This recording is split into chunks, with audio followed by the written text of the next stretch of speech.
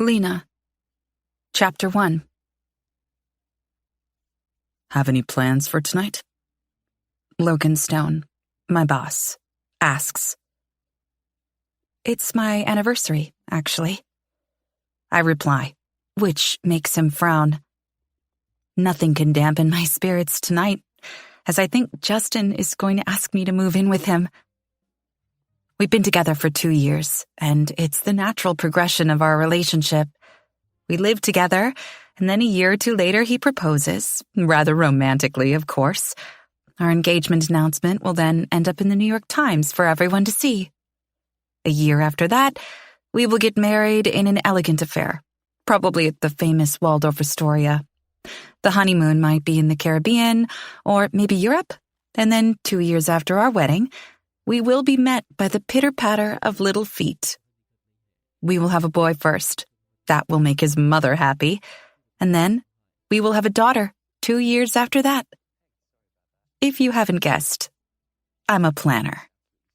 Not obsessive or anything, just in my head. You can't verbalize your 5 or 10-year plan to men because that freaks them out, but you can subtly work them toward your timeline. That's what I'm doing with Justin, keeping it all on the inside. Have anything special planned? Logan asks through gritted teeth. Logan and Justin don't get on at all. They went to college together, and something about Logan stealing his girl from Justin, or vice versa, I'm not sure which, because I don't really want to get stuck in the middle of my boss and my boyfriend, as I know it won't end well for me. I think dinner somewhere, I reply. Justin told me he was organizing everything when I asked him what we were doing, so I'm assuming that means we are doing something. That's nice. Logan answers curtly. What's nice? Noah, his twin, enters our conversation. Lena and Justin are going out for dinner tonight. It's their anniversary. Logan almost chokes on the word anniversary. Oh. Noah smiles. The romantic in him seeps through. I hope he's going to take you somewhere nice, because you deserve it. It's a surprise, I add. Oh. Noah grins. Do you think he's going to pop the question? Logan chokes on a bottle of water beside me. You all right there? Noah asks his brother, who simply nods in reply. No, I don't think so. Or maybe Justin's timeline is a little more advanced than mine, if he is. Well, he would be an idiot if he didn't. Your catch, Lena. Don't forget that. Noah wraps his arm around my shoulders and pulls me into him in a semi-like hug. I've known Noah and Logan for the past 5 years. They hired me to head up the human resources department for their company. Being with them from the conception of their business to where they are now has been utterly amazing. I've been able to grow my team over the years, something I would never have been able to do in another company. Don't we have a meeting? Logan asks with a scowl on his face, changing the subject. Yes. Let me grab the paperwork and meet you in the conference room in 5. I tell him. Logan nods and walks away. Ignore him. He's just jealous. Noah tells me. I wish. No.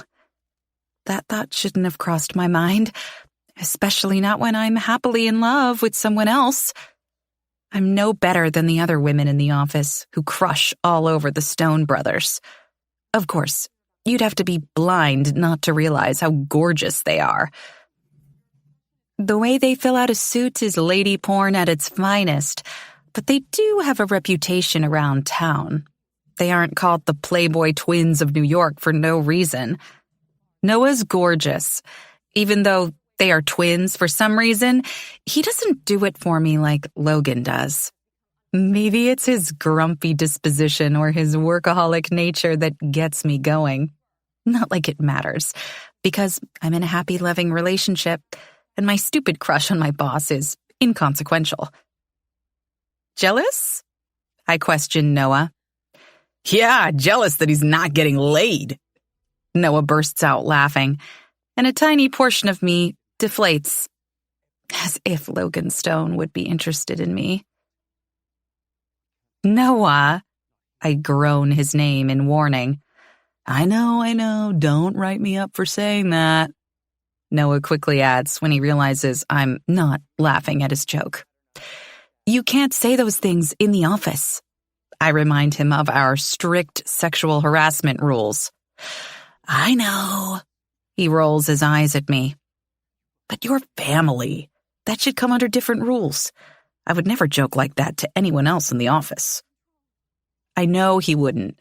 I'm just annoyed that my stupid heart got all aflutter over the thought that Logan might be jealous of Justin.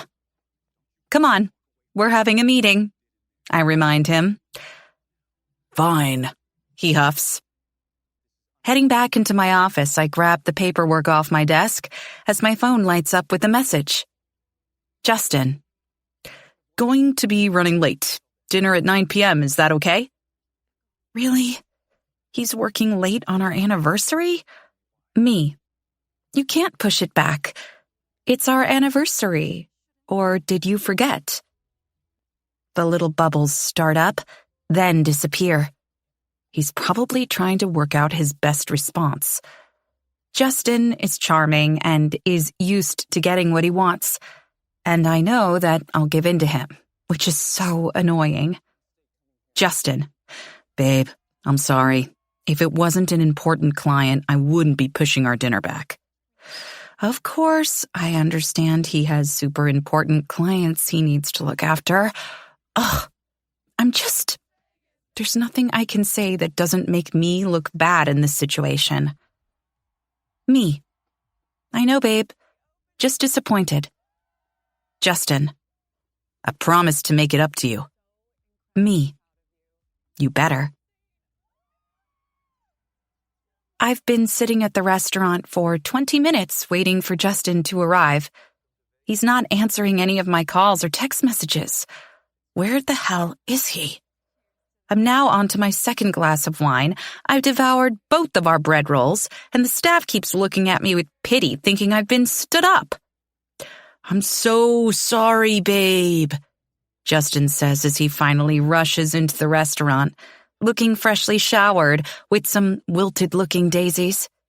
Bending down, he kisses my cheek and hands me the flowers. Honestly, they look like something he's picked up at some convenience store in the bargain bin on his way here. I place them on the table, my blood boiling, but I say nothing. I'm not that hungry.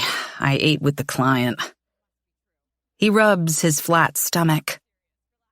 Honestly, at this point, I consider stabbing him with my bread knife. He throws his cell onto the table and calls over the waiter to order a drink, totally oblivious to my mood.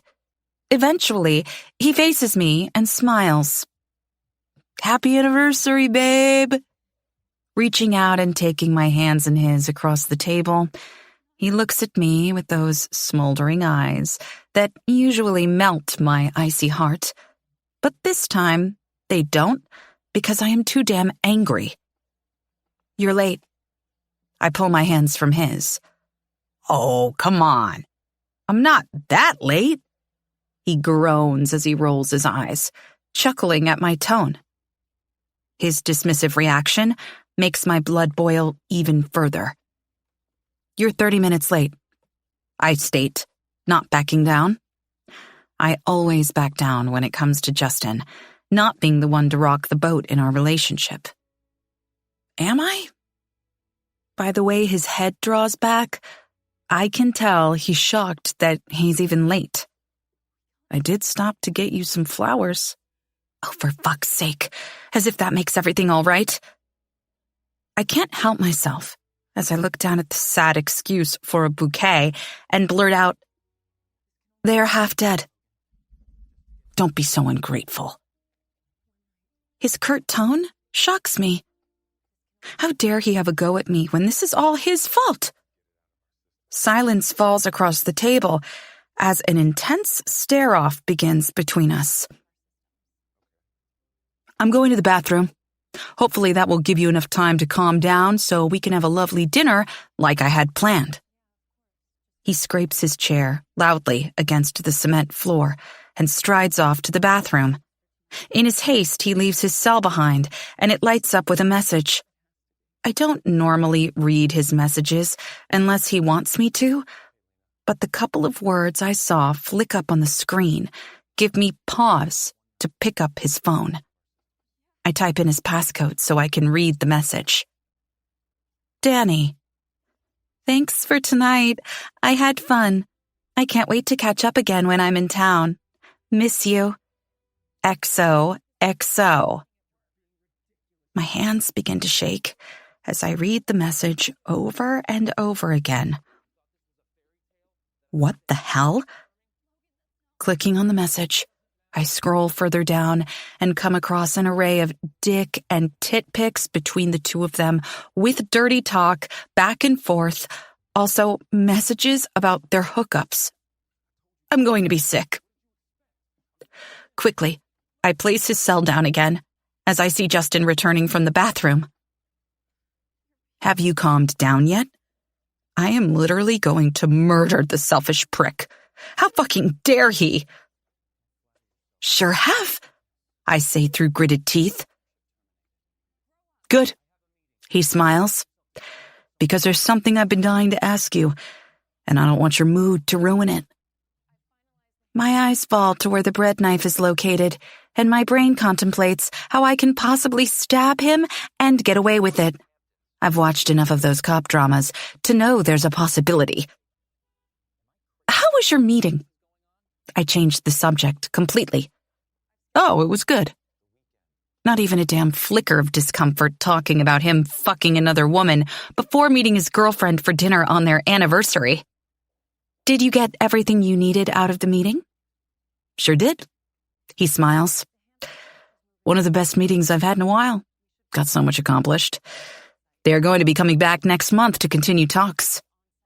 What a fucker. He's talking about the woman coming back in a month so he can fuck her again. I am raging. So, Danny's a good client then? Justin stills. His face begins to pale at my question. Yes, he answers cautiously. She's the best you've ever had? Client. She's the best client I've ever had. He corrects me. And do many clients send you pictures of their tits? Justin places his wine glass on the table, but it misses and smashes against the concrete floor. The restaurant stills, and everyone goes silent. She messaged you, thanking you for a wonderful night. The waitress rushes over to help clean up the mess. Her eyes widen when she hears my question. It's not what you think, Lena. He tries to reassure me. Oh, it's exactly what I think. You've been fucking around with this client for months now. I use air quotes. You've fucked her before coming to our anniversary dinner. The waitress gasps at my comment and looks between us. I am sure she has no idea whether to flee or keep listening. Babe. Justin tries to reach for me, but I move out of his reach. I think you should leave. Now, the waitress says as she turns to Justin. She folds her arms over her chest and stares him down. She's obviously not intimidated. Fuck off, he tells the waitress. This has nothing to do with you. She takes a step forward. Actually, it does. This is my restaurant, and what I say goes. He stares up at her. And I think you should leave. Lena. Justin looks back at me. I agree with the waitress. I think you should go too. We're done. He pushes his chair back loudly. You're all a bunch of bitches! He screams at us both. Danny's a far better fuck than you anyway. He spits at me in retaliation. Can't believe I wasted 2 years on you. he yells out as he leaves before a male bartender pushes him out the door. Tears fall down my cheeks at his cruel words. "Ivan, tequila!" the blonde waitress calls to the bartender. "What a dick." She sits opposite me. "I'm sorry he said those things to you. You didn't deserve that." "Thank you." I hiccup through my tears, embarrassment turning my face bright red as the rest of the customers continue to stare at me with a mixture of pity and annoyance. "Don't waste your tears on that man. He doesn't deserve them." She reaches out and cups my hand with hers. "He's done you a favor. It may not seem like it tonight or even tomorrow, but there will come a time when you will be so thankful he fucked up and you didn't get stuck with him and his cheating pin dick." She gives me a warm smile as a shot of tequila lands in front of me. "Drink up." The blonde throws hers back, as do I. I needed that. The alcohol burn soothes my pain somewhat. "You probably need another 5, but at least it's a start." "Probably, but I better get going." Standing up from the table, I ask, "How much do I owe you?" "On the house, sweetheart." The blonde waves her hand around at me. "No, I can't. I insist. I also insist that you stay and help me finish the tequila." She gives me a wink. I begin to argue, but something stops me. Honestly, I don't want to go home. I don't want to deal with what just happened. I want to drown my sorrows in tequila. So I say, "I'd love to." She squeals with delight and rushes around, pulling me into a tight hug. "Girl, we are going to wash that man right out of your hair." I like this girl. "What's your name?" she eventually asks, moving me toward the bar. "Lena. And yours?" "My name's Stella." Chapter 2. Lena.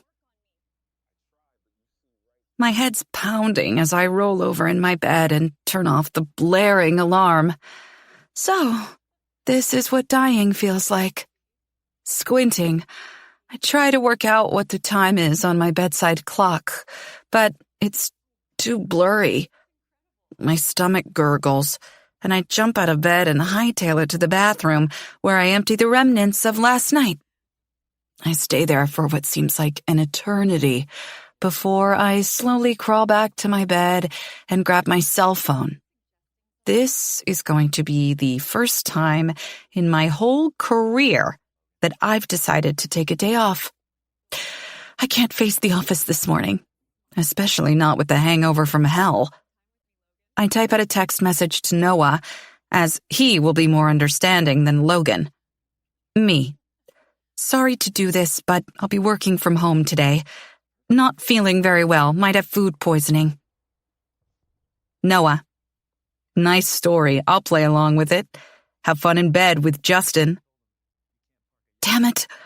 I don't want him to think I'm staying in bed with that idiot. Me. Justin and I broke up last night. I need a mental health day. Is that okay? Noah.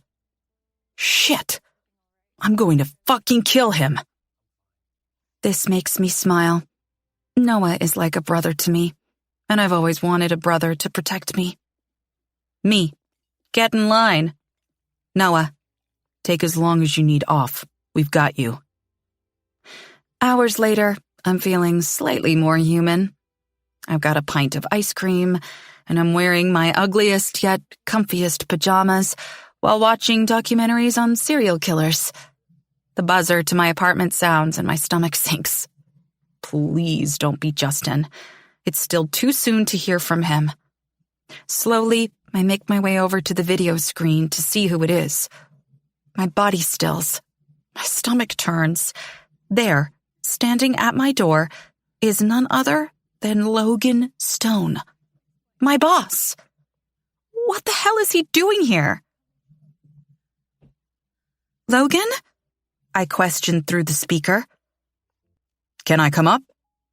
He looks directly at the camera and I instantly melt. Sure.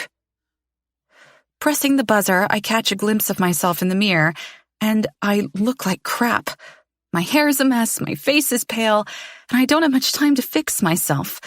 Quickly, I run into my room and throw off my holy outfit and grab a pair of black leggings and an old university t-shirt as I hear a knock at the door. Quickly, I drag my fingers through my hair, then pull it up into a messy bun. Calmly, or as calm as I can be, I walk to the door, then count to 3 while schooling my thoughts, opening the door with a smile. Noah told me what happened, he says as he looks guilty over this bit of information, then pulls out from behind his back a large bouquet of flowers. This time, they aren't close to dead and don't look like they're from a 24-hour store discount bin. They are a gorgeous bunch of blush pink peonies. He stands there awkwardly. I'm sorry, is all he manages to say, then shoves the flowers into my chest. Want to come in? Logan hesitates before taking a step inside my apartment. I brought Italian, too. It's from the place down the street from work that we all love. How did he know I was craving their mozzarella sticks? Once Logan's inside, instantly everything seems rather small with his large, imposing body. Closing the door behind him, the delicious smell fills my apartment. He makes himself at home. He's been here plenty of times over the years, but never for a social visit. Grabbing a vase from the shelf, I fill it with water and put the flowers in and place them on my dining table. Here, he says, handing me a plate of gooey goodness. Thought you might need to soak up the alcohol. How did you... EJ told me. A frown falls across my face. He owns the restaurant you were in last night. Stella's his assistant. I blink a couple of times, taking in the information he's just laid out for me. Of all the places, it was at one of Logan's friends' restaurants. I'm not sure if I'm mortified or relieved. I'm sorry, Lena. You didn't deserve that. His kind words come out on a whisper. Come, sit before the food goes cold. Not knowing how to take Logan's sympathy, or is it pity, we both take a seat on my sofa and silently begin to eat our Italian meal. What are you watching? He asks. Just a documentary. What about? He asks as he continues to dig into his food. Serial killers, I confess. Interesting. Why don't you hit play? He gestures to the television. Who the hell is this man? But I do as I'm told and try and shake off the anxiety that's plaguing me, knowing Logan Stone is in my apartment and the barrier of being in a relationship that used to be between us is no longer there. Logan. Chapter 3. You made it! Anderson slaps me on the back. Of course, I wouldn't miss your party. Anderson's parties are legendary. No expense spared, over the top, the best alcohol, the best drugs, every damn everything right at your fingertips. Where's Noah? Anderson shrugs his shoulders. Probably in a bedroom with some chick. Nodding in understanding, I say goodbye to my friend and head into the throbbing masses of people that are in various states of dancing or making out. Some popular international DJ is pumping some house beats through the stereo system. Hey, Logan. Jade slides up to me. You want to pick up where we left off? She whispers seductively into my ear. I'm only human. When a cheerleader asks you to continue fucking her, who am I to say no? Grabbing her hand, I push my way back through the crowd and toward the staircase, which leads up to the bedrooms. Pushing her up against the wall as my mouth meets hers in a hungry kiss, I give her a taste of what's about to happen. She giggles as our lips part, looking up at me through those blue doe eyes that appear all innocent. But in fact, she is dirty as fuck. Grabbing her hand again, we race up the stairs, pausing at the top to claw at each other. Your phone is either vibrating in your pocket, or you're just happy to see me. Jade chuckles, stopping our frantic kiss. It takes me a couple of seconds to clear my hormonal cloud and realize that she's right. My cell is, in fact, ringing. Looking down at the screen, I see it's Dad. Jesus, this man has bad timing. I'll meet you inside. It's my dad. I'll be quick. Jade nods and seductively walks into the bedroom. Letting out a heavy sigh, I click to answer. Hey, Dad. I can't go on, buddy, he cries down the line. He's been saying this for months, since his gold digger whore of a wife ran off with his business nemesis after bleeding him dry and forcing him into near bankruptcy. Dad, Noah and I will see you next week. I fucked everything up. I have nothing. He slurs his words.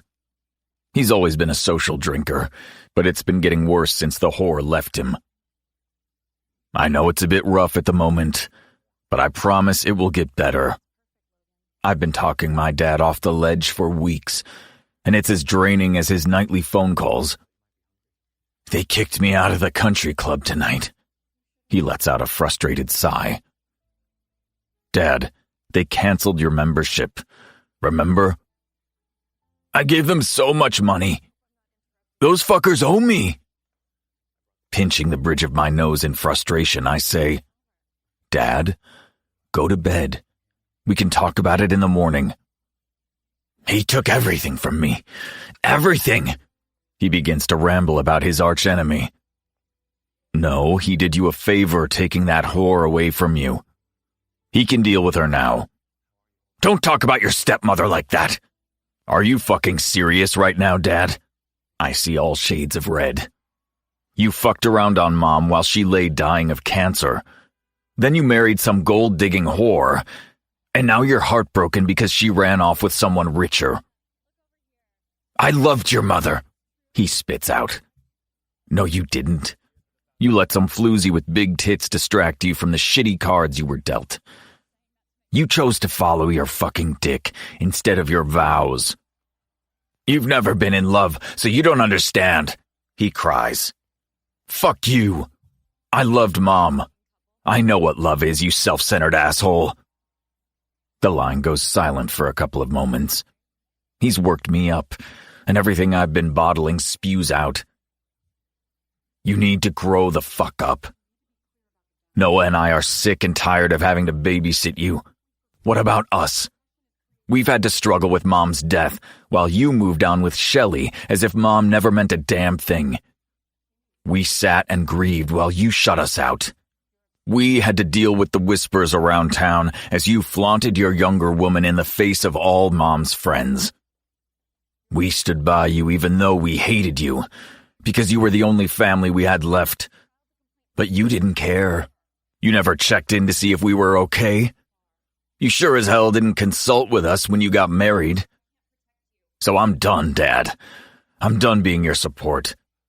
Go cry to someone else because I don't care anymore. There's no one else to blame for the situation you are in but yourself. This is your karma for cheating on Mom. And you know what? You fucking deserve it. I have to go, Dad. I'm sorry, he squeaks out, but I hang up on him before he can say anything else.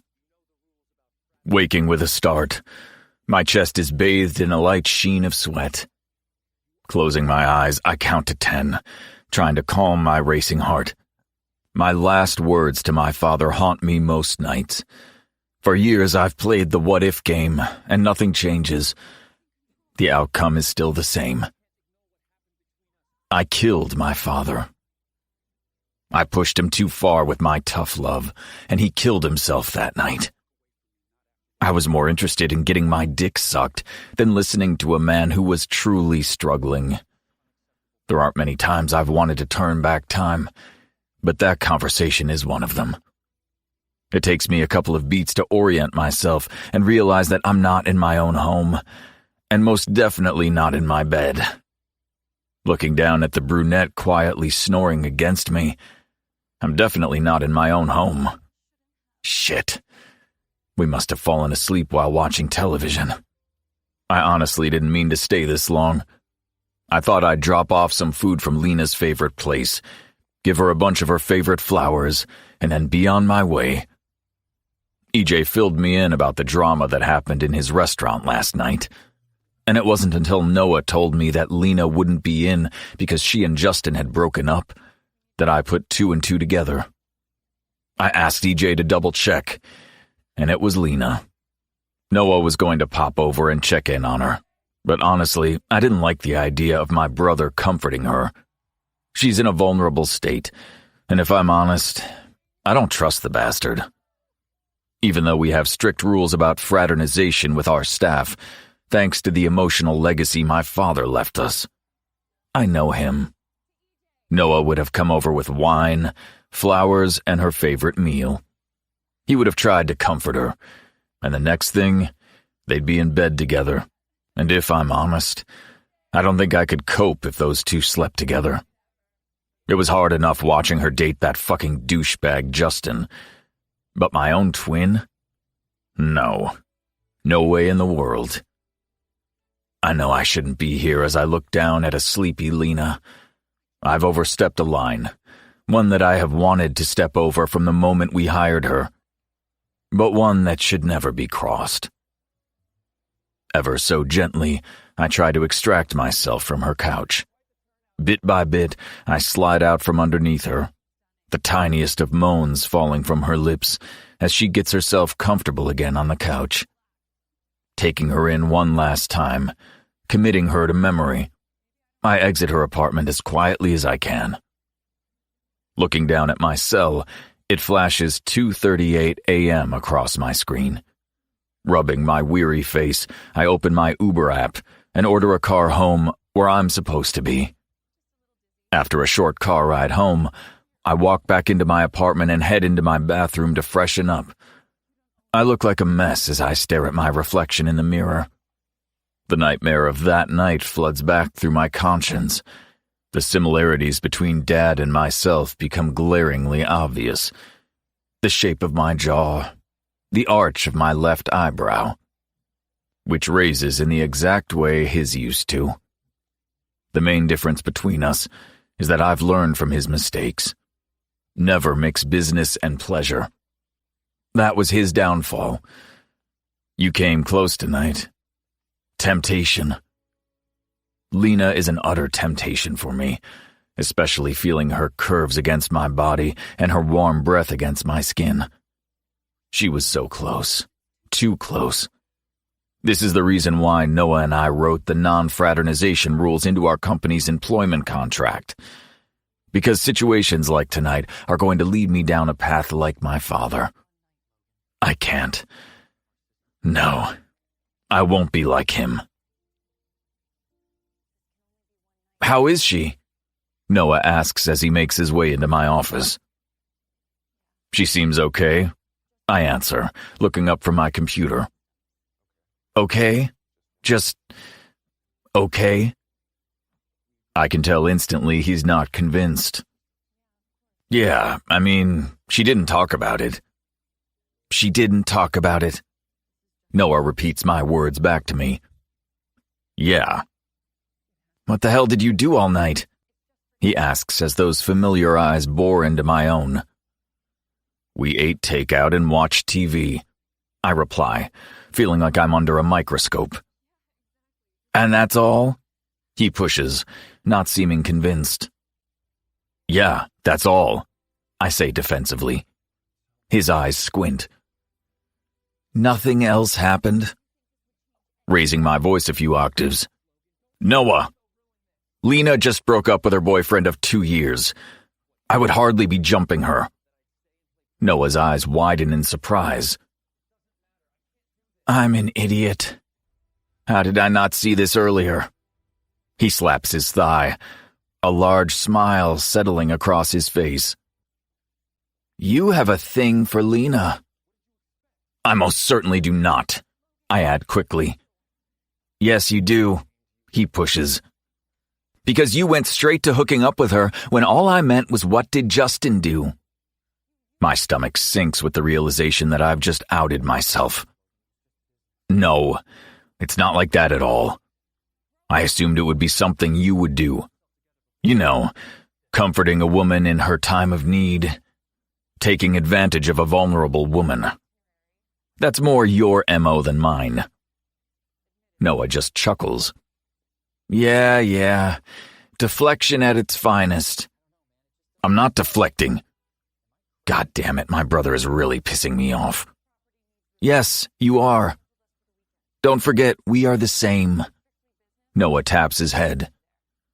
Like hell we are, I say as my anger starts bubbling to the surface.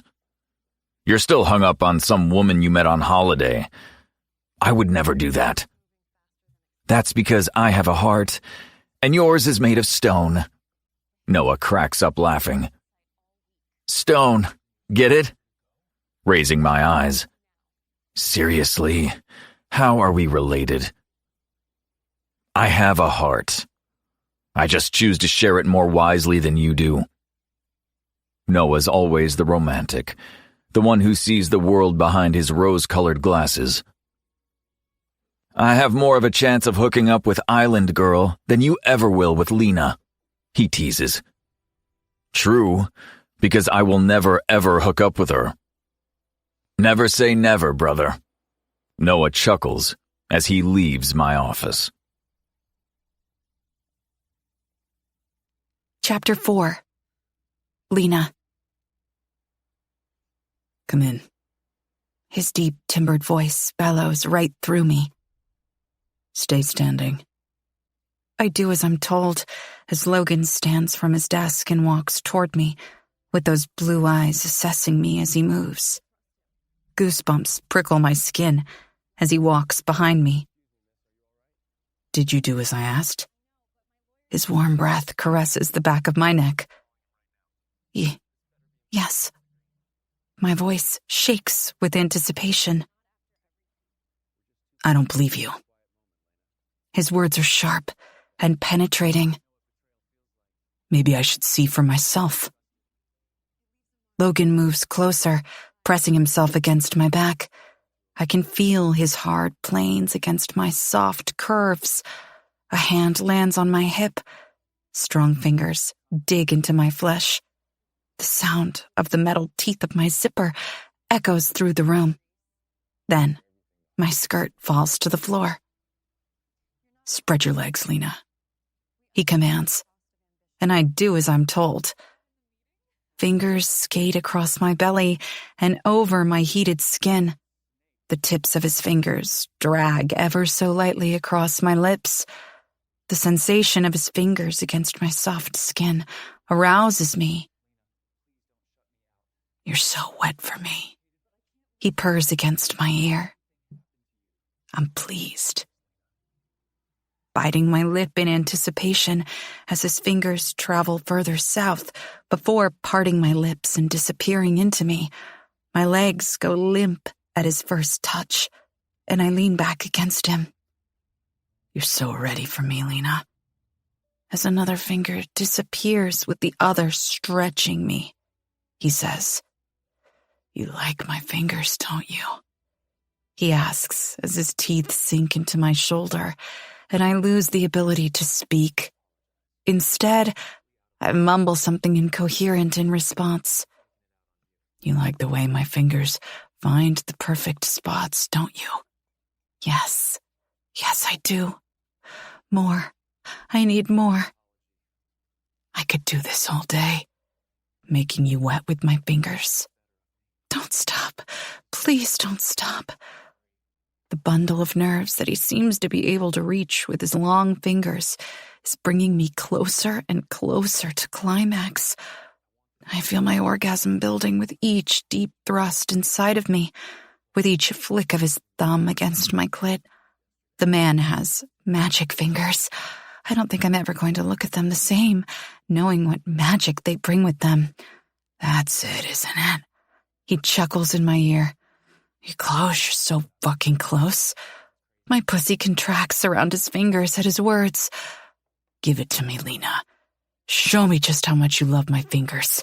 I'm close, so close. Beep, beep, beep, beep. What the? The blaring alarm pulls me from my dream instantly.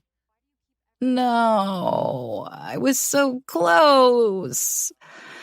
Flopping back down against my sheets with frustration, I rubbed the sleep from my eyes. Damn it. These sex dreams I've been having about Logan for the past couple of months are driving me crazy. Every single time I'm about to fall over the edge, my damn alarm clock cock-blocks me, and I wake up extremely frustrated. Ugh. Lena. Noah whines, popping his head into my office. I know that tone. He wants me to do him a favor. Whatever it is, the answer is no. I shut him down before he gets the chance to ask me whatever it is he's about to ask. But you don't know what I want. You might like it. Highly doubt it, I reply while raising a brow at him. Fine. He huffs as he takes a seat. Can you be Logan's date for this fundraiser tonight? No. Nope. Nada. I shake my head fiercely. Please? He whines again, throwing those puppy dog eyes at me that all the women go crazy for. They don't work on me. He's the wrong twin. It's funny how Noah and Logan are identical twins, yet they're so different. Noah is, of course, as handsome as his brother, but my stupid heart doesn't flutter when I'm around him. This stupid crush I have on Logan is becoming worse, and I'm finding it harder and harder to push it down, deep down inside of me. Since breaking up with Justin, all my pent-up hormones have bubbled to the surface and keep coming out in sex dreams about my boss, which is most inconvenient. Logan's been keeping his distance for the past couple of months since he fell asleep on my couch after my breakup with Justin. I know he's torturing himself over it, feeling like he crossed a line that night. As far as I'm concerned, he didn't cross it far enough. Stop it. I also hate that our friendship is suffering now because of it.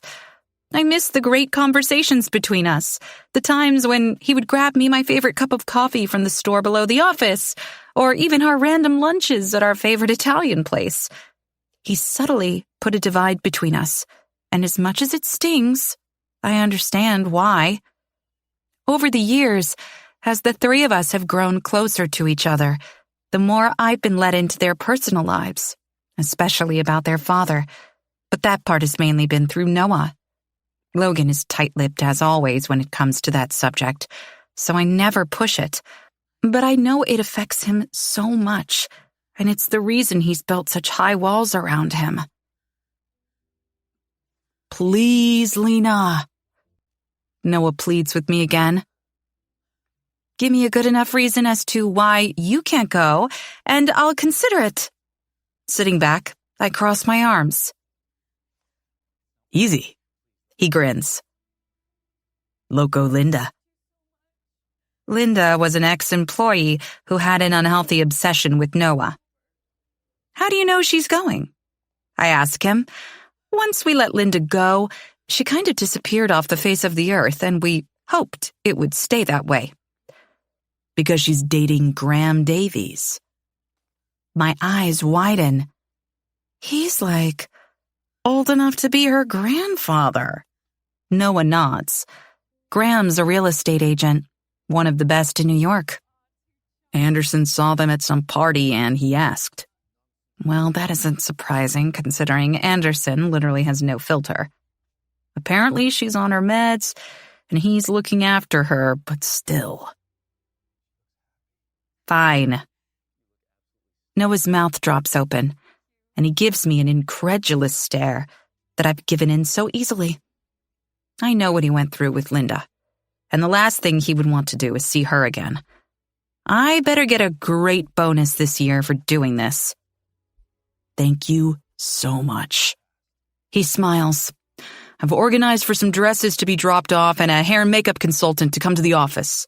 You knew I'd say yes. Noah gives me a wicked grin. Yeah. Damn, I must have sucker written across my forehead. You owe me, I tell him. He chuckles when I point at him. I sure do. You're a champ. You have to tell Logan. His face drops. Fine, he groans out while standing from his seat. And don't forget we have an interview in an hour in the conference room. Logan Stone in a tuxedo? That has always been my kryptonite. Tonight is going to suck. Logan. Chapter 5. Noah walks into the conference room and sits beside me. Lena is going to be your date tonight for the fundraiser, he tells me. Like hell she is. I'm not doing it. I've been keeping my distance from her because honestly, I can't look her in the eye. Not after what I have done to her in my mind most nights. I swear I've worn calluses on my hand with how much I can't stop thinking about her. And about that night, when we fell asleep together. It's driving me crazy. The two of us being alone together is a bad idea. You have to, he tells me. The great thing about being an adult is I don't have to do shit I don't want to do. I explain my reasoning to Noah. Loco Linda is going to be there, he adds. Right. Okay, he's got me there. That woman made my brother's life hell. She scared all of us. Still, I can't be alone with Lena. There will be hundreds of people there. She won't even see you. Man the fuck up and go. I hiss at him. Noah stills. He turns and looks at me. There's anger bubbling right under the surface. I can see it by the way he's holding his chin high at my comment. You're in a mood today? No, I just hate when you flake on me, I state as I try and distract myself with a bit of paper. You look like shit, too. I don't need Noah poking around in my head now. Did you go out? No, I did not go out, I reply curtly. Noah continues to stare at me, the intensity becoming hard to tolerate. Then why do you look like that? He raises his brow at me. Let it go, Noah. He's so annoying sometimes. Sorry that I'm letting the whole twin thing down with my looks. Using air quotes, I try to distract him with a joke. We all know I'm the better looking of the two of us anyway, he chuckles, easily distracted by my deflection. Are you okay, though? I'm fine. I snap at him, when really I'm not. Between the nightmares about my father and the sex dreams about Lena, I'm on an emotional roller coaster at the moment, and I want to get off. But my mind has other plans. The door to the conference room opens, and in walks the woman I've been trying to avoid. I told him, Noah happily explains to Lena. She looks over at me. It's not like I can say no to her being my date to this event, because we've done it many times before. He doesn't look happy about it, she remarks. Logan's in a mood, my brother tells her. Those molten chocolate eyes look over at me questioningly. I think he just needs to get laid, Noah whispers behind his hand for the empty room to hear. Noah, I shout, reprimanding my brother, which makes him laugh. Chill. It's only Lena. I wish it was that simple. You can't say those things, I tell him. Fine. Noah rolls his eyes at me. What, are we 5 again? Can we please get back to this interview? I say, trying to bring back some semblance of professionalism from my brother. Lena straightens and launches into her spiel. we've chosen the best candidate for the Director of Communications and Marketing. She comes highly recommended with the right skill set and experience for the job. I think she will be a great asset to our team. Plus, I like her. This grabs my attention, because Lena doesn't usually take an instant liking to anyone who comes in for an interview, let alone rave about that person. That's why she's the best at what she does. This person must be exceptional. She sounds great. Bring her in, Lena, Noah replies. She nods, stands, and opens our conference room door where she grabs the candidate. Let me introduce you to Chloe Jones. Noah and I both stand to greet our newest employee. Oh shit. The realization hits Noah as she walks into the room. It's the woman my brother hasn't been able to stop thinking about for the past couple of months. We tried to do an undercover boss at one of our resorts, but that didn't work out as people soon realized who we were. And once the resort got wind we were there, everything changed. We met this group of girls who were on their friend's honeymoon. Apparently, she left her fiancé at the altar because he knocked up one of her bridesmaids. Way too much drama for me. Anyway, my brother was besotted by the so-called bride, but it kind of all unraveled quickly when he put his big foot in his mouth. I mean, the woman had a lot of baggage, so it was probably for the best. Until now. Panic crosses her face upon recognizing us as well. Chloe, let me introduce you to the owners of the Stone Group, Logan and Noah Stone. Lena introduces us. Chloe holds out her hand to shake as if she hasn't met us before. I'll give her props for her professionalism. It's great meeting you both. I've heard so much about the company, and I'm looking forward to working with you. Wondering if Noah's going to lose it, I look over at my brother. It's a pleasure, Chloe, I say, standing as I give her a wide smile, shaking her hand. Noah follows me as we start the meeting. Chloe is perfect for the job. As Lena leads her out of the conference room, upon completion of the meeting. What the fuck? My brother curses, finally breaking his facade. Small world, I chuckle, my mood turning around at my brother's distress. At least she was professional. Noah nods, still looking a little stunned by what just happened. Look, I like her. She seems great at her job. But if you can't handle being around her, we don't have to hire her. What? Noah gives me a look. No, she's perfect. I can see he's struggling with seeing her again by the way he is shifting from one foot to the other. But maybe we should catch up before she joins the team to chat and get everything that happened between us out in the open. You can't sleep with her, I warn him, because I know that's exactly what he's thinking about. What? No, of course not. I didn't on our trip, and I won't now. I'm not convinced by my brother's protests. This could go one of two ways. Fingers crossed it goes the way I want. Just fix it up. I like her, and her ideas are spot on. A while later, Lena pops her head into my office. She's wearing a white blouse that is semi-sheer, and I can see the lace camisole she's wearing underneath. And the thought of lace against her creamy skin drives me fucking crazy. Don't even get me started on her pencil skirt and the way the material hugs her curves so tightly. It does something to me. There's nothing about her outfit that should have this effect on me, but for some reason it does. My eyes fall to her shapely calves. Never in my life did I ever think calves would do it for me, but I'm literally losing my mind. It's up and disappeared like some hormonal teen that can't control his urges. My fingers dig into my thigh, trying to calm whatever is going on with me.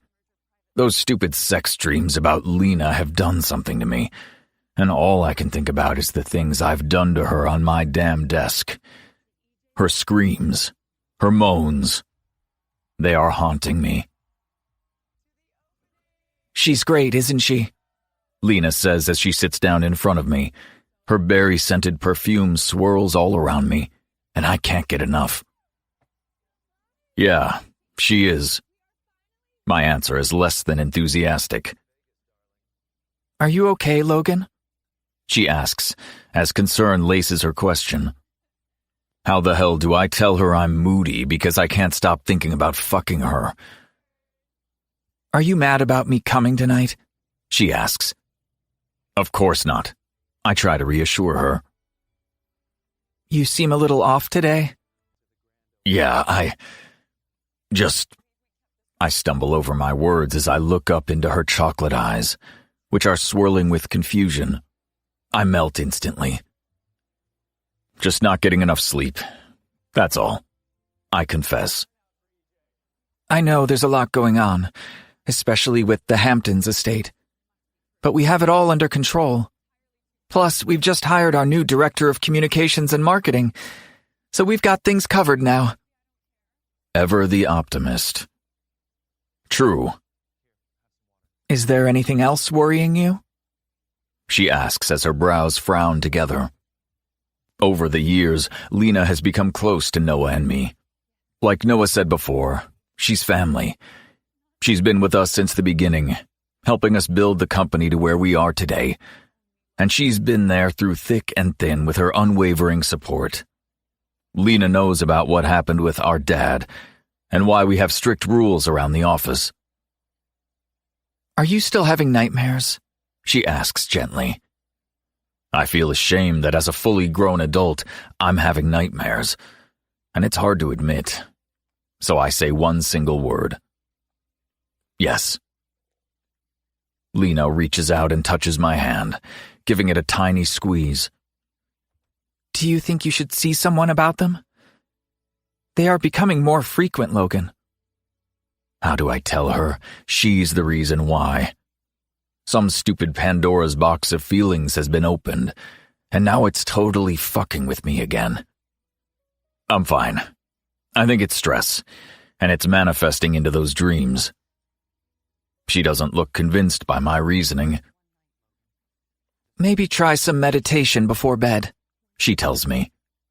I nod in agreement, but the only form of meditation that I have been having is my hand around my cock, while thinking about her, bent over my desk. Logan.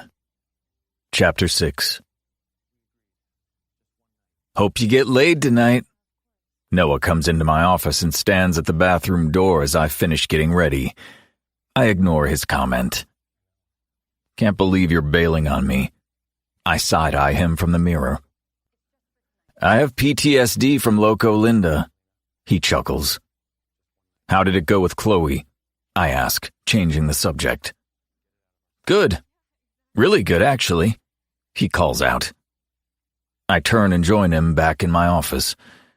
There's hope on his face as he says it, and I know this isn't good. You know the rules, Noah. I warn him. Oh, for fuck's sake, Logan. I know the fucking rules. You don't have to keep reminding me. My eyes widen at his tone. Chloe and I are cool. I'm not interested in her. Now drop it. The tone of his voice says otherwise, but I guess I have to trust him. He hasn't fucked up yet with anyone from the office, so I can't see Chloe being any different. You ready? Lena arrives, forcing us to stop bickering. Looking up to where she's standing, my heart literally stops, and I forget to breathe. She's dressed in a simple black evening dress. Her brunette hair is pulled up into an elegant bun, and her makeup is natural, which shows off her molten chocolate eyes. Looks like Cinderella is ready for the ball, Noah jokes, pulling me from the spell she has put on me. Grabbing my wallet and cell from my desk, I kick him in the shin as I pass, but all I hear is his laughing behind me. Everything okay? Lena asks. My brother's being his usual dick self. I grumble while striding down the office corridors. We walk in silence through the emptied office, down the elevator, and through the foyer toward the waiting limousine. Lena hurries along behind me, rushing to keep up. I hold open the door for her to slide in before joining her in the back seat, where we sit in silence as I brood. Logan. Lena says my name, pulling me from my thoughts. Turning, I look over at her. You can drop me off around the corner. I don't have to go with you tonight, she tells me. What? No. I was looking forward to being with her, even though I know my actions say otherwise. We can tell Noah I went with you, she explains. Why would I do that? I feel like maybe I'm adding to your stress, she says, as she nervously plays with her hands in her lap. Damn, she knows me too well. I'm sorry, I say. Letting my head fall back against the limousine's back seat, I say, I didn't mean to make you feel like it's you. Believe me, it's not. She doesn't look convinced. I wipe my hand down my face in frustration. I don't feel like myself today, and I think it's thrown me out of sorts. Looking over at her, I reach out and place my hand on hers, which I know is a mistake, but I feel like I need to reassure her. As soon as our skin touches, the electricity between us is palpable, and I want to snatch my hand away from the burn. I can't let myself feel the spark that's between us. I know she feels it too, because her teeth sink into her bottom lip on contact. You're the only one who makes these things bearable, I confess. These words make her smile, but it's the truth. We have fun together when I let myself relax around her. I promise I'll improve my mood. Okay, she answers as she removes her hand from under mine. Logan, she calls my name a couple beats later. You know you can talk to me anytime. I hear the sincerity in her voice, and it warms my heart. You don't always have to be an island, she adds. It's easier sometimes. She nods in understanding. Ready? I ask, as the limousine slows down near the red carpet. Born ready. She gives me a confident smile. Stepping out of the limousine and into the bright lights of the flashes of photographers, I wait for Lena at the vehicle's door. Holding my hand out for her, she takes it and steps from the limousine. The reporters scream our names, but I'm not in the mood to chat with them. Once Lena's out of the limousine, I hold my arm out, and she takes it, so we can walk the red carpet together. And it feels right. I haven't been left alone all night. This is why I like having Noah with me, because he's the buffer between them and us. He's a hell of a lot friendlier than I am, that's for sure. I dislike the schmooze. I hate the people trying to get something out of you because you are successful. These being the same people who refused to invest in our hotels when we asked them years ago, because we were too young. Funny how the tables have turned, and now they are scrambling to be a part of our business. Thankfully, it's a cocktail party tonight, and not a sit-down dinner. I don't think I can cope plastering this smile on my face for much longer. Looking around the ballroom, I try to see if I can find Lena. She disappeared to the bathroom a while ago and hasn't resurfaced. Maybe she's stuck chatting with someone who's trying to get in with us through the back door, and she would hate dealing with that. Excusing myself from the current conversation, I head toward the ladies' room, trying not to look too much like a creeper, standing outside for a couple of moments to see if Lena comes out. 5 minutes later, and no such luck. Excuse me. I reach out and grab one of the waitresses. I seem to have lost my work colleague. She went to the bathroom but never came back. Would you mind double-checking for me? The young girl nods. Her name is Lena Lund. She's brunette and wearing a black evening dress. The girl nods and enters the bathroom, but moments later she comes out again. Sorry, there's no one in there by that name. I called out and no one answered.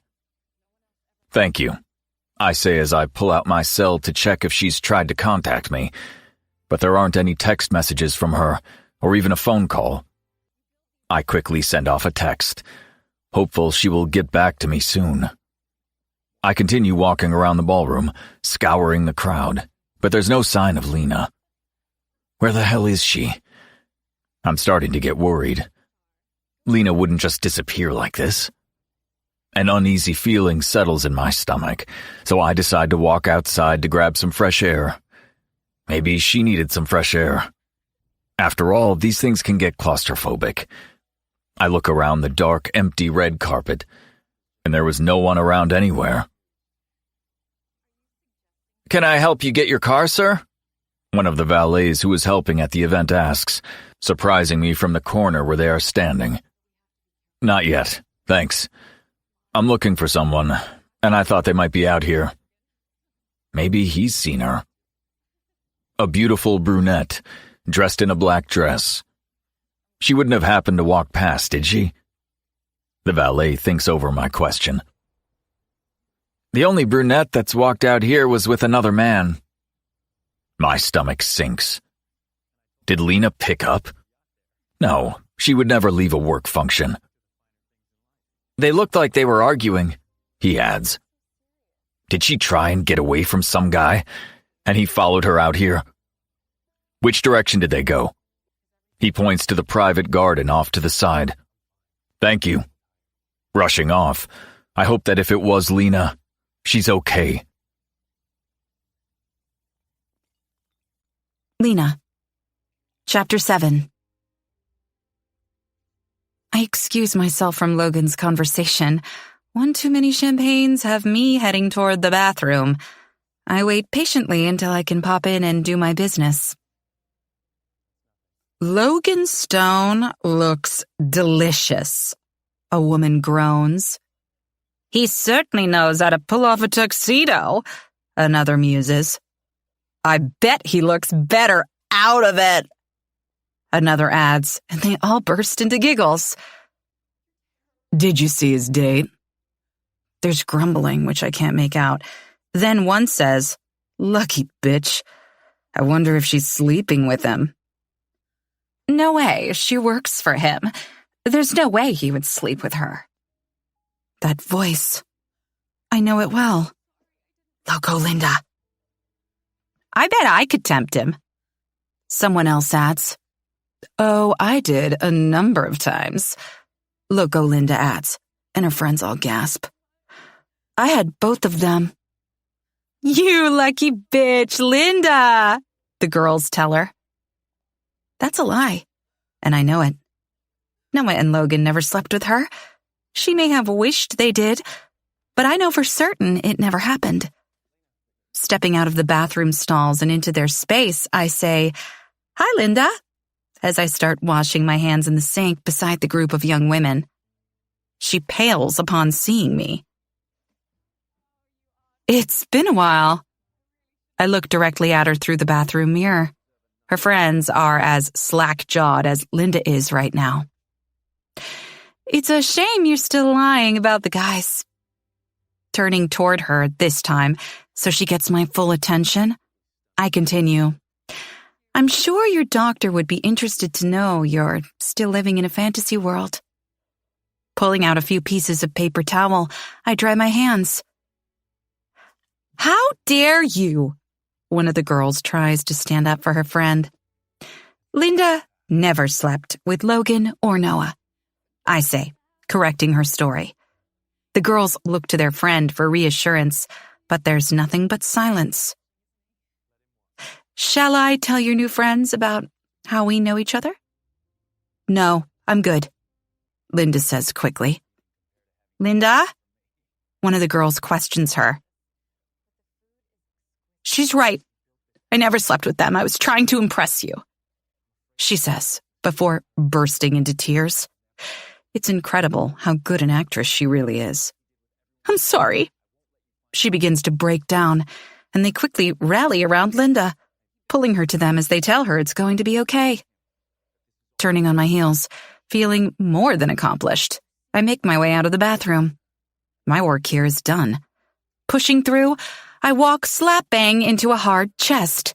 I look up, and see those dark eyes I know so well. Hold up there, little lady. He tries to steady me, but I jump out of his arms quickly. Justin?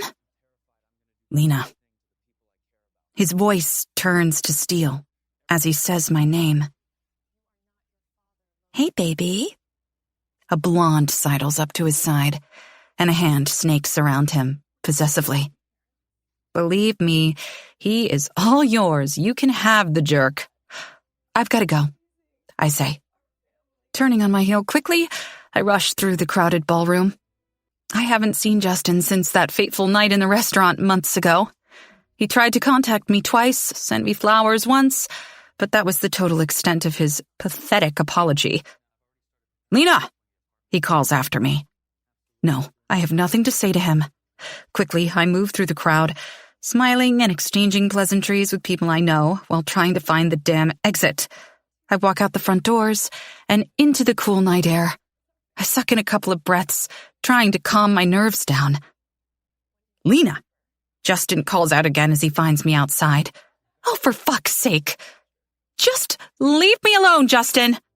I yell as I move away from him. I wonder if there are any taxis available. Please, can we talk? He asks. Shaking my head, I make my way down the deserted red carpet, not wanting to speak with him. No, I have nothing to say to you. My steps quicken as he gets closer. Lena, he says as he grabs my arm forcefully, swinging me around into him. How dare he touch me like that, as panic sets in. Lena. This time he says my name softly. Justin? The woman from earlier calls out into the darkness. Babe, where are you? Justin pulls me to the right and down a deserted path into a private garden area. Let go of me, I growl as I try to shake his strong grip away from my arm. He won't budge. Why don't you go back to your date? She'll wait, he states cockily. Ugh, this guy repulses me.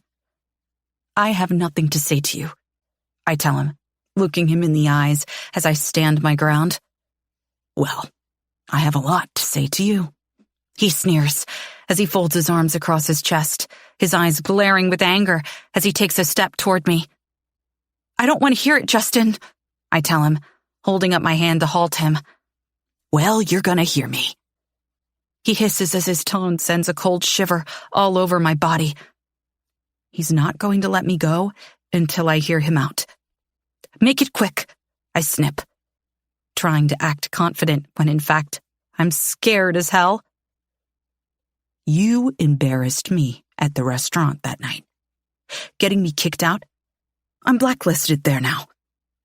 Well, hallelujah. This makes me happy. Let's face it, he's angry because his ego took a hit, not that he broke up with the supposed love of his life. Asshole. That's not my fault. Yes, it is. That bitch kicked me out because of you. This is all your fault. His voice continues to rise, higher and higher. You were the one cheating on me, I yell back. To be honest, I'm not sure why I'm fighting about this. It's over, and I don't want him back or have anything to do with him. They didn't mean anything, he adds. They? Oh, of course there were more than one. I'm such an idiot. Babe. His voice softens. You were working such long hours. Anytime I would come over, you were exhausted, and I didn't want to stress you out by trying to jump you as soon as I walked in the door. Oh, he was doing me a favor by cheating on me. I get it now. There were simple stress relief, so I could be the best partner for you, he explains. Are you delusional? Babe, he coos again. I did it for us. My eyes widen. What an absolute narcissist. He cheated because it was what was best for us? I can't deal with this anymore. Is that it? I ask, folding my arms across my chest while glaring at him. Anger bubbles through my veins. What do you mean? He seems confused, Is that all you needed to tell me? Because honestly, I'm done with this situation. You're an absolute bitch, he snarls at me. I don't know why I even bothered trying to explain to you my reasoning. You've always been a selfish bitch. Wow. Okay, I'm done now, I tell him, turning my back on him as I begin to walk away from his bullshit. I don't need it, and I don't want to hear any more of his idiotic reasoning. You are done when I say you're done, he yells at me as he reaches out and grabs my arm, holding it firmly. Ouch, I'm sure that will bruise. His actions make me scream as he swings me around back into him, his forcefulness surprising even me. Please, Justin, let me go. You're scaring me, I plead as I look up into his red face, the little vein on his neck popping with anger. I'm sorry, baby. You make me so frustrated when you don't listen. I didn't mean to scare you, he says softly as he caresses my neck with his palm, and it disgusts me. I want you to understand where I'm coming from. I'm not the bad guy in this scenario. Okay, Justin, I say, agreeing with him as I want this over with. You believe me, don't you? He asks. Yes, I say, because at this moment, I'll say absolutely anything to get the hell away from him. I miss you, he tells me tenderly. Do you miss me?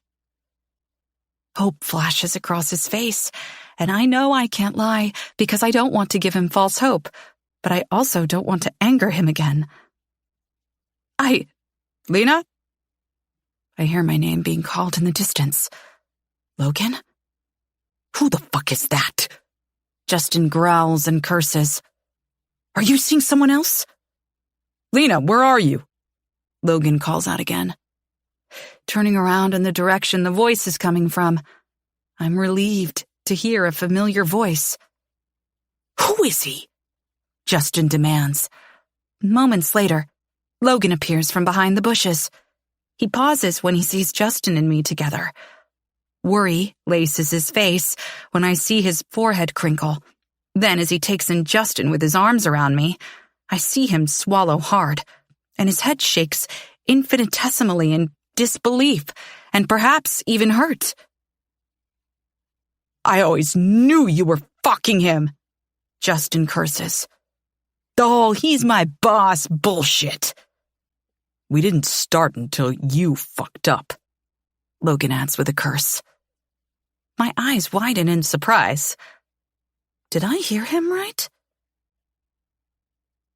I've been looking for you all night, sweetheart, Logan says as he strides over to me quickly, taking my face in his palms. He looks down at me, and for a split second I feel like what's happening between us is real. And then before I can even process what's happening, he's kissing me. Those lips that I've been dreaming about for years are finally on mine. His hands tighten around my face as his tongue does a long sweep across my own. I feel like I'm floating, or I am having an out-of-body experience. My hands reach out and rest against his hard chest. My fingers dig into the ripple of his abs as our kiss intensifies. And then, as quickly as it began, it's over. Fucking bitch. Justin seethes beside us. Logan wraps his arm around my shoulder, tucking me under him protectively. Why don't you fuck the hell off? Logan swears. I won. You lost. Justin's eyes narrow in on Logan, and for a moment, I think he's going to challenge him as he takes a step forward. Logan is tense beside me. She isn't worth it, Justin snarls, turning on his heels and leaving us shaken in the moonlight, walking back to his waiting blonde. Are you okay? Logan asks as he turns before checking me over, as if he can see visible scars from the altercation with Justin. I'm fine, I answer. That's a lie. I'm feeling a little shaky, but I'm not sure if that was from my run-in with Justin or from Logan's kiss. He hurt you, didn't he? He asks. I shake my head. A silence falls between us. Logan reaches out and scratches his neck nervously. I'm sorry I kissed you. I'm seconds away from saying I'm not sorry when he continues. It was a mistake, Lena. Those words crash down on me like a cold bucket of water. I know, I say, agreeing with him. I rub my bare arms as the cool night begins to seep into my bones. Thank you for your help, but I think I've had enough excitement for tonight.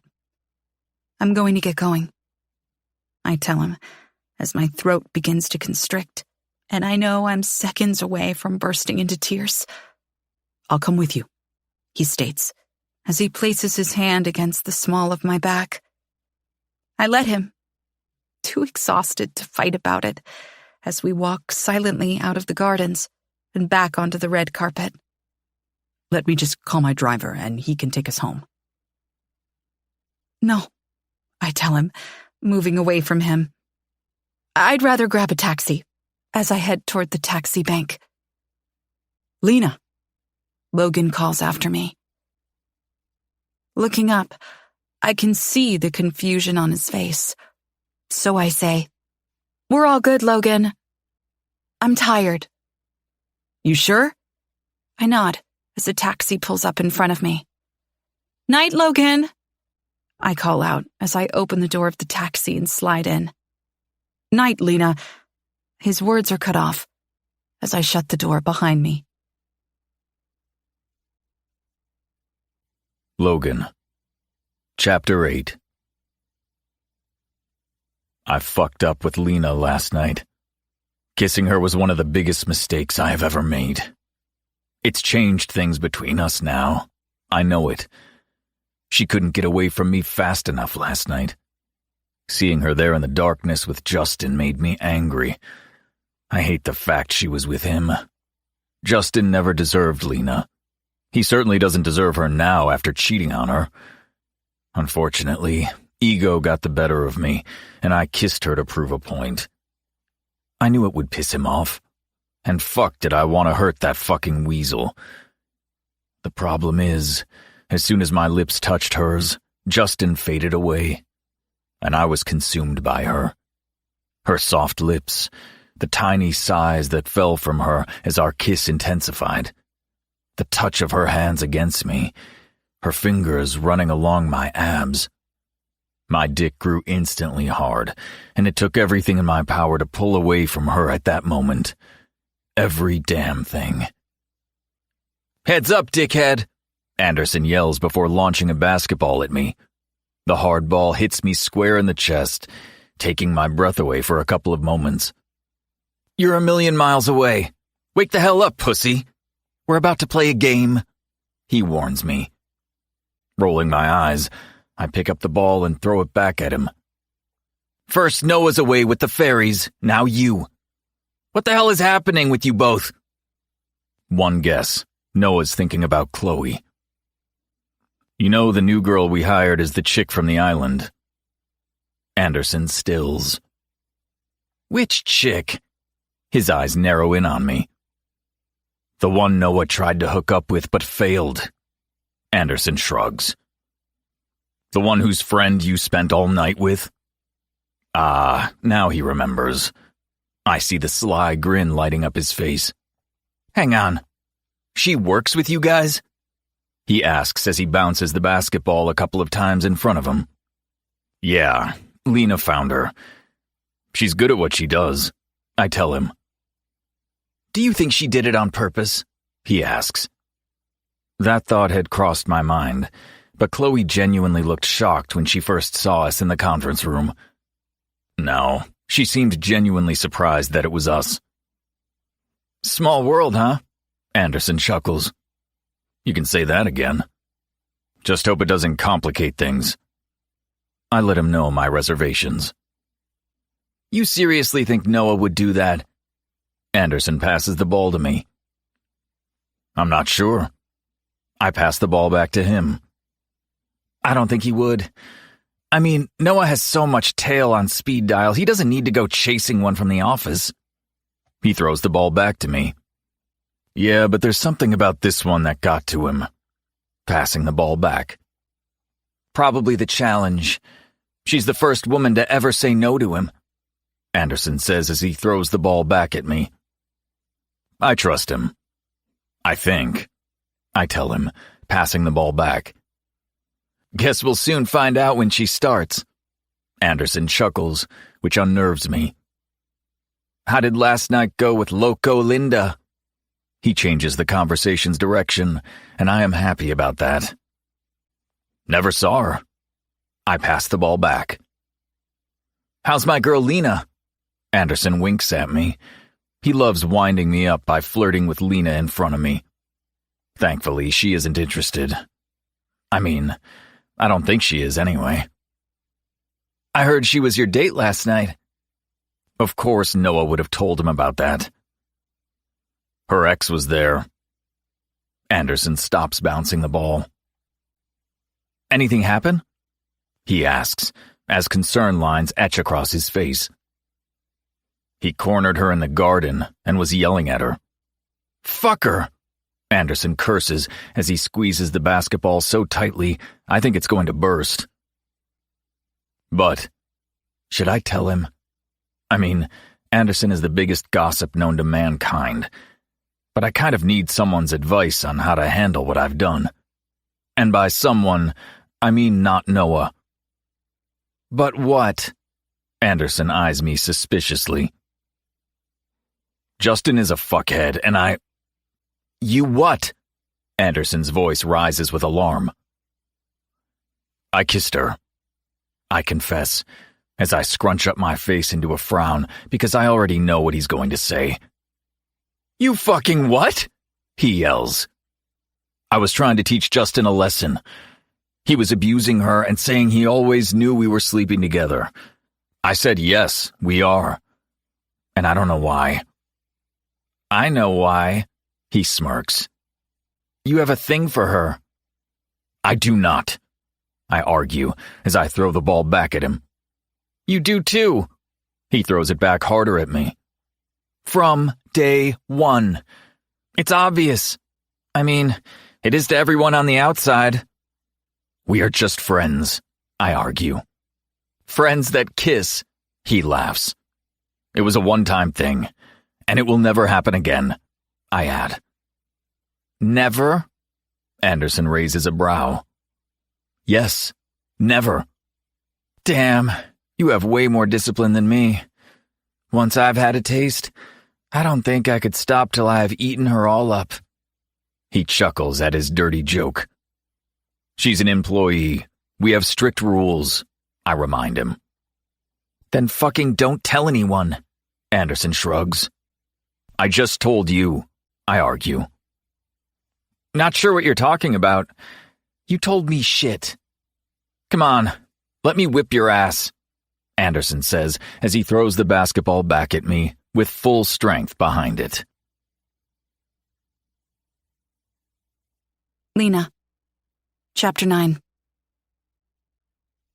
Things have been tense between Logan and me since that kiss. He's put up a massive wall between us, making sure I know my place, which is I'm his employee and nothing more. I know there can never be anything between us, and I understand his reasoning. He's suffering so much pain from his father's death, but instead of seeking help to work through it, he's bottled it up, and it's manifested into these strict non-fraternization rules. Honestly, I miss our friendship and the easy chats we had around the office. There's nothing but visible tension swirling between us now, and it sucks. I'm so thankful Chloe joined the team. Having someone to laugh and hang out with makes the tension between Logan and me more bearable. It's also nice not having a colleague who's more interested in trying to hook up with their boss than doing their job. Chloe has been such a blessing in my life. She's invited me to hang out with her girlfriends, something I've never really had in my life before. I've always been on my own. And I guess I've covered up my loneliness by being a workaholic. They are a fantastic bunch of women from all walks of life. Emma, the former supermodel, now fashion entrepreneur, and Ariana, an award-winning architect. Then there's Stella, who, in the craziest twist of fate, was the woman who helped me the night I broke up with Justin, and EJ, the owner of the restaurant. That's Chloe's brother. Maybe there's a reason they were brought into my life. Yeah, because you are lonely, and now you're not. We are on our way to Vegas this weekend for Chloe's brother's restaurant opening. Never have I been on a girls' trip, so not sure what to expect, but we are currently on a private plane heading to Vegas. Honestly, I don't know how I am ever going to be able to go back to commercial flying because this jet is so luxurious. There's no sweaty man sitting beside you, no cardboard box airplane food, and no waiting in lines. This is the life. Eventually, the jet lands, much to my annoyance, as I never wanted to get off. And as soon as the doors open, the desert heat hits you with its full force. My legs wobble as I stand. Could be the heat or the copious amounts of champagne we drank on board. These girls know how to party. "Vegas, baby!" Emma screams into the desert air. "I've never been to Vegas before," I say, stepping from the jet into the glorious sun. I shield my eyes from its harsh rays with my hand. It's making my head hurt. "You shouldn't have said that," Chloe whispers to me. "Why?" Now I'm worried. "We're going to have so much fun," Emma smirks. Vegas is Emma's town, and she loves showing it off. Chloe warns me. "I'll look after you, Lena Bug. Don't you worry," Emma tells me as I walk toward the waiting limousine. The look she gives me as she slides into the limousine has me concerned. The driver takes off from the airport, and I watch as the iconic skyline comes into view. All the hotels set along the strip trying to outdo the other. The bright flashing lights, the traffic. It's chaos, and I like it. It's not long before we arrive at the hotel. The concierge is there waiting for us and takes our bags as we step out of the limousine. "You made it!" Stella greets us as we arrive at the entrance of the hotel. "How is he?" Chloe questions. "He's a lot at the moment. This is his baby. He wants perfection." Stella smiles through gritted teeth at us. "Want me to see if I can calm him down?" Chloe asks. Stella looks instantly relieved.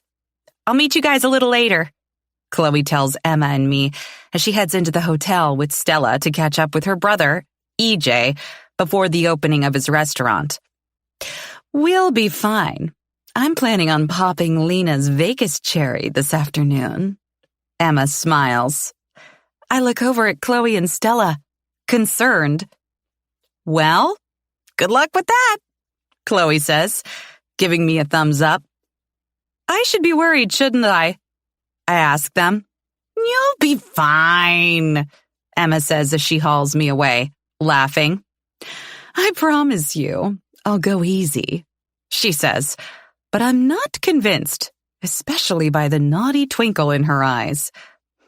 We head up to our rooms, and before we go our separate ways, Emma tells me to meet up in her room. After freshening up and drinking 2 bottles of water and popping an Advil, I cross the corridor to Emma's room and go to knock. The door is slightly ajar, so I walk in and call out, "Hello?" "No, hey, boo," Emma calls out as she slinks into view. "You ready for me to pop your cherry?" she seductively coos. "Not really," I answer hesitantly, which just makes her laugh. "I promise, you're going to have so much fun." hours later. I love Vegas! I scream from the sunroof of a stretch Hummer that we have somehow acquired, dressed looking like what can only be described as a hooker, but Emma assures me it's very Vegas. My hair and makeup are perfect. Well, not so perfect now that I'm screaming out of the sunroof, although we aren't going fast because we are stuck in traffic. Emma's been plying me with these slushy cocktails that everyone walks around the strip drinking. Those things mess you up, but they taste amazing. Emma joins me through the sunroof and starts catcalling guys as they walk past. "Show us your dick!" she screams at some poor guy. He turns red and disappears into the crowd. "You can't say that," I yell at her. "Of course I can. They've been yelling all kinds of bullshit at me all my life. They should be able to handle it back," she tells me. Pondering her logic, I suck up some more fruity slushy through the oversized plastic straw. It tastes so good. "Hey, hot stuff!" Emma yells at some other guys who stop, turn, and look her over appreciatively. "You look like fun," one of them calls out to her. "I am," she flirts. "Need any helpers?" one of the young guys asks. "Little boy, you couldn't handle all this." Emma wiggles and runs her hands down her body seductively from the sunroof. "Oh, I'm man enough for you, sweetheart," he retorts, grabbing himself on the crotch. "Really?" Emma gives him a once-over and smirks. "I'd rather her." She points her manicured red nail at me, and the guys elbow each other, chuckling and revving each other up. "Show us!" one of them calls out. Emma giggles. "In your dreams, little boy." "Not my dreams, love, my fucking spank bank for use later," he calls out crudely. The Hummer takes off with a jolt, and the conversation is cut off, much to the guy's disappointment. "How are you so," trying to find the right words, "confident with men?" I ask her with slurred words. Emma pulls us back down, and we land with a thud against the leather seats of the vehicle. I didn't have the best life growing up. I learned to survive. She confesses as she looks off into the distance, her cheery disposition vanishing almost instantly. Now I feel bad asking her. "I'm sorry. I didn't mean to." She shakes her head, her hair not moving from its perfect position, not even a strand. There must be a full can of spray holding it together. "It's all good, Lena Bug," she says, giving me the most glorious smile that makes her eyes sparkle. "I'll tell you all about it one day. But we're in Vegas now, and there are no bad times to be had in Vegas." "You're so cool," I confess as the words slip from my mouth before my brain realizes what I have said out loud. "You're pretty cool, too," Emma adds with a smile as she sucks on her alcoholic slushie. "Not in my everyday life, I'm not," I tell her, twisting the giant plastic sippy cup in my hands. I try to avoid what I want to say. "I'm too..." My brain is fuzzy. What's the word? "Too uptight." "No, you're professional," Emma adds. "Yeah, exactly. That's all he ever sees." My eyes widen as I realize what I said out loud. I was trying to internalize that thought. Stupid truth serum. I take another sip, hoping she will ignore what I said. "Lena Bug, who is this you were talking about? Do tell," Emma asks, perking up. "Nothing," I answer quickly, sucking on a straw, hoping it will stop me from spilling anything else from my loose lips as I swallow as many mouthfuls as I can. "Oh, no, you don't," Emma says, as she arches a well-manicured brow at me. there's a story there, and I need to know what it is. I've kept what happened between Logan and me a secret from everyone. But I know I need to talk about it, otherwise I'll go insane. If I tell you something, will you promise not to say anything? Emma crosses her heart with her finger. I mean it. I could lose my job over this. I promise, Lena. What's said in Vegas stays in Vegas. Remember? Well, I kind of kissed my boss. Emma fist pumps the air. Hell yeah, that's my girl. I appreciate her enthusiasm, but she hasn't heard the rest of it yet. Yeah, but we have super strict non-fraternization rules, and the company is not going to fire the owner, are they? Emma frowns at my comment. Oh, Lena Bug, they aren't going to fire you. She tries to reassure me. I know, because he's acting as if it never happened. I let out a long sigh. But you kind of want it to happen again? Emma smirks. Of course. Surprising myself with my honesty, I groan loudly. But because of the rules, it can't. Or he won't let it happen again?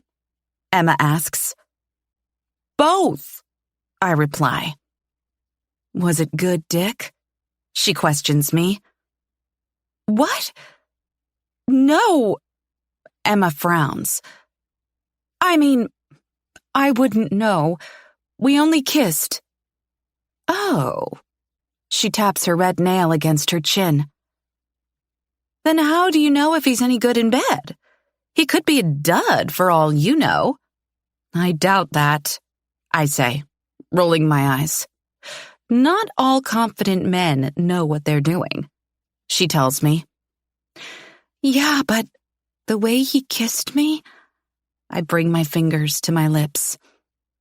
I just know he would be amazing in bed. Oh, Emma fans herself. I can feel the heat coming off you as we speak, just thinking about him. I giggle. Yeah, but I can't have him. Emma nods in agreement. It's hard to forget good Dick. Once you've had it, nothing else compares, and it leaves you in a frustrated mess where even your stupid vibrator can't sustain you anymore. I don't think she's talking about me anymore. Shaking her head, bringing herself back to the now. Fuck good Dick. Isn't that what we want? I'm a little confused. No, I don't mean fuck good Dick, as in... She thrusts her hips and hands as she humps the air. I mean, fuck good Dick, as she flips the air off with her middle finger. We're in Vegas. We are two hot chicks. Well, one ex-supermodel and one girl who does a mean set of paperwork. We don't need those dicks. We can find other dicks out there. We might have to fuck a couple of bad dicks, but once we find the next good dick, it will replace all the images of the previous good dick. She raises her slushy drink in the air, and we cheer. To finding new good dick. This is going to end horribly. I just know it. Logan. Chapter 10. The hotel is packed with paparazzi and screaming fans, all waiting for the celebrities to walk the red carpet into EJ's restaurant opening. What an amazing turnout for him. It couldn't have happened to a better man. Is there another entry? Noah moans. I don't think so. Suck it up, princess, Anderson jokes. We head on over to security and get our names checked off, then walk the red carpet, smiling graciously before moving inside. The restaurant looks amazing. It's as if we've stepped into a luxurious New York-style loft. The place is pumping with people having a good time. EJ must be so proud, because he is literally killing it tonight. We head on through the crowd and spy EJ with a beautiful blonde who's dressed in red on his arm. He's a bigger player than Anderson, and that's saying a lot. There's EJ, I tell the guys, and we move closer to him. EJ, Anderson calls out, gaining his attention. You made it, EJ greets us. Man, this is fucking awesome, I tell him. Congrats, man, Noah adds. Thanks, guys, and thanks so much for coming. He beams. He's totally in his element. Come, let me introduce you to some important people. He moves over to where a group of girls is standing with their backs to us. Boys, let me introduce you to my sister, Chloe. The beautiful blonde turns, and that's when I realize it's Chloe. Chloe Jones from The Office. What in the hell? She looks as surprised to see us as we are to see her. Then the penny drops, and I look over at my brother. Oh shit. He's hooked up with EJ's sister. Oh Lord, no. EJ is going to kill him if he finds out. Hopefully this will make Noah forget whatever feelings he might have had for her. EJ, why are my bosses here? Chloe asks her brother, who looks totally confused by her question. Chloe works for us, I add, trying to help him out. You work for them? EJ says, as he points at us before bursting into laughter. What a small fucking world! You never listen to me, Chloe moans to her brother. I do! But his words don't sound convincing. I had no idea you guys knew my brother, Chloe states. Everyone knows EJ, Noah tells her. Gotta go, EJ says as he waves his hand in the air. And next thing he's off to do something. My head turns, and I notice a stunning brunette wearing a skin-tight black dress, where her entire back is exposed. Hot. The hem of her dress falls at the base of her pert ass. My fingers itch to sink into her plump flesh. I watch in slow motion as she turns around, and familiar chocolate eyes stare back at me. The same pair that haunt my dreams night after night. Lena? I say. I'm shocked, especially seeing her in Vegas, but more so seeing her dressed like that. My eyes trail over her, lingering a little longer than I should on the deep V of her dress, then over the swell of her breasts. I bite my lip, trying to hold back a moan I know I want to let out, because never in my wildest dreams would I ever expect Lena to be dressed this way. Okay, that's a lie. In my dreams, she's dressed like this, and things end up going a different way than how I know they will go tonight. Oh, hey boss, she says. Her tone indicates she couldn't care less that I'm here, and that seeing me in Vegas has no effect on her. She moves toward us, but on wobbly feet. I've never seen Lena this drunk. She giggles with a woman with black hair beside her. First time in Vegas, Chloe adds, as if that explains why my HR director currently looks like she's part of a Girls Gone Wild tour. I popped her cherry, the raven-haired beauty says beside her, with a seductive tone. Did they hook up? Oh man, the images that are playing in my mind about what that could mean is not good. I love Vegas, Lena declares way too loudly. What happens in Vegas stays in Vegas. Shh. She places a finger over her red lips. What exactly has been happening? I ask, as concern begins to take over. Oh, pretty boy, wouldn't you like to know? Lena stumbles and presses a finger against my chest. She's never been so forward or flirtatious with me before. Oh, you're hard, she giggles. Fuck, she has no idea how hard I'm about to get if she touches me like that again. Okay, maybe that's enough drinks for tonight, Chloe says as she places her arm around Lena, moving her away from me. I can see she's concerned about her colleague and how she's acting in front of us. Come, let's grab a water, she declares as she tries to lead Lena away from the group. I'll take her. The words are out before I realize what I have said, so I quickly add, I'm getting a drink anyway. I need one after seeing Lena dressed like pure and utter sin. Chloe hesitates. It's your brother's night. Enjoy, I tell Chloe as I place an arm around Lena to hold her steady. You better not fire her over this, the raven-haired beauty yells at Noah. Of course not, Noah states. There's no way in the world I'm letting Lena go anywhere else tonight looking like this. We make our way through the crowd. She's tucked up against me, and when I look down, I realize she is not wearing a bra. Oh, Lord, help me. 1 water and 1 bourbon.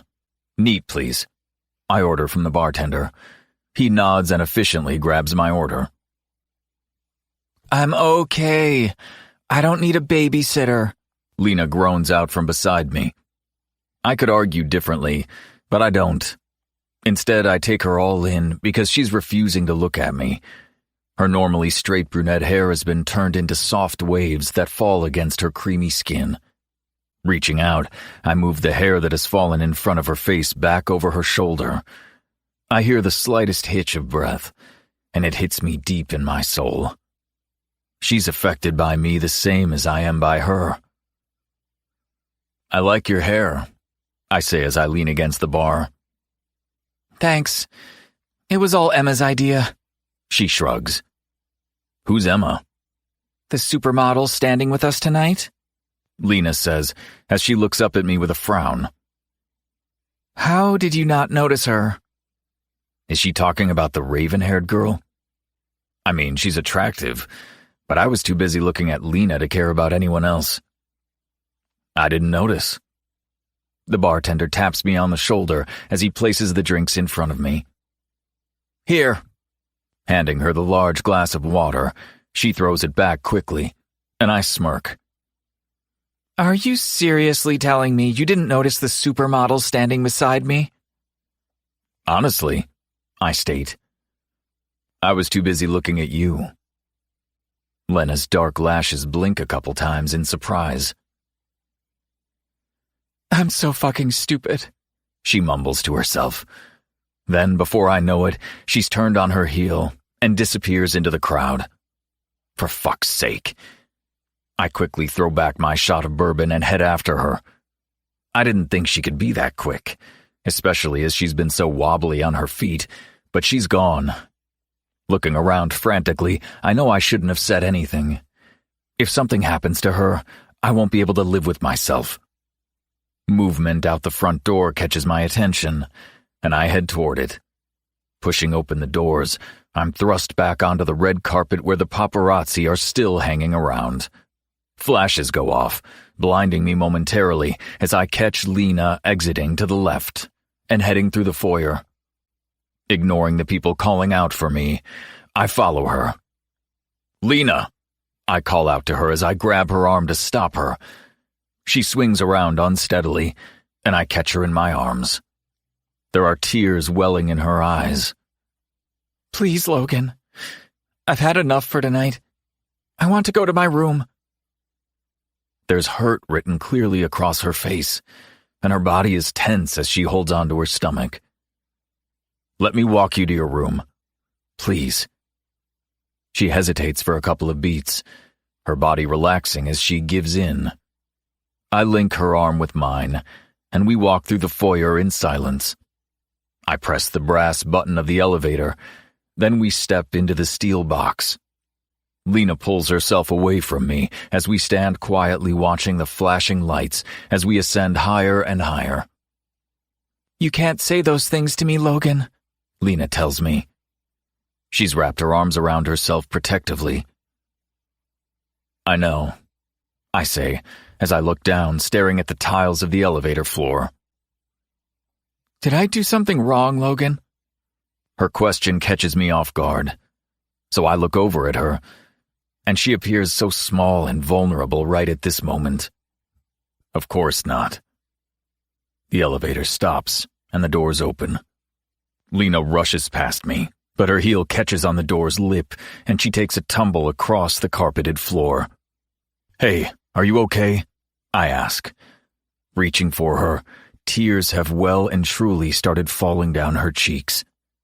"Just leave me alone, Logan." She looks up at me with defeated eyes. "I don't think I can," I reply, helping her up off the floor, her chest pressed against mine. One of my hands is resting on her hip, while the other is linked with hers. Those molten chocolate eyes look up at me. They are slightly red from her salty tears, but still as gorgeous as ever. My heart is pounding in my chest as the world begins to vanish around us.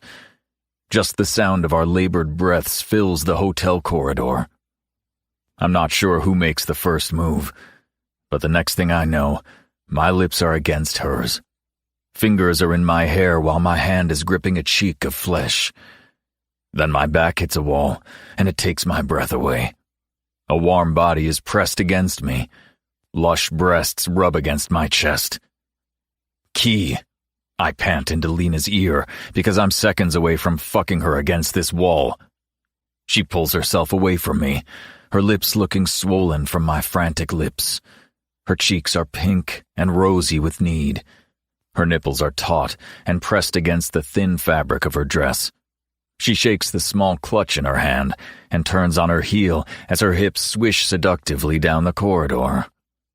She stops outside of her hotel room, tilts her head to the side, and looks up at me. "Are you coming in?" She raises a brow in a dare. Logan. Chapter 11. Of course I follow her. One taste and I've gone insane. Every fiber in my body is pushing me toward those doors. My brain has no control over my body or my dick. They each have minds of their own. Stepping across the threshold, I know I'm going against everything I have been screaming and shouting at Noah about. But in this moment, I know I'm going to fail to adhere to my strict rules. The thought of not continuing what Lena and I have started in the corridor, I just can't. Entering the hotel room, Lena's heels are thrown to one side.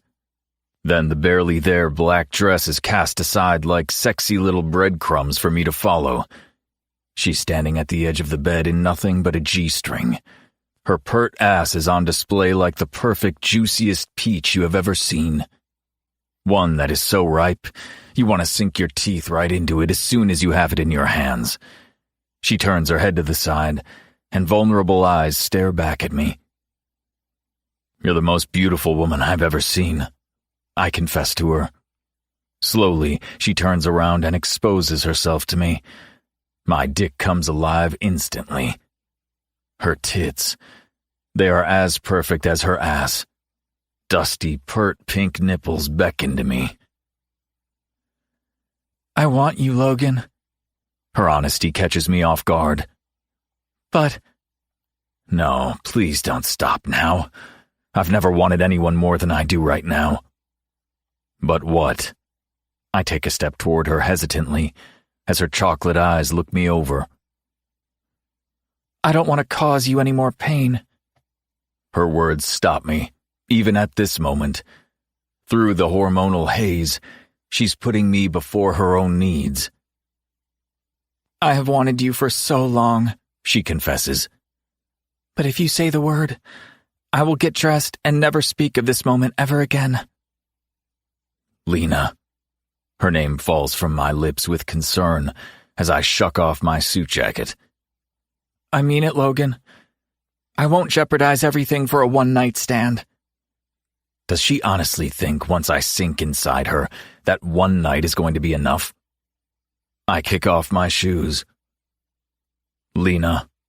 I say her name as I step closer to her, my face softening at her concern for me. She halts me with her hand, which lands on my chest, heat pooling underneath her touch. My hand reaches for my belt buckle, and I undo it, throwing it to the side. Those chocolate eyes flare at the simple gesture. I need you to agree with me, Logan. One night only. Yes. We need to get whatever sexual attraction we have for each other out of our system, she states. I agree.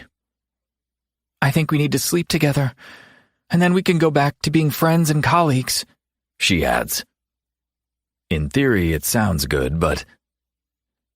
You think that once we fuck, that's going to be it? That we won't want each other again? I know after one taste of her I'll want more. She nods in agreement. It's what's best for the company. Silence falls between us as my mind tries to catch up and compute what's happening. She's right. Maybe we do need to fuck and get whatever tension that's between us out of our system. Maybe it's the taste of the forbidden fruit that's making this desire between us so much more intense than it needs to be. Okay? Okay? Is she shocked that I've agreed? You've made some valid points, I say to her. I have? Yes. My eyes drip down to her breasts. But one night doesn't mean one fuck, okay? Her eyes widen at my comment. One night is literally for the next. I stare at my watch. 8 hours. I give her a smirk. I think we can fuck each other out of our systems enough times in 8 hours. What do you think? She silently nods in agreement. Good. Because now I want to finish what we started in the hallway. Reaching my hand out, pulling her flush against me, her gorgeous tits bounce off my hard chest. Her cheeks instantly flush. Moving forward, I place a tender kiss on the crook of her neck, and she whimpers with need. My fingers dig into her hips as I pick her up, and she lets out a surprised squeal. Then I launch her onto the hotel bed and watch in delight as she bounces a few times. She sits up on her elbow and gives me a seductive look. I slowly peel off my suit shirt as a smile fills her face. Then I unzip my suit pants and let them fall to the floor. I watch as her chocolate eyes zoom in on the rather large tenting in my underwear. I toe off my socks and kick them to the side. Her chest is moving rapidly as her eyes stay focused on me. Hooking my thumbs into the elastic of my boxers, I slowly roll them down and kick them to the side. The tiniest of gasps leaves her pouty mouth, which makes my dick twitch with anticipation. Striding to where she's lying on the bed, I stop at the edge. Spread your legs for me, sweetheart. She does exactly as she's told. Slowly placing one knee onto the bed, I then crawl up to her. I notice Lena's hand is over her face. There will be no hiding from me. Leans. She peeks through her fingers to look at me. Are you okay? Her cheeks are pink with embarrassment. You don't have to, you know. She waves her hands in the direction of her pussy. Sitting back on my haunches. Excuse me, what? Do you not like your pussy being eaten, sweetheart? Lena shakes her head. She hesitates. I don't know. Men seem to not want to go down on me. Are they insane? Do you trust me? Looking into her cocoa-colored eyes, I wait for her answer. Yes. Her reply is a hesitant whisper. Then lay back. I press my shaking hand against her taut stomach. And let me show you how much I want you. Biting her bottom lip, she does as she's told. Lena lies back against the hotel bed. Pushing ever so gently, I open her legs for me. Her hands cover her face again. Lena, my voice is low. Watch me. She hesitates for a couple of moments, and I can see she's building up the courage to do as I've asked. Slowly, her hand falls from her flushed face and rests beside her. My fingers begin to peel back the lace fabric of her G-string, moving them ever so slowly down her creamy thighs until they're flung to the floor to join the rest of our clothing. Her knees instantly go to close, so she's not so exposed to me, but I stop them, pushing them aside again. Leaning forward, I place light kisses up and down her thighs that make her giggle and squirm. Lena's fingers dig into the white duvet cover as I reach closer and closer to her sweet spot.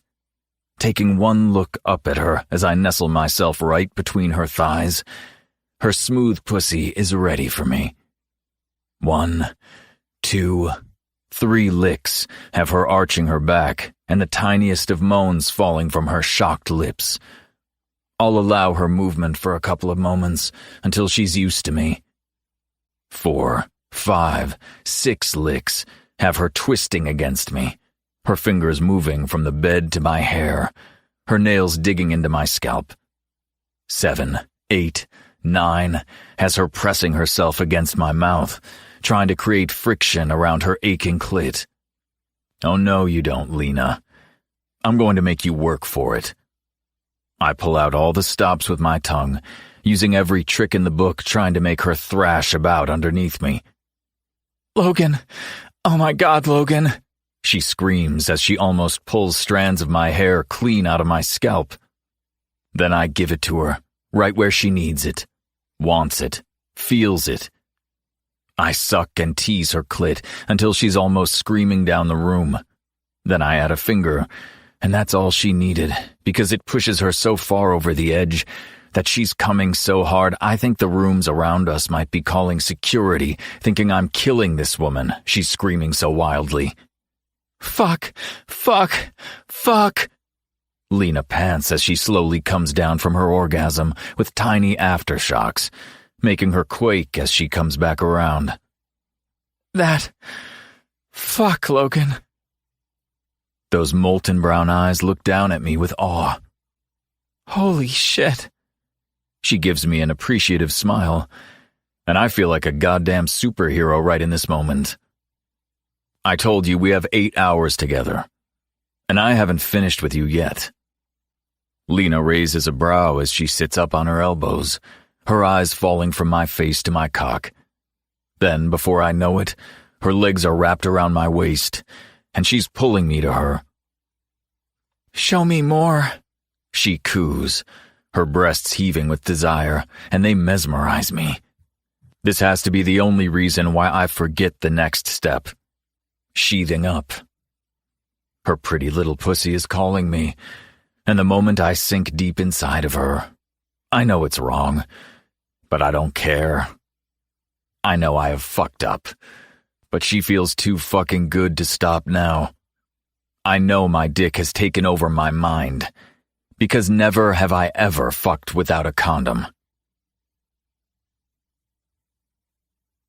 Lena, Chapter 12. Bend over. Logan commands. Honestly, this is the best sex of my entire life, so I do as I am told. I didn't think you could have so many orgasms in one night, or morning, or hours.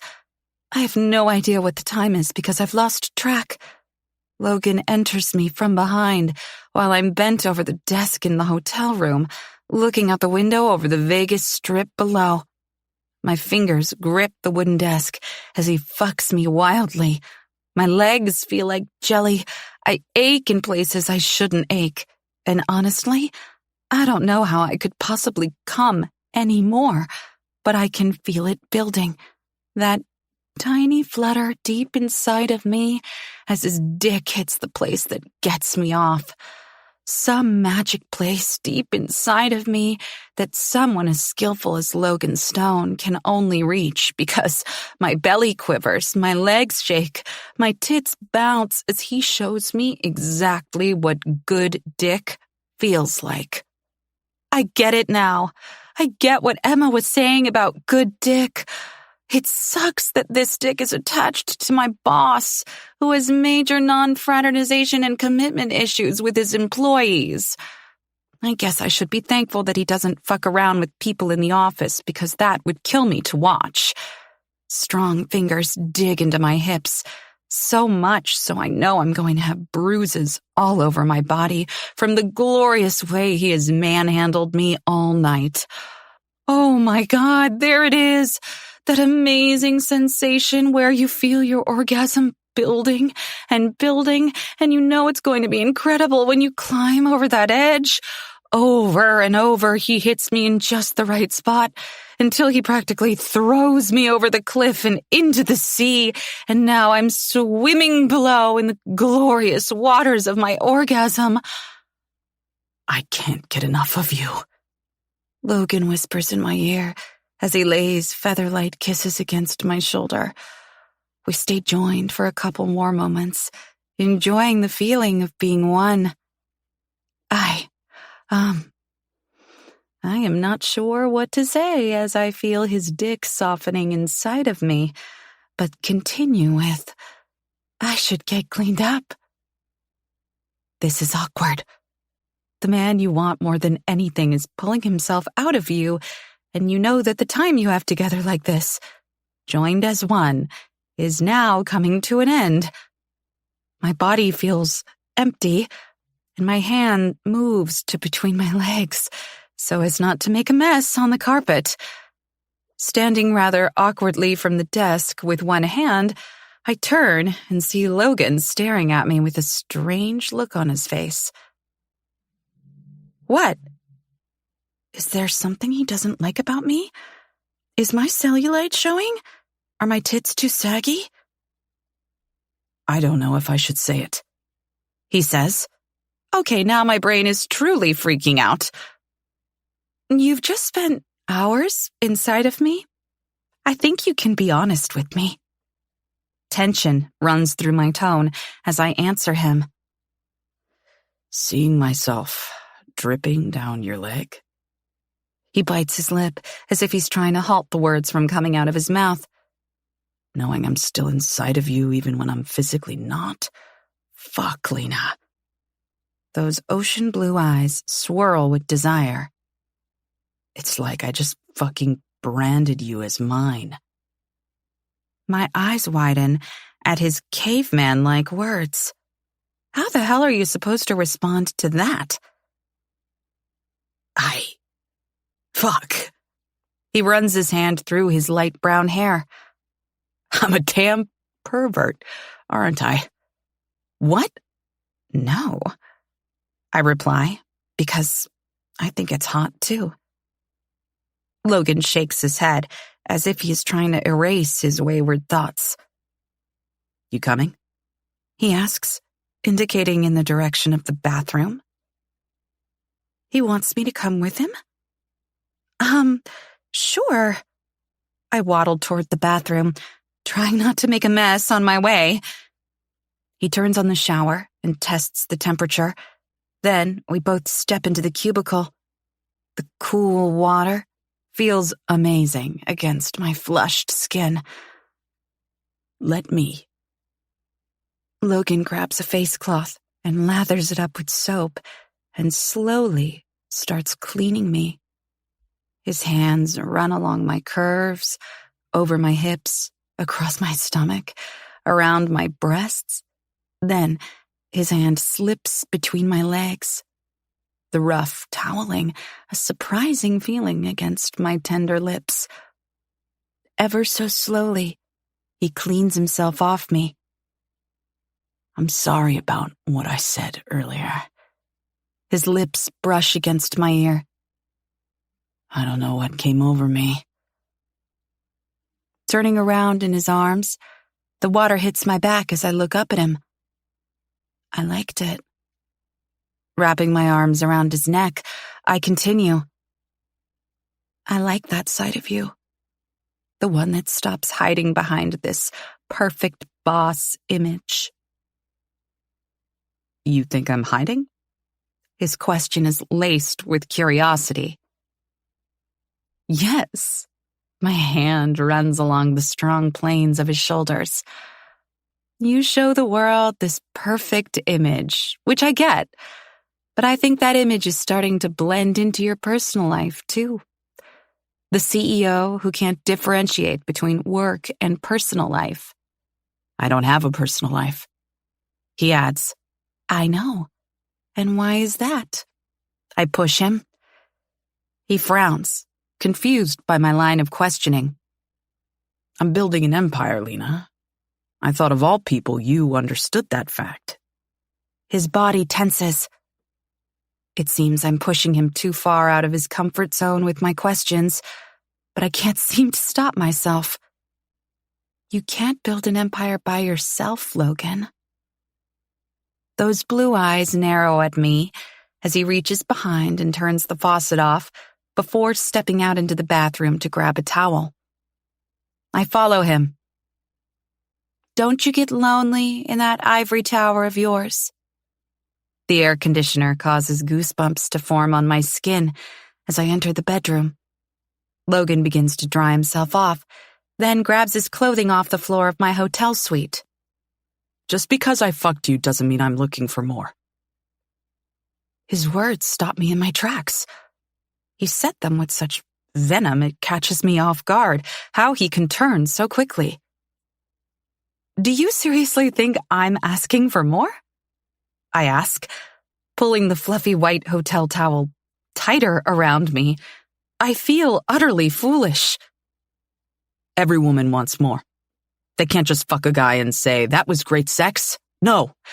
They always see the fairy tale ending, the white knight, the happily ever after, the ring on their finger. Hang on a minute. What the actual fuck? You think that I'm dreaming of wedding bells and a happily ever after because I let you fuck me? Logan stares at me blankly for a start, then says, You're no different from any other woman. I'm shocked, stunned, almost overwhelmed. I thought after 5 years, he might know me better than that. And you're no different to every other guy out there, thinking that their dick is the best thing in the entire world and that a woman couldn't possibly want another. Well, let me tell you right now, Logan Stone. I get right up into his face. Your dick wasn't that great. We stare each other down, both of our chests heaving with tension. Then, before I know it, I'm being pushed against the hotel wall, my towel has been ripped off me, and Logan is entering me again. His lips are brutal, while my hands claw at his back. You're mine, Lena. He grunts into my ear. There may be others, he says as he thrusts deeper inside of me. But I know it will be me you're thinking about when they fuck you. I should be screaming, pushing him off me. He's being a dick. But fuck me, it's all about his dick right now. His words make me want to punch him, they're so cocky. But he's probably right, because no one has fucked me like he has before. His teeth sink into my shoulder as he comes inside of me again, and I'm not far behind him as he pushes me harder against the wall. Holy shit, that was hot. Now I get why people say hate sex is the best. Logan pulls out of me and tucks himself away into his suit pants while I'm a pile of jelly against the wall. He bends down, picks up my towel, and pushes it into my chest. Then he turns on his heel and walks out the fucking door. Fuck you, Logan Stone. Logan. Chapter 13. I can't fucking concentrate at work, because every time I see Lena, all I can think about is what we did in Vegas, and it's driving me insane. Even worse, she doesn't seem affected by it at all. She's acting as if what happened in Vegas didn't damn well happen, and it's fucking with me. I need to get away from her and clear my head. Hey. Speak of the devil. Lena pops her head into my office. Do you have a second? Sure, I say, ushering her in. She takes a seat. I was wondering if it's okay for me to head up to the Hamptons this weekend for work. Her request catches me off guard. Work? What work? Ewan wanted me to send up some paperwork for his new guys who are starting, and I thought, She looks a little nervous. that I might pop up there with it and check it out. Have a long weekend. With Ewan? Is she seeing our contractor? How long has this been going on? She knows the rules about our non-fraternization policy. Lena stills and looks a little taken aback by my comment. When you say with Ewan, you mean working with him, don't you? Her tone indicates a statement, not a question. I'm not sure, I reply honestly. You're not sure? There's anger building in her tone, but that doesn't stop me. He's a good-looking guy. Her jaw falls open, and she pushes back in her chair, the legs scraping against the tiled floor. If I want to fuck Ewan Gregor this weekend, that's none of your business, she hisses at me. Like hell it isn't. Slamming my hands on the desk, my anger's getting the better of me as I stand. I can't believe I have to remind my own HR director about our company rules. Lena looks around to make sure we are alone before she speaks. How dare you, she says slowly.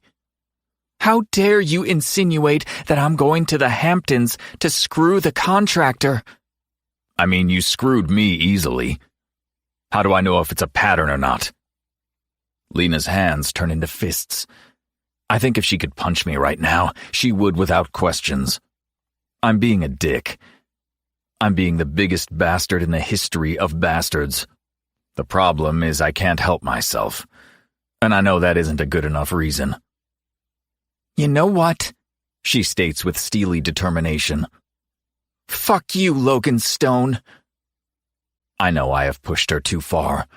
I can tell by the bitter smile, followed by the heavy sigh. Sleeping with you in Vegas was quite simply the biggest mistake of my life. Okay, that stung. If you're going to throw what happened between us in my face every single time we get into an argument, then fire me now. Hang on a minute. That's not what I meant. Because in all honesty, I don't think I want to work with someone like you anymore.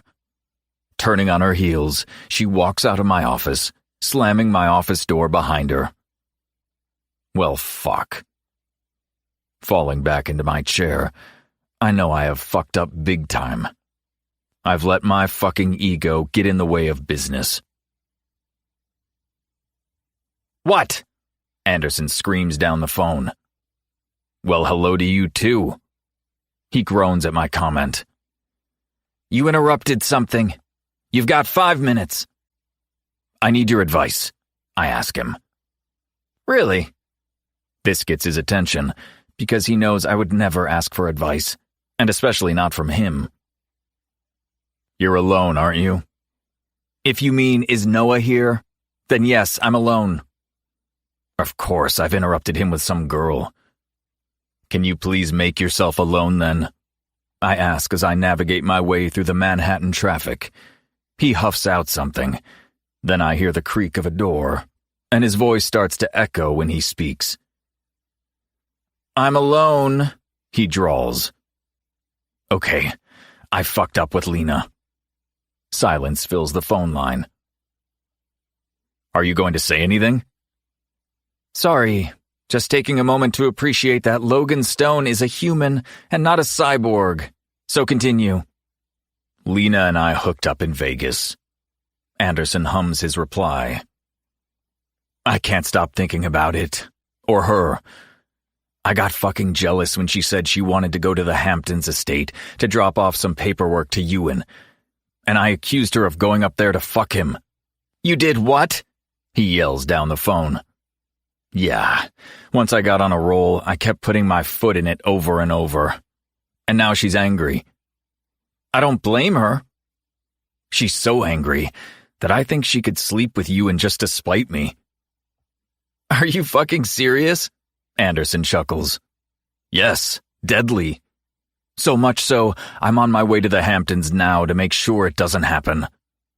What the fuck did you just say? I'm on my way to the Hamptons. Now, I am not feeling as confident with my decision by the tone of Anderson's voice.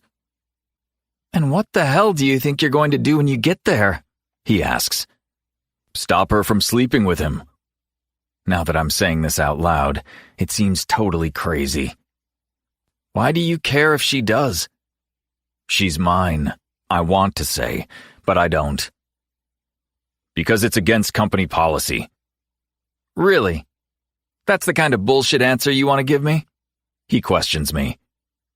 Fine, you want the truth? It's because I don't want her to sleep with him. I yell at him. There you go. Finally some honesty. He chuckles. And may I ask why you don't want her to? Because she's mine. Mine. Not his. Not anyone else's. My shoulders slump as the realization hits me. She's not mine either. Does it matter why? Feeling deflated, I sigh heavily. Not to me it doesn't. But to you... Fine. Preferring not to answer what he wants me to say out loud, my fingers grip the steering wheel in frustration. Have fun in the Hamptons. And say hi to Lena for me. He chuckles as he hangs up on me. Lena. Chapter 14. You didn't need to come all the way up here. Ewan says. The gorgeous big lumberjack-looking builder greets me as he kisses both of my cheeks. Looking over him appreciatively, I think, you know what, Logan Stone? I could sleep with someone like Ewan. Easily. He's gorgeous, strong, has an accent, is kind, doesn't seem to have any baggage, and seems like a catch. I needed to get out of the city for a little while, I tell him, shrugging as the sounds of the waves crash behind. I need this, especially with how I left things with Logan yesterday. I still can't believe he threw Vegas back in my face like that. I never thought our hooking up was a mistake until that very moment. I honestly have never ever wanted to punch someone more than I did Logan at that moment. Hey, that's why I love living out of the city. Instead of sirens and traffic noise, there's the sound of the waves crashing or the birds singing. Plus, there's no traffic. Well, except for summer. But you know. He rolls his eyes while chuckling. I'm looking forward to chilling out on the beach, reading a good book, and re-energizing myself. I tell him, this is the place to do it. Nothing beats sand between the toes to soothe your worries. He explains. Sounds perfect to me. I've set up one of the bedrooms for you if you want to follow me. The Stone Group purchased this gorgeous resort a couple of years ago. It was owned by a wealthy heiress who hosted the who's who of New York society. If these walls could talk, I bet they have seen so much. We walk through the nearly completed hotel, up the grand staircase and down the corridor to the rooms. Ewan opens one of the doors for me to enter, so I walk in, and it's stunning. A large bay window covers the entire wall, and it looks directly out over the ocean with nothing but bright blue to the horizon in front of me. Nice, isn't it? Wow, I gasp. Standing in front of the window, I can see all the way down to the golden sand beach, which appears deserted. You're going to have to head into town for food, but there are some nice places open at this time of year. Ewan tells me. Thanks.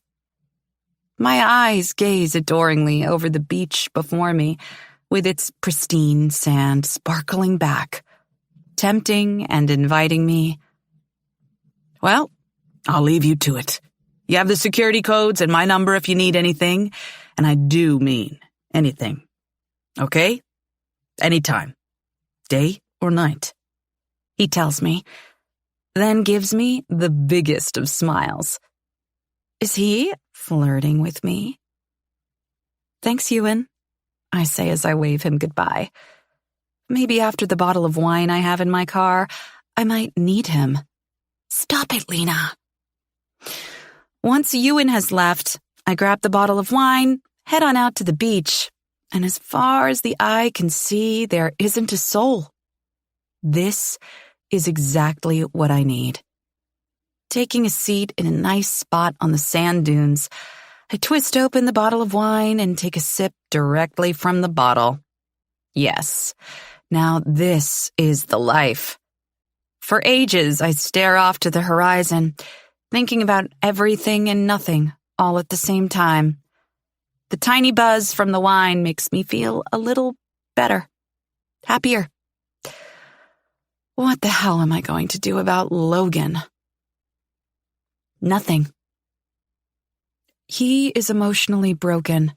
There are so many red flags with that man, you could start a marching band with them. Are you okay? A deep voice asks me, which makes me jump.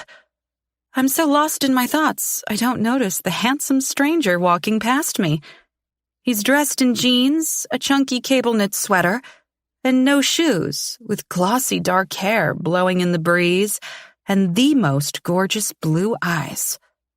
There are the first signs of a 5 o'clock shadow forming on his square jaw. Yes. Why? I wonder why he's asked. Perhaps I'm sitting on an angry nest of fire ants or something? Beautiful woman drinking from a wine bottle on the beach alone usually means something's happened, he says, giving me a blinding smile. Do you have some kind of white knight complex? Do you think you have to save women who are drinking alone on the beach from a bottle of wine? I ask angrily. He chuckles. Do you need saving? That killer smirk does all sorts of things to my insides. Not sure yet. I guess I'll know when I reach the bottom of the bottle. The stranger chuckles again. You live around here? He asks. Should I be worried? I'm not getting creeper vibes from him, but maybe I should have my guard up. Hot guys can be serial killers too. Yep. I point directly behind me at the incomplete resort. No, you're not, he says sternly. Yeah, I am? Who the hell does he think he is, questioning me like this? I know the owners. Plus, the resort isn't open yet. Corking my brow up at him, I say, Really? You know the owners? Not believing the bullshit that's coming from his mouth. Yes, Logan and Noah Stone. That's easy, everyone knows them, and it's common knowledge that they are building the resort. Really? I'm not convinced by his bravado, so I continue. Prove it. Folding my arms across my chest, in a daring move, I'm not in the mood for another hot, cocky man talking shit to me. He pulls his phone from his pocket and dials, putting the phone on speaker. Davenport, what do you want? Noah's voice rasps out. Well, shit. He does know them. There is a beautiful brunette sitting on the beach drinking wine directly from a bottle, and she says she's staying at your resort. He gives me a quick look. Just wanted to check if it's true or if I should call the cops. Hang on a minute. Then I hear Noah burst out laughing. Lena, can you hear me? The guy's eyes widen. Yes, I mumble unhappily. I'd like to introduce you to Reese Davenport. Right, that name rings a bell. The Stone Group's biggest competitor. Reese chuckles. Davenport, I'd like you to meet Lena Lund, my HR director. Well, I'm glad we could sort this all out. Reese smirks. See you around, Stone. Reese hangs up on Noah before he can even say another word. Then he smiles down at me. You thought I was a squatter, didn't you? He holds his hands up and smiles. Well, yeah. But in my defense, I thought you were a very beautiful one. Okay, now this man has my attention. You can't butter me up now after nearly calling the cops on me, I tell him. Reese laughs. I wouldn't have called the cops on you, but I might have made a citizen's arrest. I chuckle.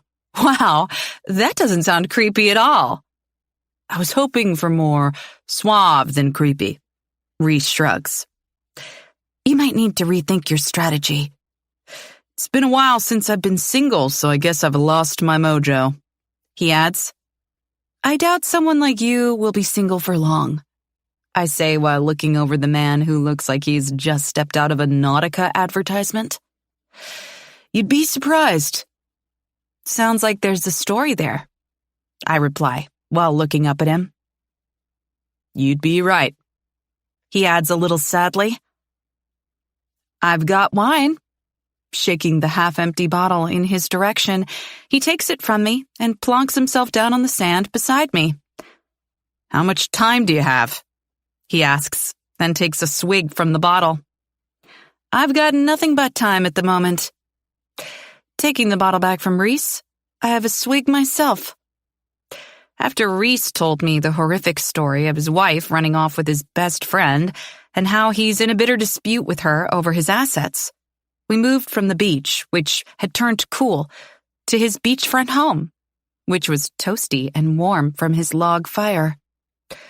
We continued talking in front of the fire, with a glass of wine in our hands. I told him about what happened with Justin, about my hookup with Logan, omitting his name and replacing it with someone from IT, which seemed more legitimate. Well, I thought it was, until Reese laughed and said he was surprised any of the guys in IT knew how to pick up a woman. He gave me some guy logic, which was basically, the IT guy is extremely jealous, doesn't know how to deal with his feelings, and was lashing out because he doesn't know how to say, please don't sleep with someone else because I like you, but because I'm a stubborn prick, I can't commit. It made heaps of sense when he said it. Or maybe it was the huge amounts of wine we had consumed that made it feel like he was the Dalai Lama, speaking to me with his profound words. I better get back, I say, even though the fire is very cozy. You're more than welcome to stay here. And I promise that is not a euphemism for stay so I can sleep with you. Thanks, I think. I mean, you're very beautiful, but you had to turn creepy, didn't you? Reese chuckles. Come on, Cinderella. Let's get you home before midnight strikes. We trudge through the dark sand dunes with nothing but a torch to light our way. We tipsily giggle and laugh until we make it to the front door of the resort. Thankfully, Noah and Logan aren't here. Huh? Why? Because they might think I'm spying on them. He waves his hand around. Yeah, he's probably right. Shh, our little secret. We both laugh as Reese walks over and pulls me into his arms. Thanks so much for tonight, Lena. I can't remember the last time I laughed so much. I wrap my arms around his strong body. Oh man, is he built. Thank you for a great night, too. We stay hugging a little longer than is probably appropriate. Then we pull away, and I can feel it. There is an undercurrent that he's going to kiss me, and sure enough, he leans into me, but I step out of his embrace. I'm sorry. Reese looks embarrassed, and I feel for him. No need to apologize. Honestly, another time, I probably would have let you, I reply, while looking into his azure eyes. Maybe another time then. He gives me a smile. You've got my number. Sure. And that's the truth, because he's a nice guy, and maybe when things between Logan and I sort themselves out, I might give him a call. See you, Lena. Bye, Reese. Waving, I watch him disappear into the darkness. Wasn't expecting that when I walked into my hotel, my HR director would be with my business competitor, Logan states, scaring the hell out of me as he stands there in the semi-darkness with a torch and a face like thunder. Is he serious right now? What the hell is he doing here? My head hurts. I don't think I care to know the answers to those questions, so I push past him and make my way up the stairs without any words. Lena, he calls out from behind me. Go away, Logan! I stomp up the stairs, not caring about what he has to say. No, he calls out to me. What the hell were you doing with Davenport? Why was he here at my resort? What else did you show him? My blood boils instantly at Logan's accusations. Are you fucking serious? Turning around on him quickly, it makes him stop abruptly. He found me on the beach, drinking. We got on well. He invited me over to his house. Logan's eyes widen, and I watch his body tense at my words. Then, he fucked me so good that I couldn't stop coming. I've never come so hard in my life. Screw him. Next thing I know, he has me up against the wall, caging me in. Logan's flaring nostrils and high chin make him look angry. Really fucking angry. At me.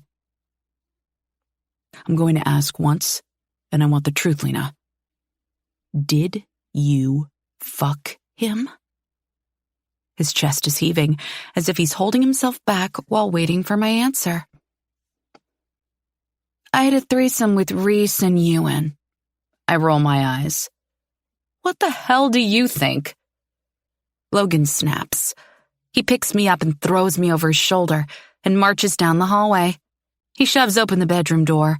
Then, with his foot, he slams it shut behind us. Walking over to the bed, he throws me on it. What the hell, Logan? Get undressed, Lena. What in the ever-loving hell is going on? Fuck you, Logan. That's exactly what I'm going to do. To you. My mind is swirling from way too much wine and from being upside down. What makes you think I want to sleep with you? Logan cockily raises a brow at me as he begins to undress. Stop. Holding my hand to halt him, I say, no, and shake my head for extra emphasis. Scurrying off to the other side of the bed, away from him again, I reiterate with another, no, and move as far away from him as I possibly can. Lena. His voice drops with concern. Don't you Lena me. I point at him. You don't get to come here and be all alpha male with me. I wave my hands around. You don't get to accuse me of sleeping with all these men and think I'm just going to spread my legs for you. I'm sorry. I'm not ready to accept your apology, Logan. I tell him. Folding my arms across my chest, Logan's head hangs and his shoulders slump as he realizes he's messed up big time with me.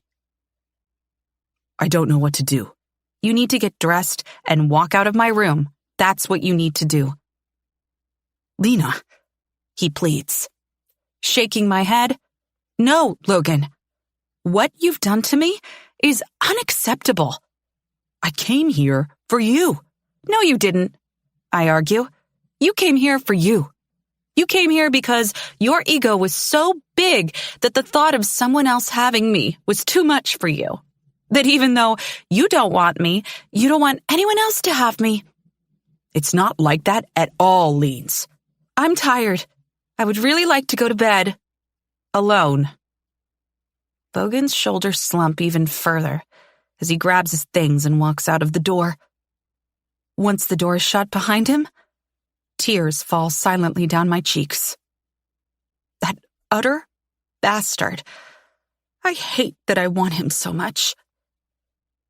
I curl up in bed and promptly fall asleep and dream of the stupid asshole who's probably sleeping next door. Lena. Chapter 15. There's a light knock on my door the next morning. Lena, Logan's voice filters through to me. I let out a frustrated huff before I answer. Come in, Logan. The door creaks open slowly, and I'm not expecting the sight before me. Logan's standing there with a large bunch of flowers, 2 takeout coffees, and a brown paper bag filled with something. The smell filters through my room, making my empty stomach growl loudly. I'm sorry, Logan says as he hands me the beautiful bouquet of flowers. The way I acted last night. I can see it on his face, how apologetic he is right now. That wasn't right. He silently asks if he can sit on the edge of my bed, and I let him. Logan opens the brown paper bag and pulls out 2 huge, flaky croissants. He knows how much I can't say no to baked goods. Here. He offers me the humongous croissant. Greedily, I take it. Biting into its buttery goodness fills me with joy. We sit in silence while we both enjoy the first couple of bites of our breakfast. Have I fucked things up between us? Logan eventually asks.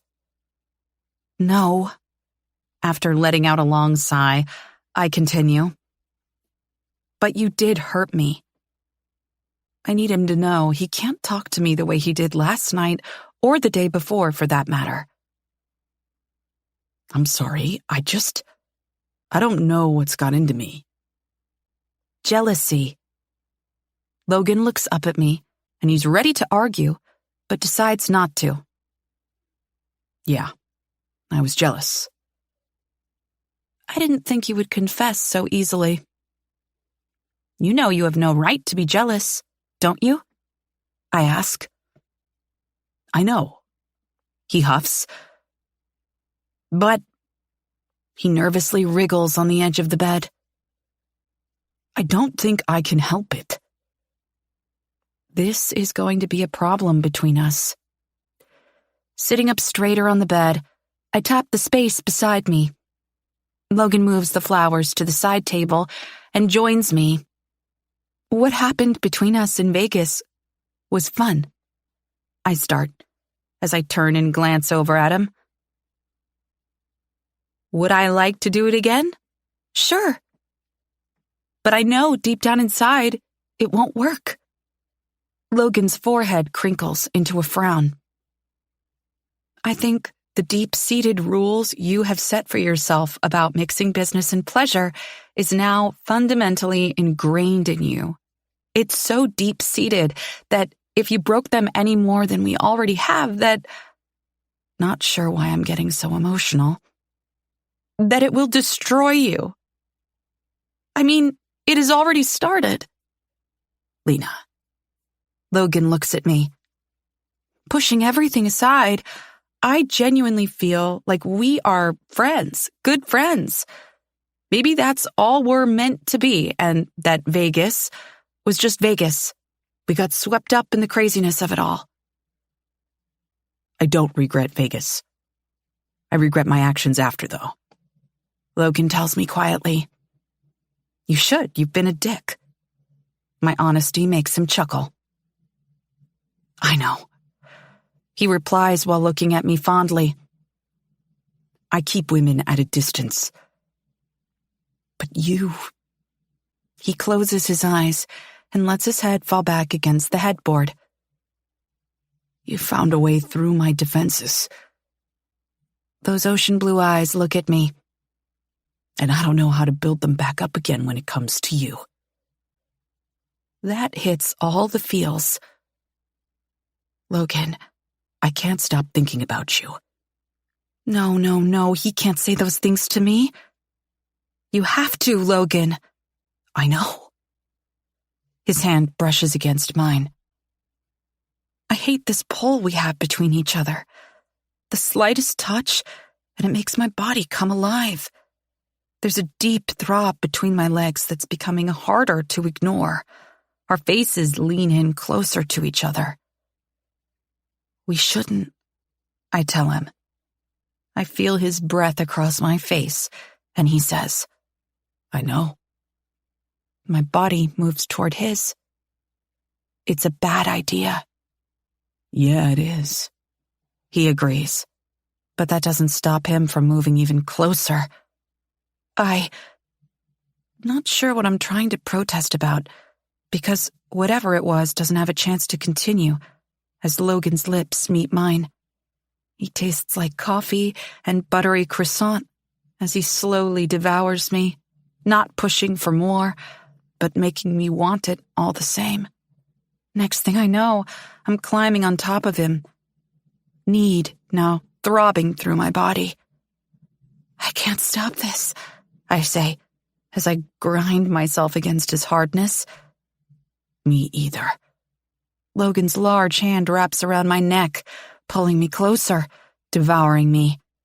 Next thing I know, I'm pushing down his track pants and releasing him.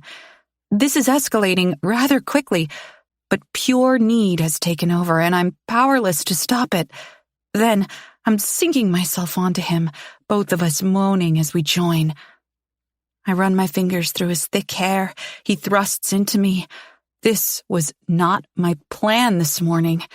Our sleeping together again was not in the cards.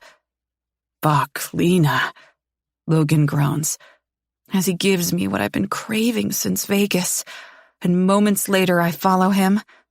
"I didn't plan on that happening," I tell him as I gaze down at him. His hand runs along my face as he smiles at me. "Me either." He pulls me down into a kiss, and his eyes widen. "We forgot about protection. Again." I'm on the pill, and I took the morning after pill when I was in Vegas. The last thing I want is to get pregnant. I reassure him. Logan looks relieved. "I don't even want kids. I don't think I could handle it if there was an accident." Note to self, make sure you use protection next time you sleep with Logan, because you do not want to have a baby with this man. This is not the best conversation we could be having while he's still inside of me.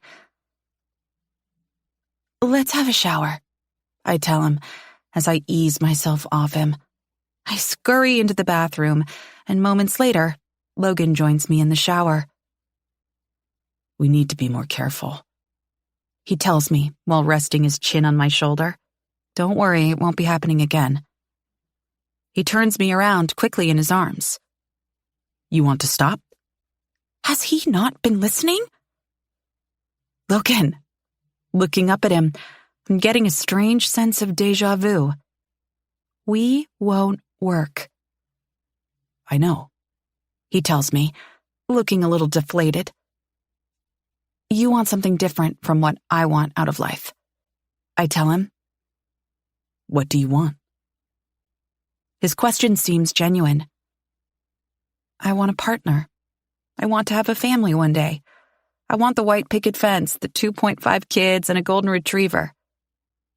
I never had any of that growing up.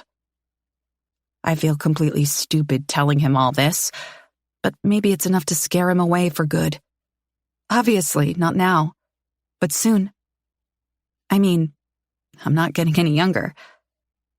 I'm 32, and yes, I have years ahead of me.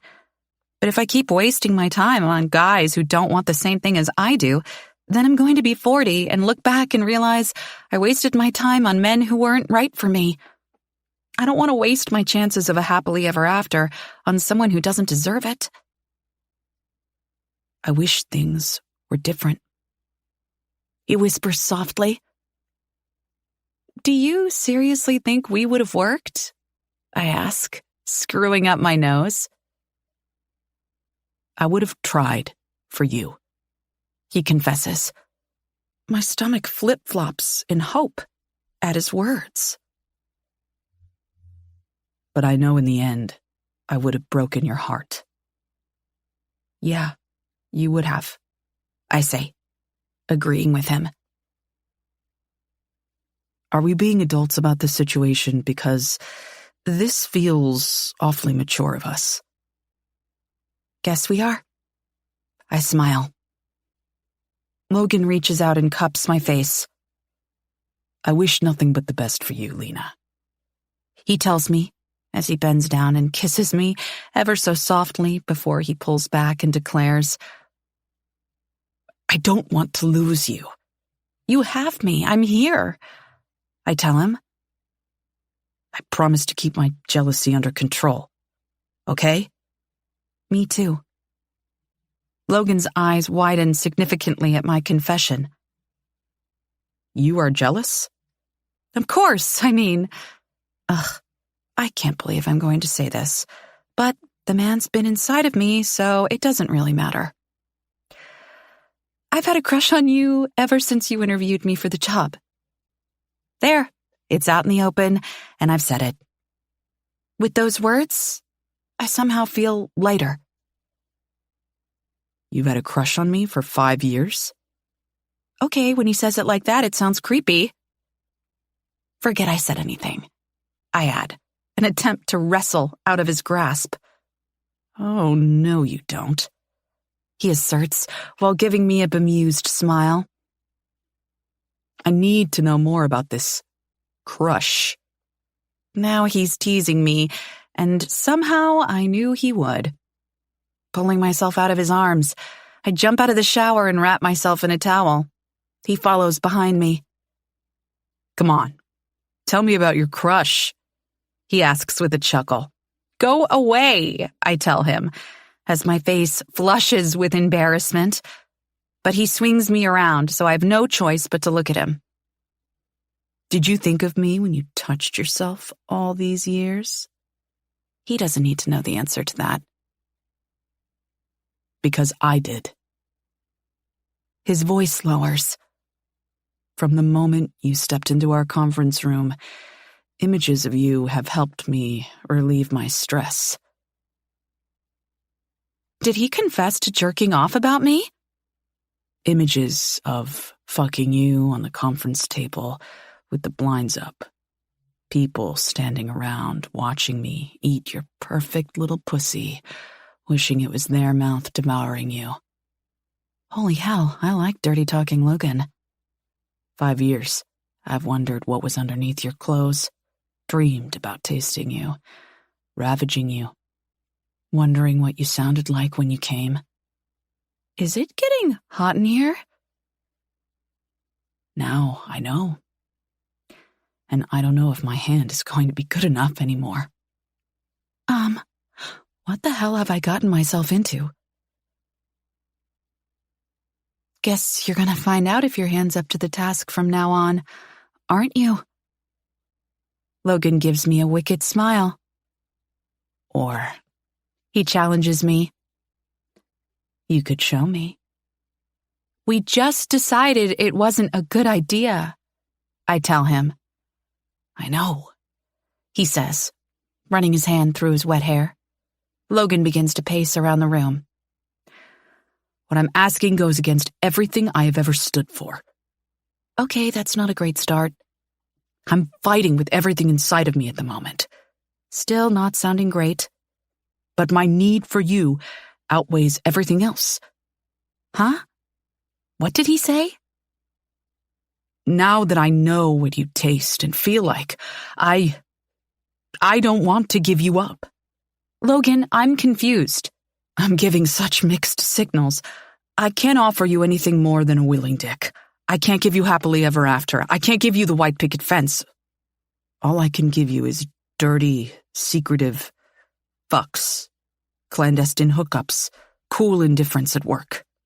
His warnings should scare me, but I already know all this. I won't interfere if you want to see other men, sleep with other men, date. I won't stand in your way if you find your Prince Charming. He explains. You're honestly saying you won't be upset if I sleep with someone else? I question him. I'll get used to it, he says through gritted teeth. And what about you? Will you sleep with other people? Logan pauses for a moment, thinking over my question. If we are sleeping together, and you are not seeing someone else, then no, I won't be making an effort to sleep with anyone else. But if I'm sleeping with someone else, then you will too? I ask. Just want to clarify whatever this is he is offering. I have needs, and if you are busy with someone else, then yes, I will have mine met. So, this is just sex. Again, I am trying to clarify what exactly I'm agreeing to. Yes, I like fucking you, and I'm assuming you like fucking me. We are both extremely busy people, and as you know, we are expanding the Stone Group rapidly, and that doesn't leave much time for anything else. What about your non-fraternization rule? I question him. The one rule he's so strict with. That's why they will be secretive fucks. I'm the world's biggest hypocrite at the moment. I would like it if no one else found out about it. He says quite seriously. Can I handle sleeping with him and not letting my feelings get in the way? Can I think about it? I tell him honestly. Logan's eyes widen in surprise. Does he seriously think I'm going to agree to his request just like that? Of course, he answers. Not knowing how to deal with it, he adds, I'll leave you to it. Logan, I call out. Halting, he turns around, hope filling his face. I'm going to need longer than getting dressed to make my decision. Oh. Tonight. I'll have an answer for you tonight. I tell him. Sure, he says as he bends and picks up the rest of his clothing. Logan? He looks up. I'd like to spend the day with you. It looks like it's going to be a beautiful day. Pointing to the window, which has sunlight streaming in, the water is sparkling outside. I'd like that, he says, giving me a wide smile. Logan. Chapter 16. We've spent the morning walking around the property, ironing out problems, making notes, working out solutions. It was nice having someone other than my brother to talk business over with. Then we headed into town for lunch and ended up at a gorgeous seafood restaurant. We spent a considerable amount of time eating, chatting, and soaking up the gorgeous view across the ocean, even if it is the off-season. I've kept my hands to myself all day, even though I have wanted nothing more than to reach out and touch Lena, push her windswept hair from her face, and kiss her rosy cheeks. Then pull her into my arms as she enthusiastically talks about work. But I can't do any of those things. I shouldn't want to do anything about it, but I do. My head is telling me to stick to the rules, that things are going to get messy, that you have gotten this far without falling for a woman. But then there's my dick. That fucking thing has a hold over me, and every time he gets close to Lena, he wants more. But when Lena told me this morning in the shower about how she wants the whole happily ever after, I knew I'm not the one for her. And yet you still asked for more from her. I'm a selfish motherfucker. Maybe I'm more like my father than I thought. Ready? Lena asks as she walks over to me. She ran upstairs to grab a sweater for our sunset walk along the beach. Like I said, I'm a motherfucker. She hands me a beer as she swings a small bottle of wine in her hand loosely. The air has turned cooler, and the wind has whipped up. We stroll along the sand in silence as we take in the setting sun behind us, which throws lines of pink and orange across the horizon. It seems rather romantic for friends to be walking along the beach together with that sunset. My hand itches to reach out for her, wanting to entwine our fingers together. But add in the gorgeous sunset, deserted beach, and the alcohol, and it would be considered more of a date if I do. This is truly beautiful. Lena stops, placing her hand over her eyes as she stares out into the inky black ocean as the sun sets. She unscrews the cap of her bottle. I watch as her plump lips wrap around the end, and my dick twitches. Her head tips back as she takes a big mouthful. Then she turns and looks at me. What? She really doesn't want to know what is traveling through my mind right at this moment. Shaking my head, trying to push away all the images of what else those lips could be wrapped around. She gives me a frown at my non-answer and turns back toward the horizon as we watch the last streaks of sunlight filter through before disappearing over the edge. This place is going to be a huge success, Logan, she says. Hearing the pride in her voice constricts my chest.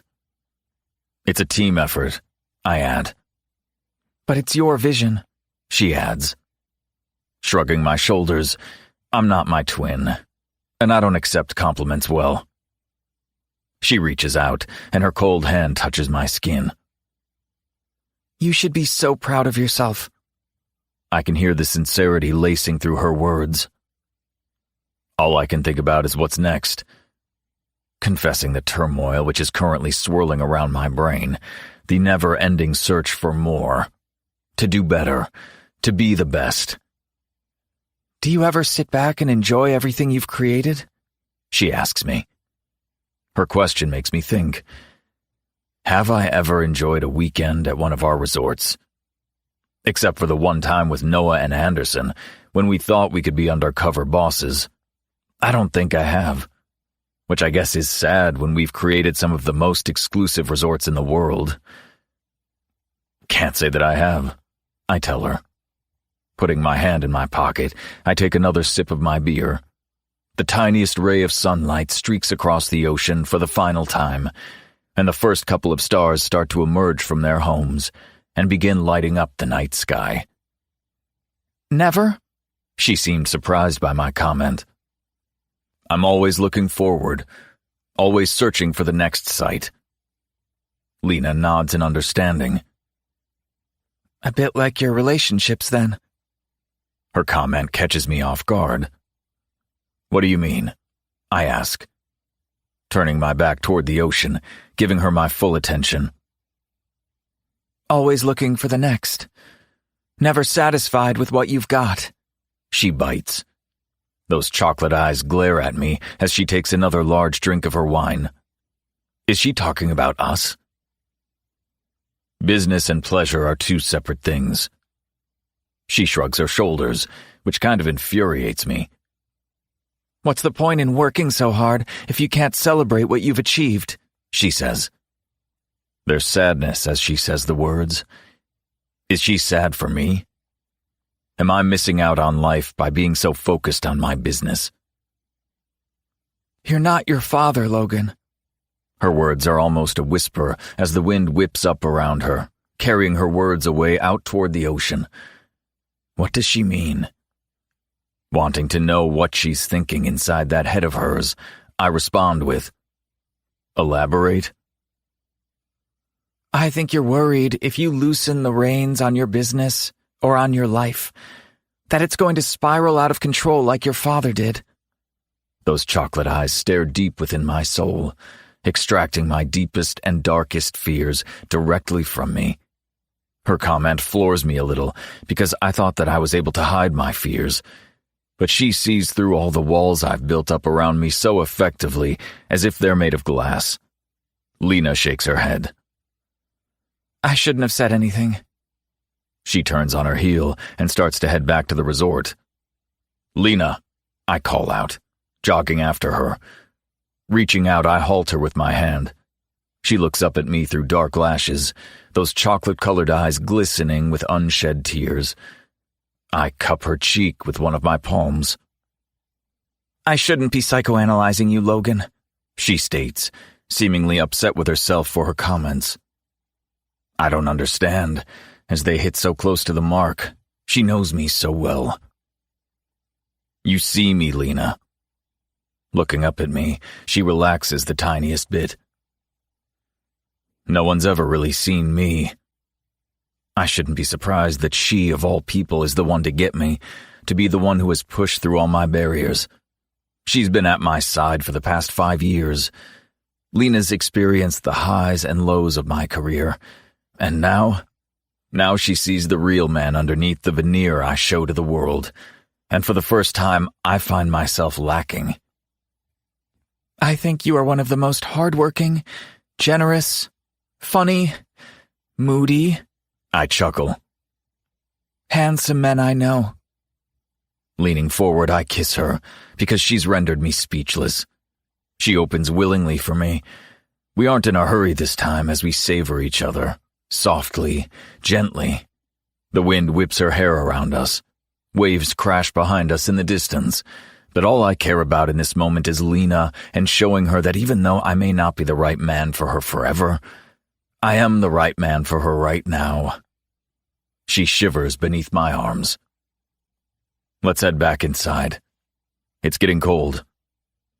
It looks like a storm might be brewing in the distance. The wind and the ocean have turned more aggressive since we arrived. Linking my hand with hers, we walk back to the resort hand in hand. Lena, Chapter 17. Something changed between Logan and me on the beach.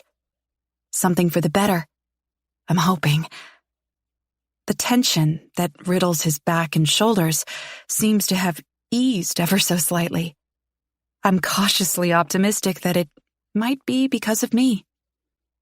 I know I'm dreaming, but the feeling of his hand in mine as we walked along the beach in the darkness, his large, strong hand linked with mine, makes me feel protected, secure. Dare I say, even cared for. What do you say to a bath? He asks, walking up the wooden stairs into the foyer of the hotel. That sounds amazing, I answer.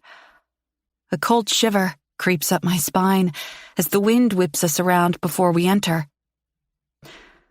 Why don't you get one started and I'll quickly grab some takeout? Crab cakes and salads sound okay? My stomach grumbles at the thought of food, especially after nearly knocking back a small bottle of wine at the beach. Sounds great. He stops, turning me around before placing a kiss against my lips. I won't be long. He grins, then heads to the parking lot.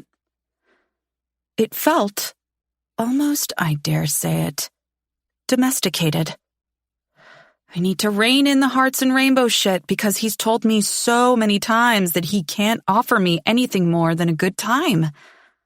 Even though I know he could if he just let himself feel more than he does, instead of bottling up all those emotions that are like a heavy noose around his neck. You want to be the girl who changes Logan Stone. I do. And that's why he's going to break your heart. I let out a heavy sigh as I climbed the grand staircase leading up to my bedroom. How the hell are you going to protect your heart, Lena? That's the million-dollar question, isn't it? After entering my room, I walk straight to the massive bathroom, turn on the faucet to the bath, and get undressed. Sinking down into the hot water feels divine. I poured in some of my body wash, and it is bubbled up. The large picture window looks out across the dark ocean, and the first streaks of lightning crawl across the sky. It's getting crazy out there. Logan's voice startles me, making me jolt and slosh some of the water over the edge. You look cozy in there. He comes around with a takeout bag in his hand and a grin on his face as he eyes the large stacks of foamy bubbles surrounding me. I don't have a bath at home, so it's an indulgence when I get to have one, I tell him. I watch as he places the brown paper takeout bag on the white stone sink and pulls out 2 cardboard boxes. You think you're going to be able to see what you're eating underneath all those bubbles? He chuckles. There's a lightness to his tone. You could always feed me if I can't, I say. Not meaning to sound like a weirdo or anything. Logan stills, looking down at that cardboard box in his hand. I think I'd like that. he says, giving me a heated stare, and places the box back onto the side of the sink and begins to undress. I watch as his sweater, then his t-shirt hit the floor. My breath hitches when he unzips his jeans and pulls them down along with his underwear. Logan turns and stands unashamedly naked in front of me while I take him all in. His bronzed skin, his well-defined muscles, his thick, semi-hard dick that bobs in front of him. Logan Stone knows how to wear the hell out of a suit. But naked and in his glory, it is a sight to behold. He turns and empties one box into the other, discarding the empty box to the side. Then he steps into the opposite end of the bathtub with the water sloshing over the edge. Oops, I guess I overfilled it for 2. Guess we'll see if there are any leaks while we're here. He smiles, slowly submerging himself into the bubbles. Thick thighs rest against my legs as he tries to maneuver himself into a comfortable position around me. Once he's settled, he lays back and lets out a deep, contented sigh. He opens the box and plays around with the food until he's got what he needs on his fork. Open wide, Lena, he commands, leaning forward with a portion of crab cake on his fork. I do as I'm told and take the bite-sized piece he is offering to me. Our eyes never leave one another as I do. The tiniest twitch of his mouth gives his appreciation away. The crab cake tastes divine, and I hum my pleasure. Logan gives me a look through his thick lashes. What? Moan like that again, and I'm going to throw this box and haul you into my lap and make sure that I'm the one making you moan like that. Slowly, I chew and swallow. Logan Stone and that dirty mouth of his. He leans over and feeds me slowly, again and again, until I'm utterly satisfied. Well, maybe not that satisfied, in that sense. We lay in the bath, enjoying the silence, neither one of us needing to say much. I need a bath. I run my hands over the vanishing bubbles. One just like this, I state as I sink further down into the water. I have one I never use, Logan adds, while I look at him just over the waterline. You're more than welcome to it. I thought you didn't like people invading your personal space. People, yes. You, I'm okay with, he says, giving me a grin while my heart thuds wildly in my chest. No, he needs to stop being so cute. My heart simply can't take it. I don't think that would be such a good idea. Be strong, Lena. Why? He asks, genuinely confused by my comment. How has he forgotten his rules so easily? Whatever this is, waving my hand between us, can't keep going. Logan contemplates my words. You want this to stop? You want the sex to stop? Is that your answer? Confusion mars his gorgeous face, as if giving up on seeing Logan Stone naked is out of the realm of my possibilities. He'd be right, but I know the only loser in all this is going to be me. I think we enjoy what's left of the weekend. Be strong. Then, once we are back in the city, we continue as normal. Those blue eyes of his flare. He's not happy with my comment. He thought I would agree to his request. I don't think I can accept being someone's secret fuck. I know I deserve more than that. I tell him honestly.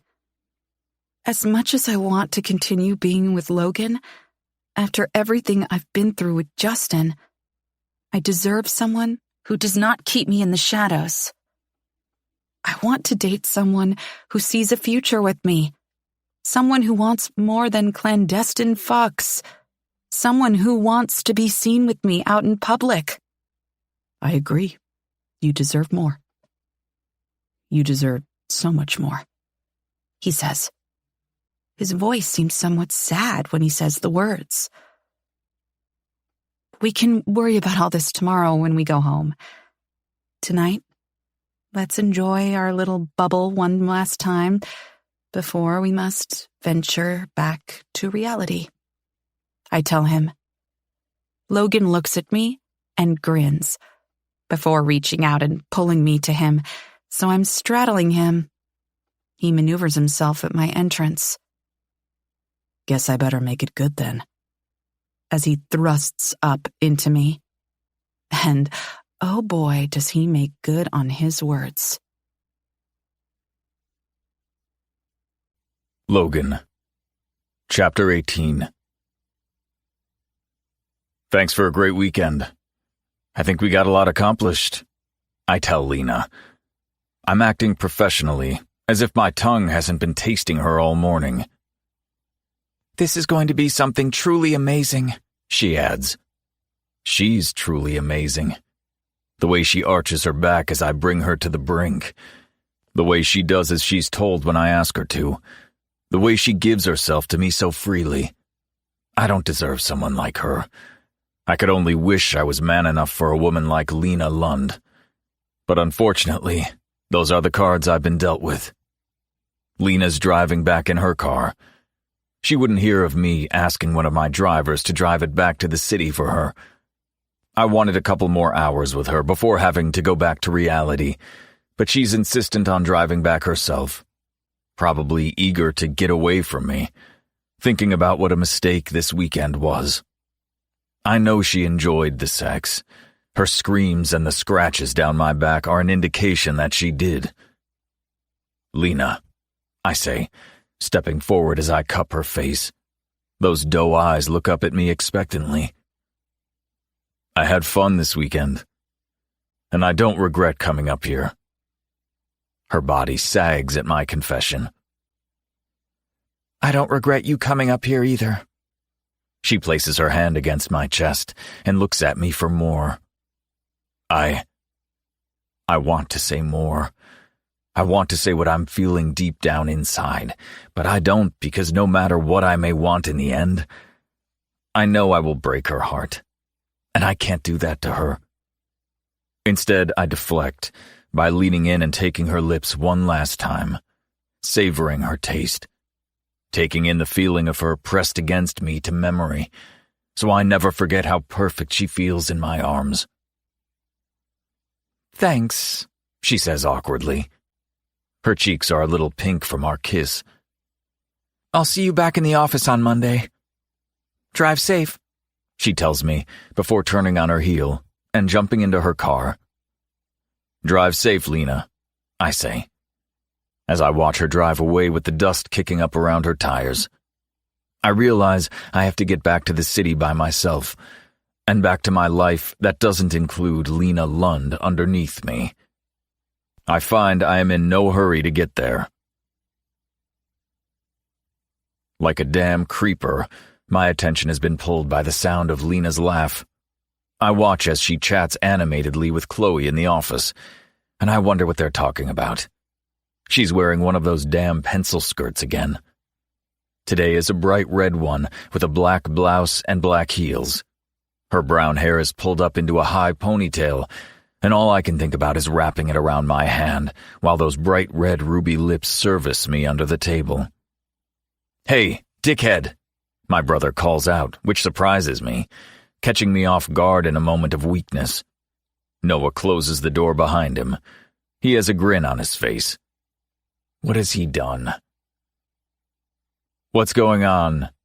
Noah eyes me suspiciously. "Nothing," I say, moving some paperwork around on my desk. I have no clue what they are, but it doesn't stop me. You seem pretty interested in Lena and Chloe's conversation, he comments as his head tilts and his green eyes bore into me as if he's trying to read my mind. Fucker. What? No. I was lost in thought thinking about something. He's going to be annoying in less than 1 minute. I just know it. In their direction? He questions me. That was simply a coincidence. See what I mean? Annoying as fuck. How are we looking at the New Hamptons estate? I changed the subject to work. That's what we need to be talking about. I checked it out on the weekend, and it's coming along well. I think we might be ready for a test in a month or so. I was thinking of taking Chloe up there, so we can finalize the marketing strategy for opening day. Is he fucking serious? That's asking for trouble, and I should know. I'm worried about you, I tell him honestly. I see the way he looks at Chloe, the side glances when no one's watching. I know he wants her. Me? Why? I hear the protest in his voice. You seem to be getting awfully close to Chloe. I've noticed little things, like the coffee he brings to her most mornings. No, I'm not, he argues. You seem to be bending over backward for her. Some might say it's leaning toward favoritism. The guy rented Chloe his investment property, which is next door to his home, and if that doesn't spell trouble or temptation, then I don't know what does. Some might say, or are you saying? My brother glares at me. I can see he is ready for a fight. His back is up because he knows I'm right. Me, arching a brow at him. I'm worried that feelings are involved. You have a history with her. I know I'm a hypocrite right in this moment because of the feelings I have for Lena, but I didn't move her into the house right beside me. What? A kiss at a resort months ago? He's trying to fob me off like it's no big deal. I heard you rescued her from her ex in Vegas. Thanks, Anderson, for that little nugget of information. And where were you? He asks, turning the tables. You never came home after taking Lena to her room. Sitting up straighter in my chair, I wonder, does my brother know? Nothing's happening. I try to reassure him. Or am I trying to reassure myself? Didn't say there was. He gives me a knowing smirk, the fucker. You're not Dad, you know. Fuck him, bringing that up right now. I know, because we stick to the rules. My body clenches at the mere mention of our father. Just know, I wouldn't care if something happened with Lena. Panic laces my body. How the hell does he know? What is he talking about? Noah, I warn him. I don't want to talk about Lena, especially as nothing is going on. My brother glares at me, urging me to come clean over what he thinks is happening. Never. He should know by now how stubborn I am. Is Chloe going to be a problem? I ask, changing the subject. No, he replies through gritted teeth. But you like her.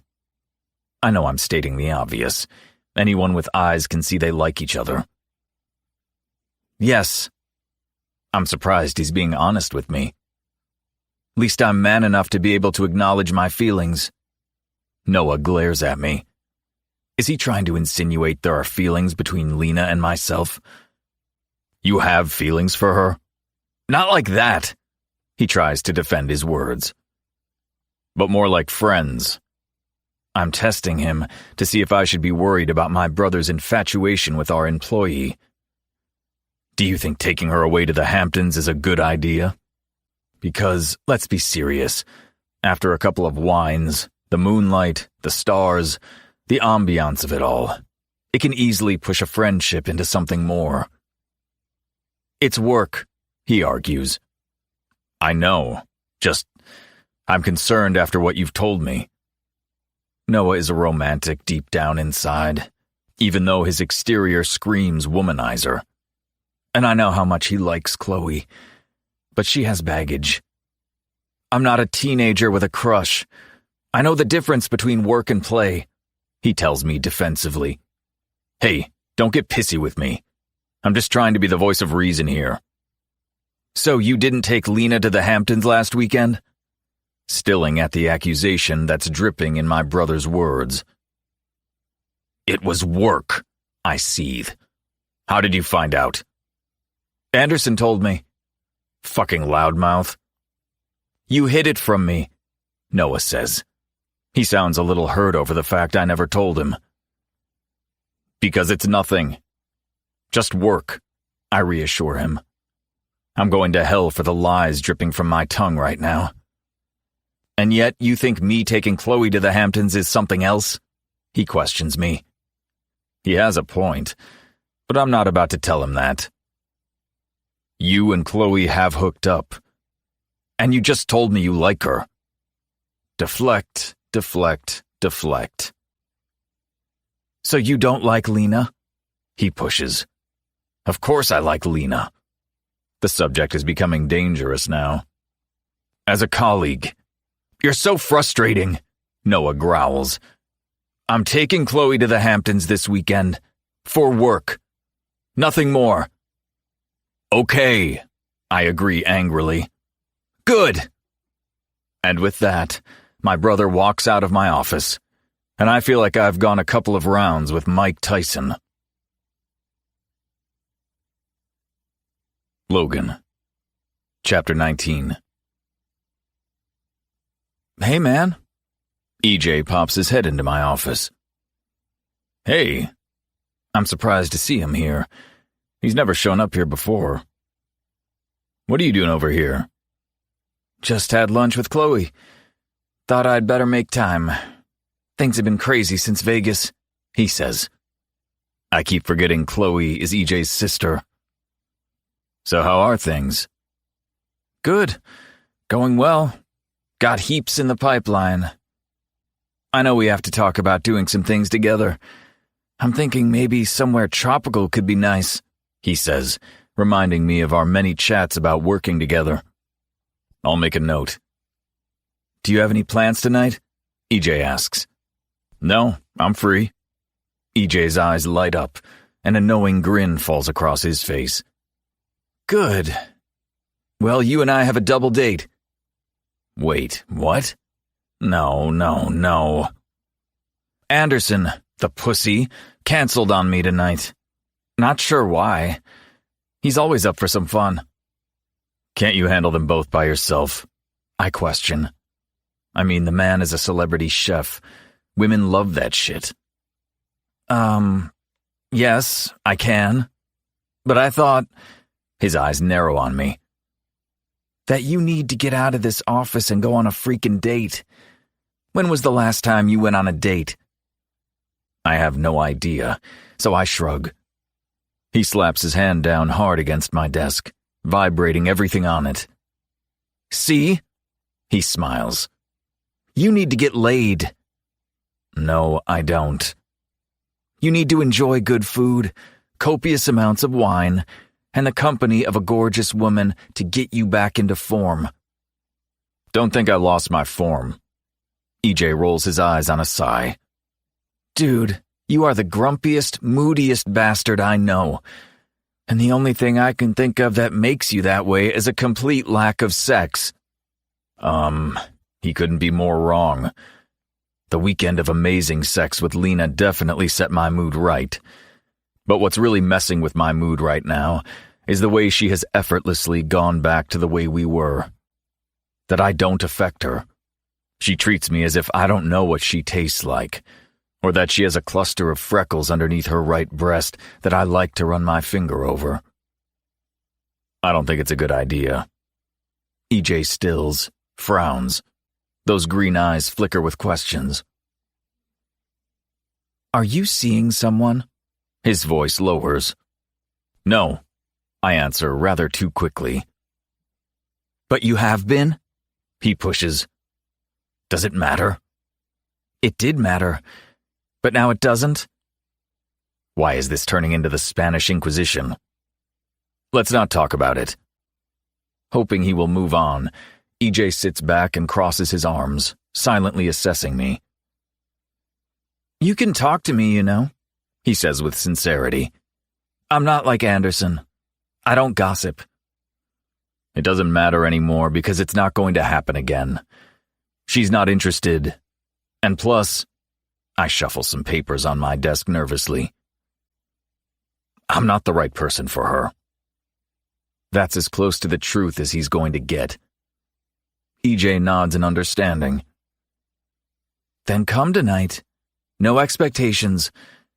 Enjoy the night for nothing more than getting out of the house." "Fine. What time and where do you want me?" He's right. Lena and I have drawn our line in the sand between each other. She wants a happily ever after, and I want... What do I want? I'm not sure, but I know it could never be the house in the suburbs, the white picket fence, because I'm not my brother. "Great. 8, tonight at the restaurant." EJ jumps up, clapping his hands together. "See you then." He gives me a salute and walks out of my office. Why do I have a sick feeling in the pit of my stomach? "You made it." EJ claps me on the back as I enter the private room that's set up for us. Guess he's going all out. "Want a beer, bourbon, whiskey?" he asks. "A beer is fine." EJ reaches around the private bar and grabs a bottle from the bar fridge, opens it, then pours it into a glass. "I forgot to ask earlier," I say as he hands me the beer. "How do you know these two women?" EJ grins. "They're some friends who are always up for a good time." He cheers me with his glass. "Please tell me you're not paying them."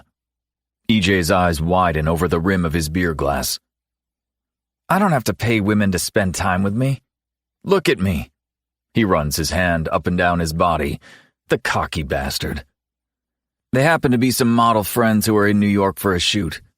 They've finished, and now they're up for some fun." Guess that answers my question. Aren't they expecting Anderson to be here instead of me? Sipping my beer, I watch EJ shrug. Possibly, because he's usually my right-hand man when it comes to entertaining. But lately he has been MIA a lot. I think he might have a side chick thing going on. My brows raise in surprise. Of all of us, Anderson's the one who's least likely to ever settle down. I mean, the man is richer than a sultan. He travels the world investing in businesses and is never usually in one spot long enough to be interested in one woman. He's the type of guy you can't hold down. He dances to the beat of his own drum. Doubt it. He's been weird since Vegas, EJ adds. Really?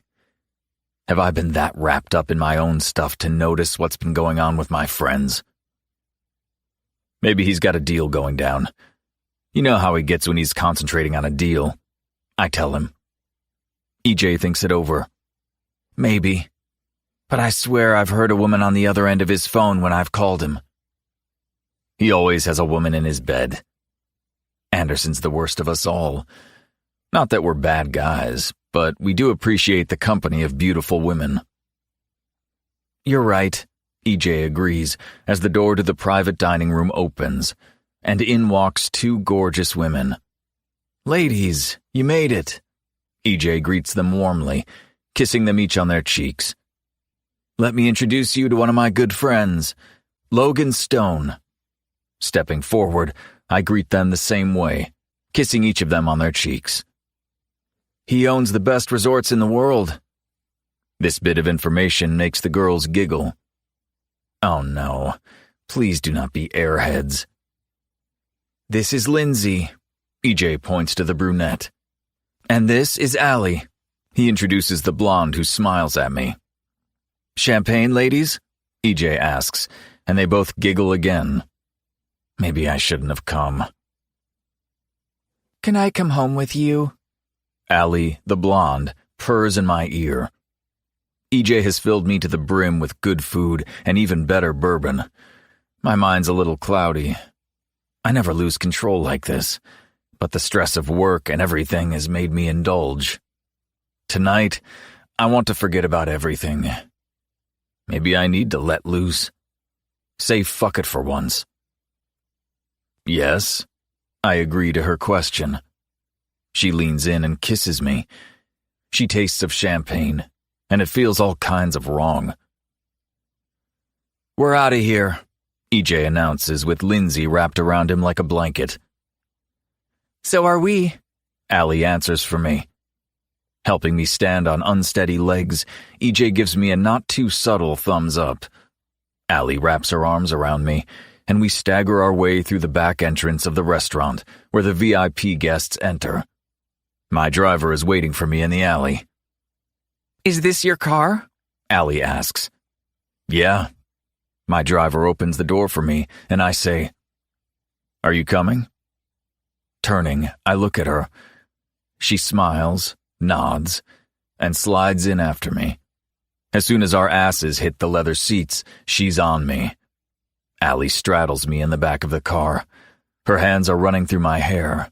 She's gyrating against my dick, who, for some reason, should be enjoying a model rubbing herself against him. But he's not. Her lips capture mine, and I try to forget that my dick is feeling less than enthusiastic. Allie continues gyrating against me in a frenzied flurry. It doesn't take long until we arrive at my apartment. Grabbing her hand, I pull her through the glass doors of my apartment building, the fluorescent lights stinging my eyes as we go. Mr. Stone? Dion, the doorman, greets me. I nod in acknowledgement as we hurry through the main foyer until we reach the elevators. Thankfully, they're open and ready. Excuse me, Mr. Stone, there's... Dion calls out, but the elevator doors cut off what he's trying to say. Then Allie's on me again, clawing at my suit, fingers entwined in my hair. I think she's going to be wild in bed. Maybe that's what I need, something to ease the stress, the pain of Lena. My body stills thinking about her while Allie's lips are on mine, but she doesn't seem to notice, or if she does, she doesn't care. The elevator doors ding, and we open directly into my penthouse suite. Next thing, Allie jumps into my arms, and I push her up against the wall. Fuck it. As we devour each other, the sound of glass breaking stops us. Allie looks over my shoulder. Logan? Who is she? Allie says as she unwraps her legs from around my waist and slides down. Turning, my heart stops, and my entire world spins. The last person I thought I'd seen in my apartment is Lena. Her chocolate eyes are wide. Her face has turned a bright shade of red when she realizes she's dropped a glass on the floor. Lena? Why is she here? Fuck. Did she come here for me? For us? And I?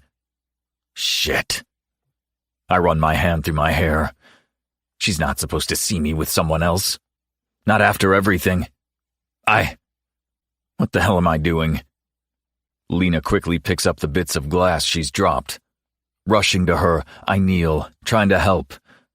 What are you doing here? When I look up, Lena's gorgeous chocolate eyes are filled with hurt.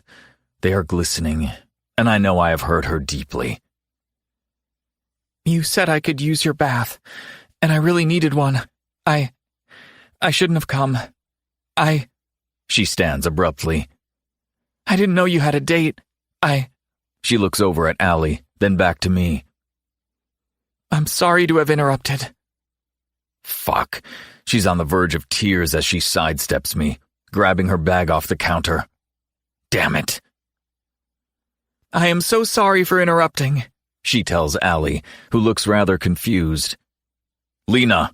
I call out her name, but she ignores me, pressing the bell for the elevator, which is still on the penthouse floor. The doors open immediately, and Lena rushes inside. I watch on in horror as the doors close. Lena breaks. Fuck. It seems a little late for your cleaner to be here, Allie adds, looking over at the blonde, the one I was using to forget the woman who was here in my space, filling it with her sweet perfume. I don't think tonight's going to happen. I'm sorry. My shoulders sag as I scrub my face with my hand. Because your cleaner interrupted us? She genuinely seems confused. She's not my cleaner. My voice raises. She's the woman I was trying to forget tonight. The blonde's eyes widen in understanding. I can still make you forget, she purrs, slowly making her way toward me. Stop. My voice is hard. I think it's best that you leave. Allie's thick lashes blink a couple of times slowly. You're not serious. I am. Deadly. She throws up her arms in the air and huffs. Fuck you. I should have gone home with EJ when I had the chance, she grumbles, hitting the button for the elevator 1,000,000 times. I'm sure if you call him, he'll be happy to hear from you. Allie glances over her shoulder, looking like she wants to throw something in my direction, and hard. The elevator arrives, and she walks in and leaves. Thank goodness. Grabbing my cell, I call Lena, but it goes automatically to her voicemail. I try again. Nothing. And again. Nothing. I keep trying until her phone is switched off. Fuck. This has turned into the worst night ever. Lena. Chapter 20. Seeing Logan in the arms of another woman so quickly after what we shared broke me. He's single. He has every right to screw whoever he wants. I just didn't think he was. You turned his proposal down, Lena. I know this, but still. You showed up unannounced at his apartment. Again, I know this, but I was kind of hoping maybe... I'm the biggest idiot in the world of idiots. Logan didn't stop calling or texting me all night, and I ignored every single one of them. I didn't want to hear what he had to say. I didn't want to know if she stayed and fucked him. Just witnessing them practically ripping each other's clothes off was enough for me to want to bleach my eyes. Logan even tried to say sorry Italian from our favorite restaurant. Every time I looked at him, all I saw was her hands. All over him. Eventually, he gave me my space and left me alone. And we went back to this weird space of dancing around the issue at work, which makes it awkward for everyone. It's Chloe's birthday. Enough being miserable. Enough worrying about Logan Stone. I'm going to get drunk, find a cute guy, and take him home. Hopefully, that will wipe all the images of Logan Stone from my mind. What do you mean he showed you his dick? Ariana questions Chloe as we settle in her bedroom with champagne glasses in our hands. It was spectacular, wasn't it? Stella giggles. That man looks like he'd have the perfect dick. You know I shouldn't be hearing this. The room falls silent as they turn toward me. And I burst out laughing because, come on, I know I'm the HR director of the company, but I'm also her friend. Just kidding. I'm off the clock. I laugh. Raising my glass in Chloe's direction, I give her a knowing wink. It's none of my business. But if I'm honest, I kind of want all the details because from what Chloe told us all about flashing Noah her boobs in the office while getting stuck in her new sports outfit, there's more to it than a flash of skin. Especially if he dropped his pants and flashed her too. It's not like that, Chloe sighs. It kind of is. It's hard to deny that they have the hots for each other because they're always harmlessly flirting. You guys should see them around the office, flirting, laughing. I'm totally jealous because I wish things were that easy with Logan. All the young girls send daggers her way as she walks past, I explain to the room. They what now? Chloe seems surprised by my observation. No, they don't. Do they? I sip my champagne and smile over the rim at her, not saying another word. What have I ever done to them? Concern falls across Chloe's face, but I don't want her to feel bad. Might be the fact that you have Noah's attention, or maybe the fact you went away with him, or perhaps the fact that he checks you out as you walk past every single day. It's the truth, and they all see it. You'd have to be blind not to. Chloe's such a beautiful soul, she has no idea how jealous the girls are of her. No, he doesn't. I see a little bit of hope shine on Chloe's face as she gently bites her lip. I raise a brow in her direction as if to say, really? Shit, Chloe curses. Hey, grabbing her attention. It's her birthday, for goodness sake, Lena. I shouldn't be raining on her parade today. I'm only saying it's not a bad thing. You might not have realized it, but some of the girls have started to emulate you by wearing those pencil skirts you love so much.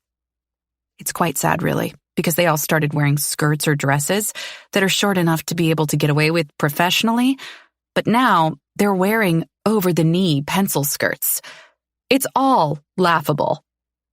Because those skirts seem to grab Noah's attention the most, I tell her. Chloe's mouth falls open, and she jerks her head back in surprise. That seems awfully single white female of them, Ariana adds, then takes a sip of her champagne. Yeah, but have you seen Chloe in one of those skirts? Her ass looks phenomenal, a gorgeous peach, Stella adds with a giggle. What? Chloe stares at her in surprise. I'm jealous, okay? I wish I had booty instead of a pancake. She sticks her tongue out, then sips her champagne. Anyway, back to Noah's dick. Tell us more. Stella changes the subject. You saw Noah's dick? Emma asks while walking into the bedroom. She hugs Chloe. Just another awkward situation Chloe likes to find herself in. Ariana smiles. Chloe flips her off with a chuckle. Was it good? Emma asks, getting straight to the point. It was amazing. Chloe's face lights up, and her cheeks turn a nice shade of pink. It's honestly the same face I probably sport when thinking about Logan's dick, too. She's been dickmatized, hasn't she? Ariana laughs. Far out. That's what has happened to me. Logan has dickmatized me with his glorious dick. Totally. You can tell when they get one of those faraway looks. Their cheeks turn pink, and they start biting their lips, remembering how amazing the D is. I know exactly how that goes. I wonder if they're twinning downstairs, too, Emma asks. Not going to lie, the thought has crossed my mind once or twice. I volunteer, Emma yells out. No, I volunteer. Stella stands and bursts out laughing. Me too! Ariana raises her glass of champagne in solidarity. I'm off the clock, so me too. I get swept up in the craziness of the moment. Screw you guys, Chloe moans. It's going to be hard. She doesn't get to finish what she's saying before Stella starts doubling over in laughter. Hard. She holds her belly tightly while we all burst out laughing too. The champagne is definitely going to our heads rather quickly. What I was trying to say is it's going to be difficult not to picture what I saw today when I see him next, which is going to be a problem because that's exactly what I didn't want to happen. Hence why I've never done anything before, even when I've wanted to, Chloe confesses, falling back onto her seat and letting out a hard sigh. The two of you have had the longest foreplay ever. Months of flirting and the odd hookup Ariana doesn't get to finish because I'm interrupting her. Hang on. You've hooked up before? I'm confused. I thought there's been only flirting between them. I didn't realize it had progressed. We actually ran into the twins while on holiday, months before Chloe started working with them. Stella adds. What? Noah and Logan knew Chloe when she came in to be interviewed, and they never said anything to me? And Chloe too? We met on my honeymoon, Chloe adds. Why didn't you tell me? Honestly, I feel a little hurt and left out over the revelation of this bit of information. I never wanted to put you in a position where it would compromise your job. Chloe reaches out and takes my hand in hers, giving it a squeeze. Am I that much of a stickler for the rules that she didn't think she could talk to me about it? She didn't tell me because she didn't want me to have to choose between her and my job? Damn her for being so nice. You silly thing. Pulling her into a hug. I'm new to all this female friend stuff. If it isn't impacting the business, then I'm okay. Plus, we're friends. I'd talk to you first if it were serious. Unless it's something illegal. I give her a wink, and Chloe visibly relaxes. Fine. The honeymoon was a disaster. I kissed him, I even propositioned him, but he was a gentleman. Then there was a stupid misunderstanding. Emma adds. I need to know more. I wasn't in the right headspace for anything anyway, Chloe adds. I do know the story about her fiancé and her best friend. Then he saved you in Vegas, Stella adds. You heard the story about Walker attacking me?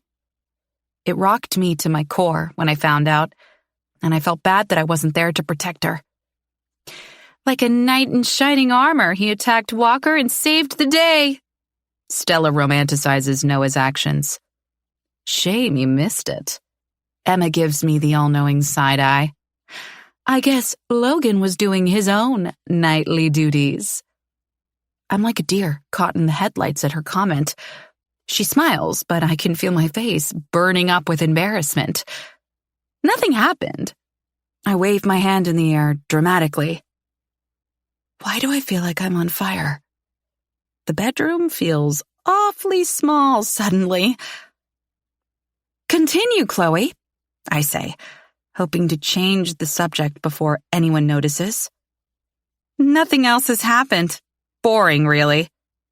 I'm wondering about you, though.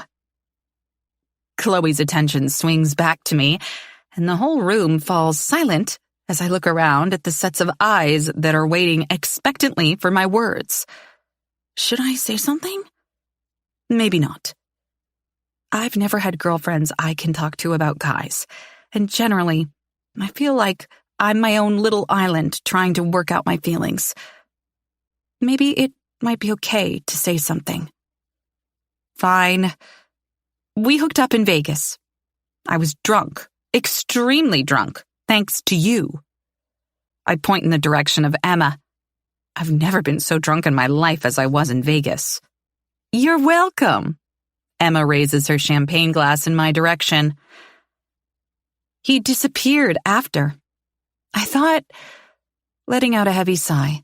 I closed my eyes for a few seconds, just trying to calm my mind. He had changed his mind? Chloe questions. Yeah. Twisting the champagne glass in my hand, I continue. The next morning, he acted as if it never happened. I felt humiliated because I stupidly let hope in. That's why I was reluctant for anything to happen again in the Hamptons. This time, I was the one in control. What about the Hamptons? Did anything happen there? Chloe asks. Looking up at her, she can read it on my face that something did happen, but I won't talk about it. Screw them, Emma states. I've organized a wonderful birthday present for you, Chloe. Who am I kidding? She laughs. I've organized it for all of us. Follow me. We all follow her out of the bedroom and downstairs. Voila! Waving her hands through the air, she displays 6 gorgeous men who are standing there, waiting for us. You're welcome, she grins. Tonight looks like it's going to be fun. Logan. Chapter 21. I've been watching Lena throughout the party while hiding out in the back garden. She's been laughing and drinking with her friends. I've even had to watch her flirt with the near-naked waiters walking around the party. Fuck, it hurts seeing her smile being given to someone other than me. It's killing me that I fucked up and ruined whatever there might have been between us. Throwing back the rest of my drink, I think it's time we talk about what happened that night. And in the middle of a crowded party is probably the best time, because she can't escape me. Taking long strides, my laser focus is on Lena. She's in a group chatting away, and out of her peripheral vision, she sees me. Slowly, I watch as she places her drink down and excuses herself from the group. My steps quicken as I watch her walk up the stairs to the next level. I watch in dismay as she escapes through the front door and out through the front courtyard. I run after her, but she disappears into the night streetscape. Lena! I call out while standing on the busy street, looking all around me, trying to figure out where the hell she's disappeared to. The sound of rattling grabs my attention, so I head in that direction. Turning into the neighbor's courtyard, I find Lena pressed against the brick wall with tears falling down her cheeks. Shit! Lena attempts to rub her face free of her tears so I won't notice. Lena. Stepping forward, I cup her face. Logan, don't. She pulls away from me. I don't need any more humiliation.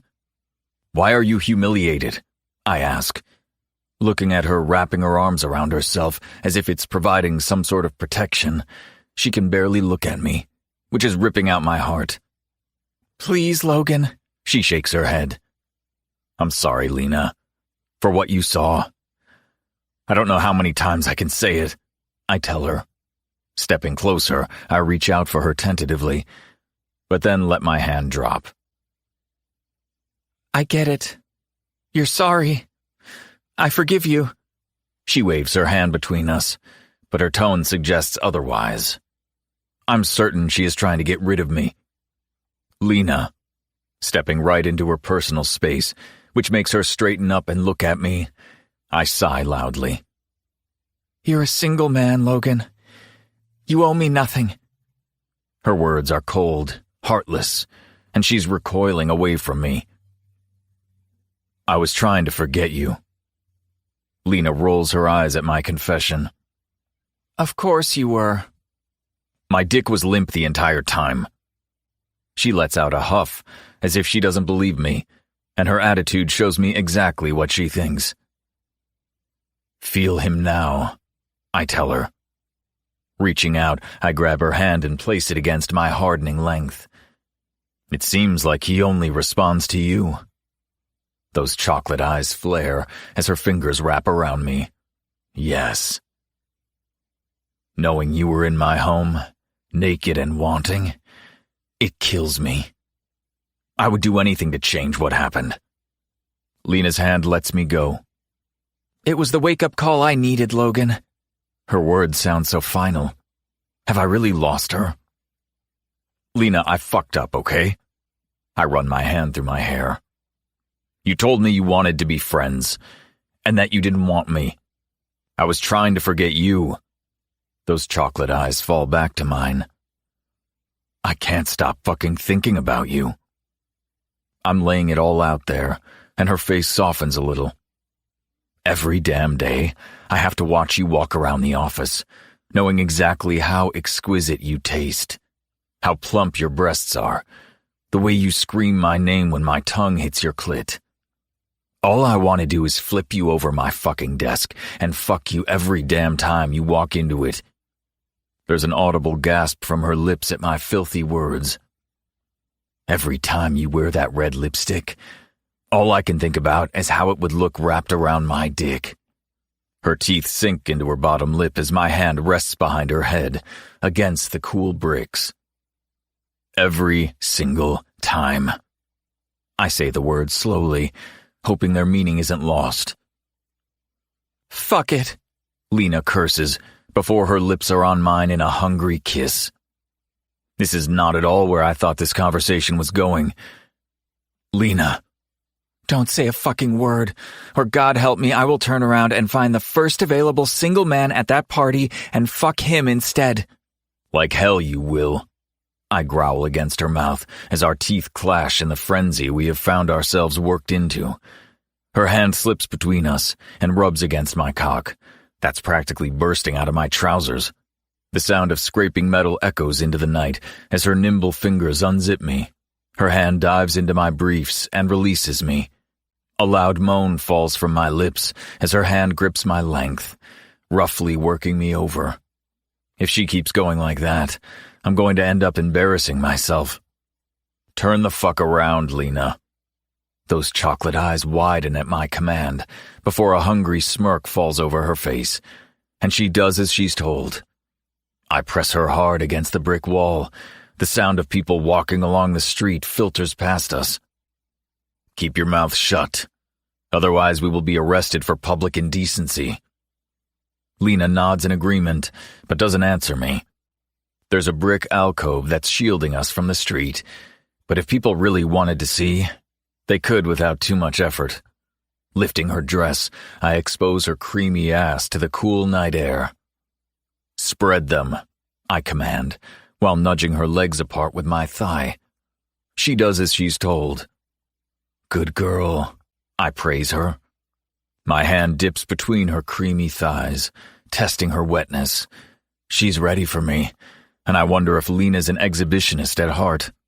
Grabbing my aching dick, I run the tip through her back crease, teasing her hole. Coating myself with her wetness, bit by bit, I edge myself into her entrance, making sure she's ready for me. Lena turns her head. A frown has formed on her forehead. Stop teasing me and fuck me, Logan, she growls. This makes me smile that Lena's that worked up for my cock. I give the woman what she wants and thrust up inside, pushing her against the cool bricks. We both grunt at the joining as she pushes back against me, matching my thrusts. Her mules start to become louder, and as much as I enjoy fucking her, I don't want us to be arrested, so I wrap my hand around her mouth. Hush it, Lena, or you will get us into trouble. She grunts into my hand as I continue punishing her. I'm so going to hell. This is against everything I stand for, that my company stands for, but I'm not sure I can stop. She feels too good wrapped around me. An unexpected and inopportune thought pops into my head. I'm just like my father. I have no control. I'm fucking one of my staff members in the middle of the street when I should be inside at an employee's birthday party. Fuck. I'm just like Dad. That thought hits me like a ton of bricks against my chest, and now I can't breathe. My chest tightens as the feelings of self-loathing hit me. My dick begins to lose focus. Pulling myself out of Lena, she sags against the wall. Fuck, I whisper shout as I push my semi-hard dick back into my trousers. Logan? Lena straightens herself and turns. Her eyes are on me, her cheeks flushed as she asks, Are you okay? No. Running my hands through my hair, I wave my hand between us. I can't do this. Lena's face sinks, and I know instantly I've hurt her.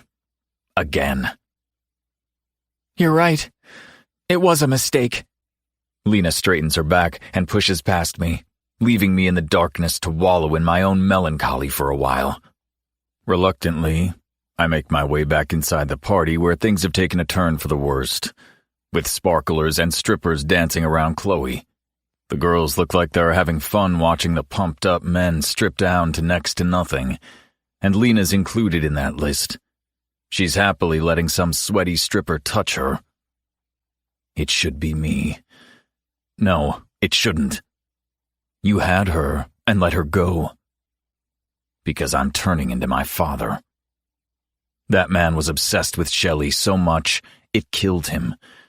And I'm following right along in his fucked up shoes. Turning on my heel, I head outside. Maybe it's best I head home and leave Lena to it.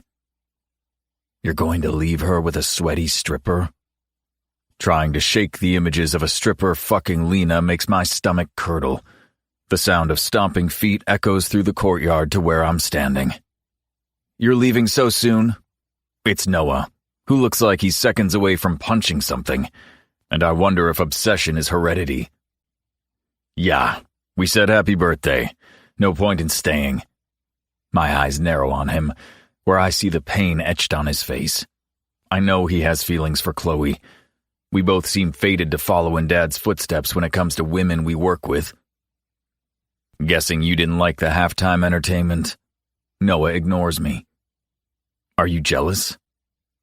Pushing him, I need to know how deep he is with Chloe so I can assess the damage. He doesn't look impressed with my line of questions, and he doesn't answer me. My stomach sinks. He's totally into her. You are. Otherwise, you wouldn't be leaving the party. Fucking hell, Chloe must have a magical pair of tits if they have made you go gaga for her. Knowing this will set him off, after Anderson let slip that Chloe accidentally flashed him with her tits while getting changed, I challenge him. He thought it would be the right thing to do to flash her his dick, so she didn't feel bad. Noah didn't come to me at the time. He went to Anderson. And that jackass is the worst advice giver ever. And look where we are now, in this predicament, where my brother is completely pussy-whipped by one of our employees. The next thing I know, Noah has me by the scruff and slams me against the wall. Don't be so fucking disrespectful, he sneers at me. Well, fuck. This is not at all what I thought his reaction would be. Laughter falls from my lips, and my brother tilts his head while glaring at me because I'm laughing like a damn idiot. He lets go of me and begins to pace as he runs his hand through his hair. Don't talk. I know the spiel you're about to give me. My brother's posture stoops as a distant, empty stare of sadness appears. My gut twists. Am I really that bad? That much of a heartless monster? You surprised me with your reaction. I take it easy on my brother. You were testing me? He raises his brows and jerks his head back. The way he looks at Chloe, I can see it, feel it. He's as fucked up over her as I am over Lena. Maybe one of us should have a happily ever after. Of course, you're as bad as me when it comes to women. But when one walks into your life and knocks you on your ass, well, shrugging, I push my hands in my pockets. Someone knock you over? I ignore him. Lena, perhaps? He pushes me, and I can see the determination on his face to try and crack whatever's going on in my mind. I know we have the whole twin thing happening. I can deny it till I'm blue in the face, and you will still know I'm lying. My shoulders sag, not wanting to go into it. All I'm saying is, it's complicated. And? Noah questions. When I want you to know, I'll tell you. I shake my head because there isn't anything to tell. Are you fucking serious? After all the shit you've given me over Chloe, and now I find out something's happened between Lena and you, and you're telling me to butt out? You're a damn dick. My brother curses at me. So he should. But he's always known I'm a closed book. I don't overshare like he does. Fine. Want to hear how I've fucked up? Throwing my hands up in the air, I let out a long sigh. And nothing. Because that's all there will ever be between Lena and me. If you think there's something real between you and Chloe, my penance for killing Dad is that I will never find happiness. Just make sure you're certain before doing anything. giving him my brotherly warning. I don't think my brother should be down here in the watery deeps of karmic restitution alongside me. Logan, we'll chat soon. I promise. I state as my driver pulls up to the curb. Obsession makes you do crazy things. I couldn't sleep when I got home after Chloe's birthday party. The images of Lena and the stripper swirled around in my mind on a loop, sending me crazier and crazier until I couldn't take it anymore, and stupidly jumped in my car. I'm now sitting out the front of Lena's apartment with a hot takeout coffee. It's ass o'clock, the streets are dark, and her lights are currently off. Is she still at Chloe's? I should have checked. She could be staying over. I didn't think this through. A taxi pulls up at the curb, and a giggling couple falls out of the car. Looking up, my eyes narrow, and I notice it's Lena with a man. Fuck. No. The man pays the taxi driver, and Lena grabs his hand and pulls him up the stairs to her front door. He pushes her against the wall as she wraps her arms around his neck and kisses him hungrily. That should be me doing that, not some random guy. They break apart for a moment as she unlocks her door. The man keeps his hands all over her. The door swings open, the light in the foyer turns on, and I watch as they're all over each other again, their silhouettes dancing behind the glass door. My eyes glue to the spot where they're dry humping each other. My knuckles turn white with jealousy. I had my chance tonight, and I pushed her away. This is all your fault. I continue to torture myself as I watch them fall into the elevator, the doors closing as they maul each other. It takes them a long time to make it up to her floor. I sit in my car, waiting. Eventually, the light turns on, and again the dancing silhouettes torture me as they move around her apartment. At some point, I must fall asleep because the sound of a horn wakes me up, and bright sunlight streams through the tinted windows of my car. Looking at my watch, I register it's about 9 a.m. Looking up at Lena's apartment, the curtains are pulled back. She must be awake, so I turn the ignition and head home. Logan.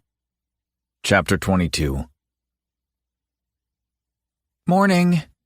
Lena smiles as she enters my office, as if nothing has happened between us over the weekend. Looking up at her beautiful face, all I can see is her arms wrapped around another man, and jealousy is sitting like acid in my stomach. I have the paperwork for you to sign.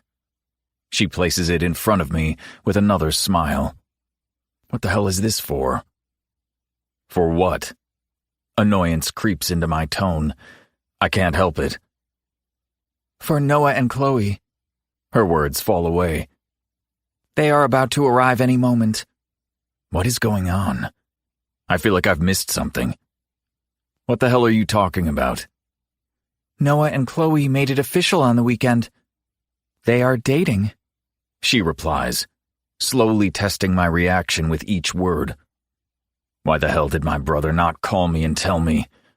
This is huge. They are signing a contract letting you and the company know they are together officially. Fucking hell, I mutter to myself. Lena lets out a heavy sigh. Well, I think it's great. Looking up at her as she stands there with her shoulders back straight, chin up, she's daring me to argue with her. Of course you would. You're still in a post-coital glow. I spit the words out like venom. Excuse me? I saw you. You saw me what? Those chocolate eyes narrow on me. She's more than angry. She is furious as she holds her chin high, and the tightness in her expression, you could cut it with a knife. You took some guy home. Was he good? Did he make you come like I do? I know I'm stepping over the line so badly, but I can't seem to stop myself. My jealousy is out of control, and it's like a freight train barreling toward the station that I can't make stop. He finished the job you were unable to. Her words are like a sucker punch to the stomach, and I almost groan out as it hits me front on. Don't you dare make me feel bad about doing something for me for once. I put every other person's feelings before my own. And where does that get me? Fucked over. Time and time again. Her eyes are glistening with unshed tears. Seeing you in his arms. Raking my hand through my hair, wanting to yank the ends off in frustration. But somehow, I stop myself. Did you follow me home? I couldn't sleep. I fucked up. You didn't want me. Her voice tightens a little as she speaks. I'm not going to sit around waiting for you to sort your shit out when it comes to us. You're either in or you're out. The sound of the office door creaking open halts our conversation as my brother and Chloe walk in, hand in hand, looking so fucking happy I want to hurl. Please take a seat, I tell them. I want this over and done with, because heat is crawling through my veins at Lena's demand. I'm assuming you've called us here today to inform us that you're dating. Yes, Chloe stutters. I'm making her nervous with my asshole behavior. The room feels hot like the walls are closing in around me. What the hell is your problem? My brother eyeballs me. Nothing. Looking over at Lena, I continue. It's protocol. If this, waving my hand in the air, goes foul, then I need to cover your ass. I'm being a gigantic dick, and I can't stop the train wreck. My heart is beating so hard it feels like it's almost out of my chest. Am I having a heart attack? It feels like it, as the beating intensifies throughout my body. Maybe I should be asking you the same thing, brother. Is he fucking serious? I'm happy you two are together. But Chloe, I need you to fill out this paperwork to cover the brothers. Lena smartly changes the subject. Chloe reads over the paperwork and signs it willingly. Happy? Noah looks over at me. Yes, very. Now get the fuck out of my office.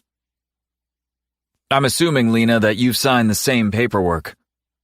That motherfucking little shit. I'm going to kill him. Lena's eyes widen, then she frowns and frantically looks between Noah and me. I'm going to shut this shit down right now. It's not necessary. Nothing is going on, nor will ever go on between us. Lena's face turns pink with embarrassment. I'm a black hole of bastardry, and I'm pulling everyone's happiness into my melancholic vortex, which I'm trying to save them from. I better go file this paperwork. Lena stands and picks up the paperwork, ready to make a hasty retreat from my office. Yeah, I better get back to work too, Chloe adds, as the two of them stand and quickly leave the tension-filled office. As soon as the office door clicks shut, my brother is into me. What the fuck is the matter with you? Noah looks at me, and the look in his eyes makes me know he's ashamed of me. What? I'm protecting what we've worked so hard for all our lives. I'm not going to let some woman ruin it all. Noah's face is so red with anger, I'm surprised I can't see steam shooting out his ears. Some woman? The chair scrapes across the floor of my office as he stands, his hand slamming down on my desk hard. You know Chloe isn't just some woman to me. I don't want to hear it. Crossing my arms across my chest, I lean back in my chair as Noah gets into my personal space. We all know you don't have a very long attention span when it comes to dating, I state, knowing it's going to push my brother's buttons. Noah's hand twitches against the desk like he wants to punch me, but hesitates. Do it. Take it out on me. Hate me. I deserve it. What's wrong with you? He questions through gritted teeth. I'm being the sane one here. You can't see the forest for the fucking pussy. I know I have pushed him too far, and the next thing I know, he has launched himself across my desk and his fist is connecting with my jaw. Fuck you! Noah screams as he chokes me. Fuck you! He yells even louder. The office door slams open, and we're being pulled apart. What the fuck is going on here? Anderson yells. You do realize you're at fucking work. He looks disappointed in both of us. Act like a fucking professional, will you? Lena. Chapter 23. Are you okay? Chloe asks as we leave Logan's tension-filled office. I'm fine, I reassure her as we head back to my office. However, I'm anything but. My hands are shaking, my stomach feels like it's tied in knots, and I've never seen Logan so angry at me before. He's giving me whiplash with his mixed signals, and I'm at a breaking point. Tears threaten to fall, but I've never been one to be emotional at work, so I suck it up. Want to grab a coffee? Chloe pushes gently. Placing the paperwork on my desk, sucking in an uneven breath, I turn around. It's my turn to pay. Chloe gives me a friendly smile, and I almost crack at her friendly support.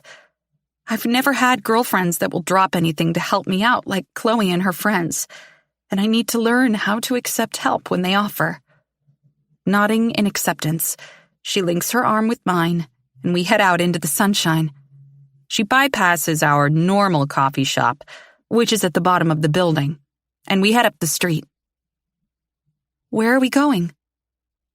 Curiosity gets the better of me as we make our way through the crowded Manhattan streets.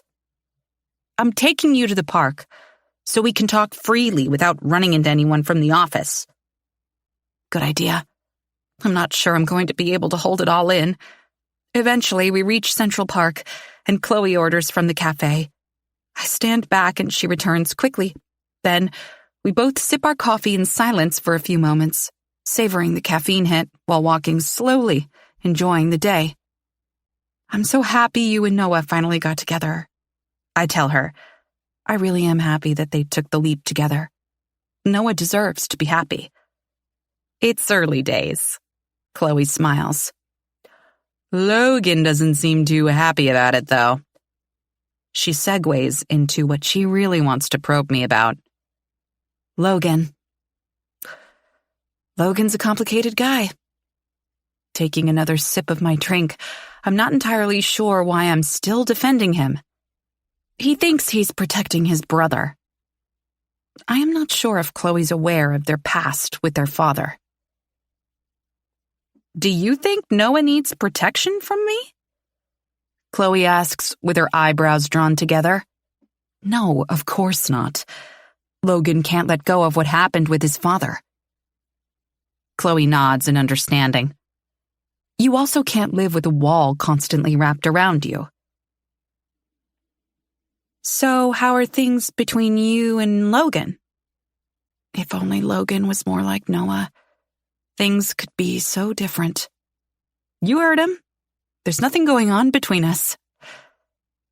Hearing Logan's words sliced through me, hard, and the pain they cause is ever present. Never will. My throat tightens talking about it, but I hold it together. Why am I so emotional at the moment? I'm sick of pining after a man who will never change. A man who doesn't want to change. Chloe looks at me with understanding as she nods. I think I'm going to start looking for a new job. It's past time that I move on. I want to change. I need to rid myself of this one-sided crush I have on Logan Stone. Really? Chloe's mouth falls open in disbelief. I can't work beside him anymore. Tears begin to well, and I try hard not to let them fall over my lashes. Not after everything that's happened between us. My stomach churns uncomfortably, thinking about everything that's happened and the consequences of those actions. Honestly, my heart can't take it anymore. As the first tear falls down my cheek, Chloe gives me a small smile I get it. She links her arm with mine. Men suck. I semi-smile. I'm going to miss you if you go. You know that. I see the sincerity in her eyes. You're leaving me to fend for myself against all those young, vapid girls who at any second will, if given a chance, blow my boyfriend in his office. I spit out my coffee and start laughing. This is exactly what I needed to turn my mood around. Stop it! You know it's true. Seriously, can't you stay? Please, pretty please. Chloe pleads with me. I want to. I really do. Maybe if Logan moved to Timbuktu, that could make things easier, but I'm pretty sure that isn't going to happen. I would if I could. Ugh, seriously? I hate Logan right now. How can two men look identical yet be so polar opposite?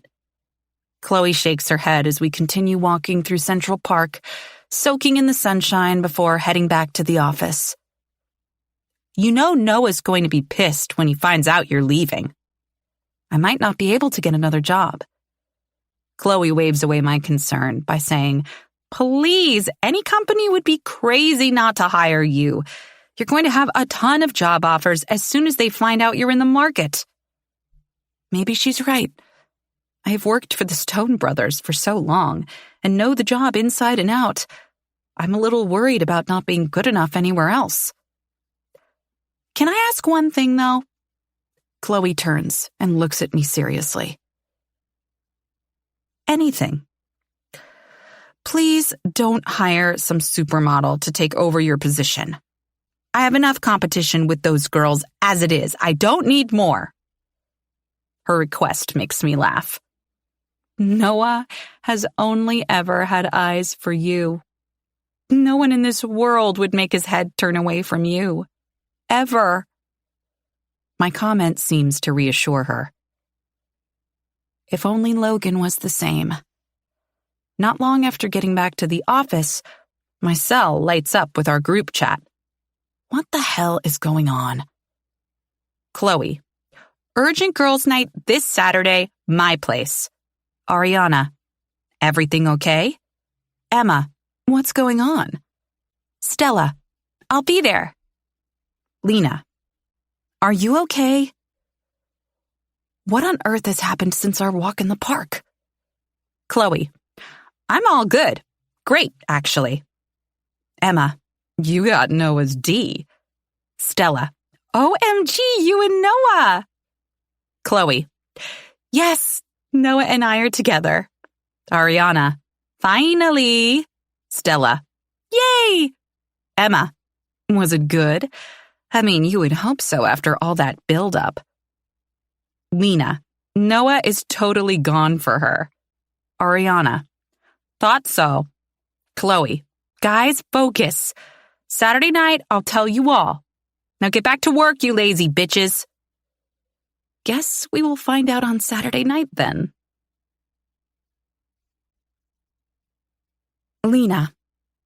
Chapter 24. Girls' night did not turn out the way I'd expected. Emma and Anderson are married, and they go to some secret sex club. Why can't a handsome billionaire marry me and whisk me off to a sex club? Why can't I have a handsome man to come home to? Instead, here I am wrapped around a toilet bowl, throwing up this morning. Not sure what the hell I ate last night. We were working late at the office, getting ready for the opening of the Hamptons estate in a couple of weeks.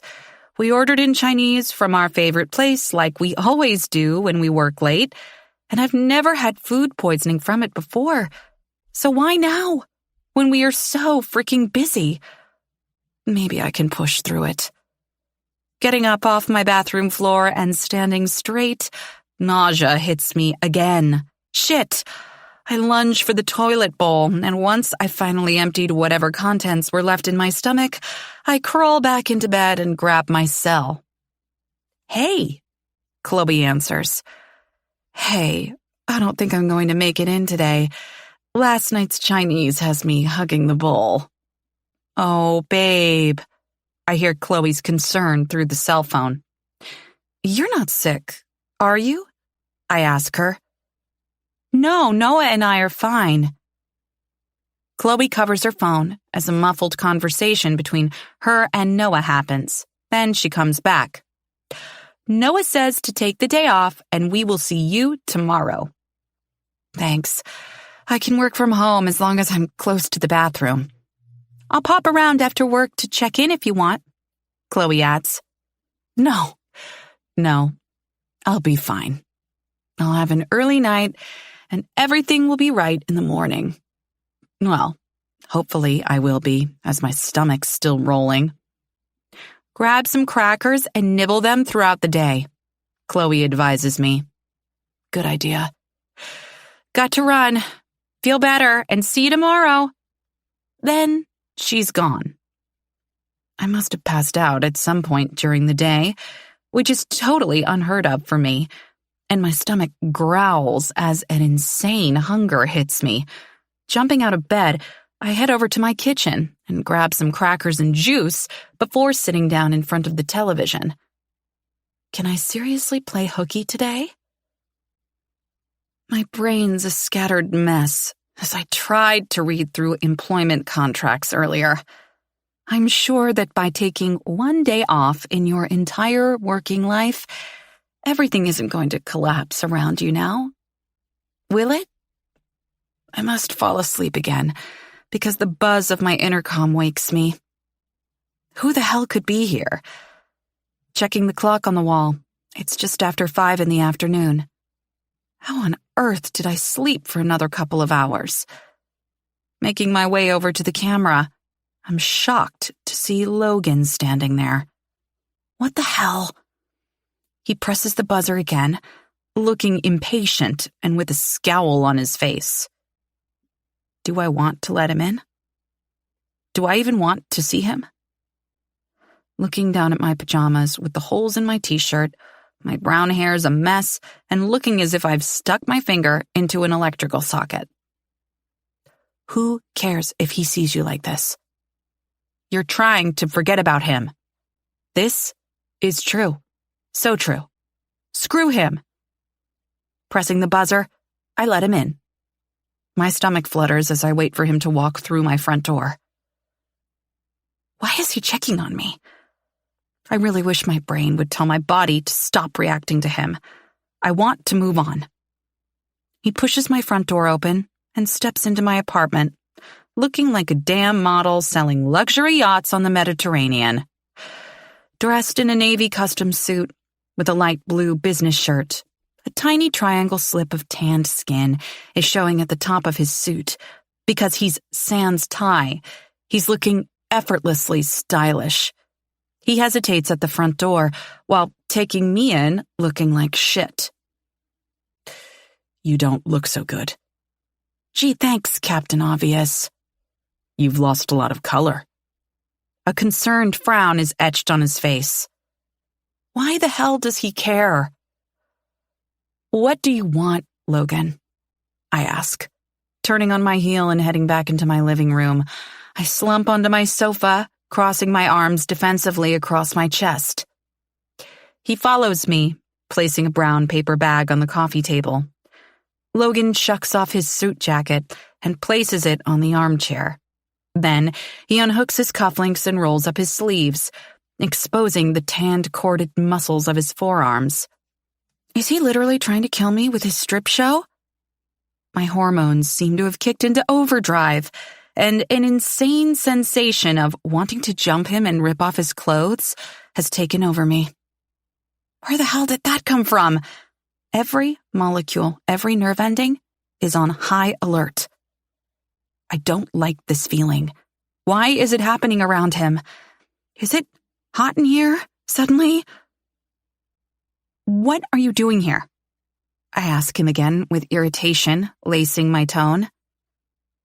I wanted to check on you, he says. Taking a seat on the armchair, he leans forward, reaching for the brown paper bag. I watch in fascination as his blue business shirt strains against his muscles. Biting down on my lip, I suppress the urge to moan at the sight. I brought you some saltines. He pulls the packet from the bag. And some seltzer. Placing them on the coffee table, I so want to hate him right now. I really do, because he's the biggest jerk in the history of jerks. But then he does stuff like this and... Stay strong, Lena. Logan sits back after showing me his haul and crosses his arms. My eyes narrow as his biceps push against the light blue of his shirt. Why is that turning me on? I need to get laid, because this is becoming ridiculous. I feel like I have the hormones of a 15-year-old boy. Thanks, I say. Mumbling my gratitude, he catches me ogling him, which makes him smirk. Fucker. How are you feeling? Really tired. Exhausted, actually. I confess, this extreme exhaustion has really caught me off guard. You've been working too hard, he tells me. The little crease between his brows is back again as his blue eyes look over me. As has everyone else.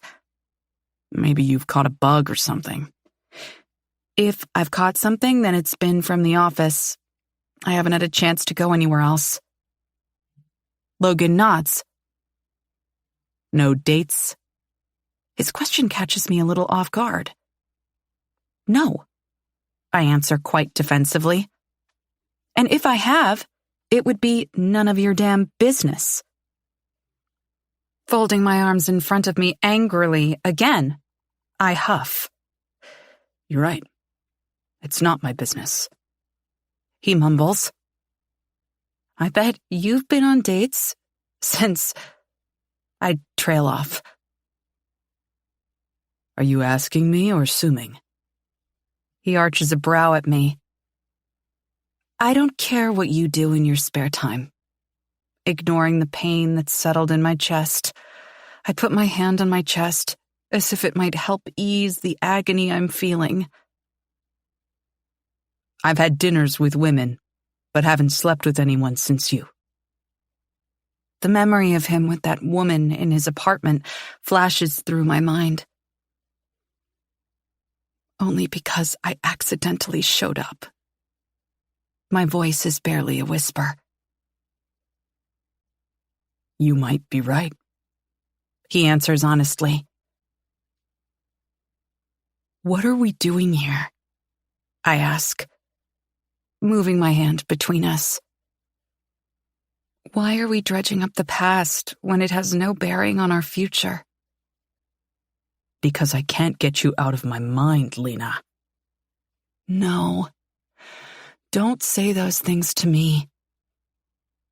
My stomach does a loop-de-loop of emotions. I need to apologize for the things I said in my office after Chloe's birthday. Nope. He needs to stop.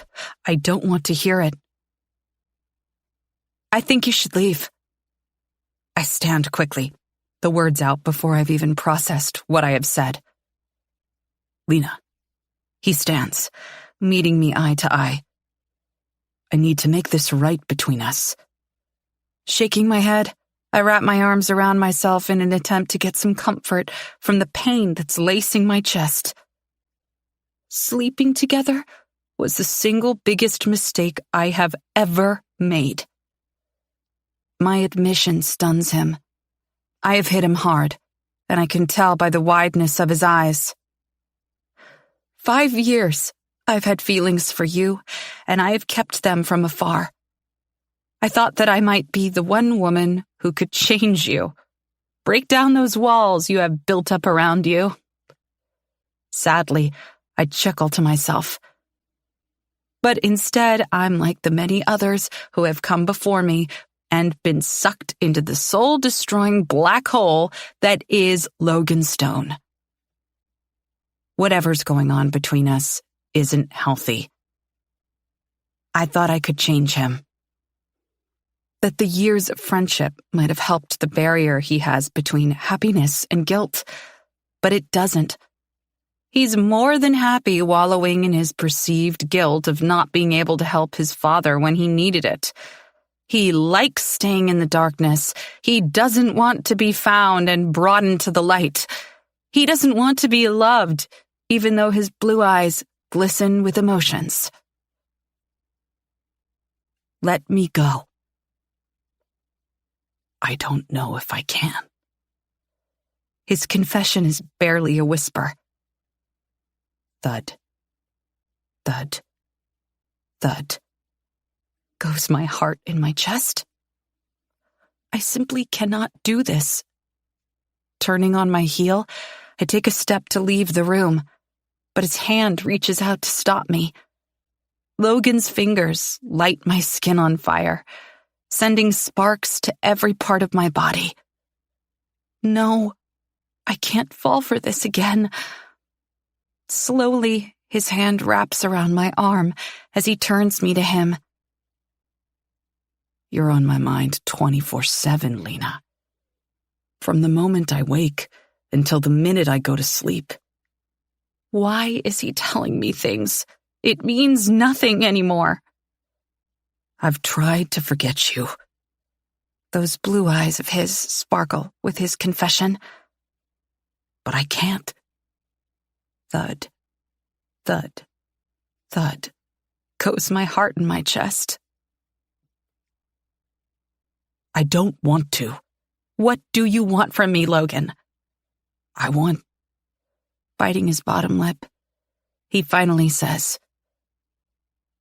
You. I want us. My eyes slowly blink in surprise. Is he serious? Did I hear him right?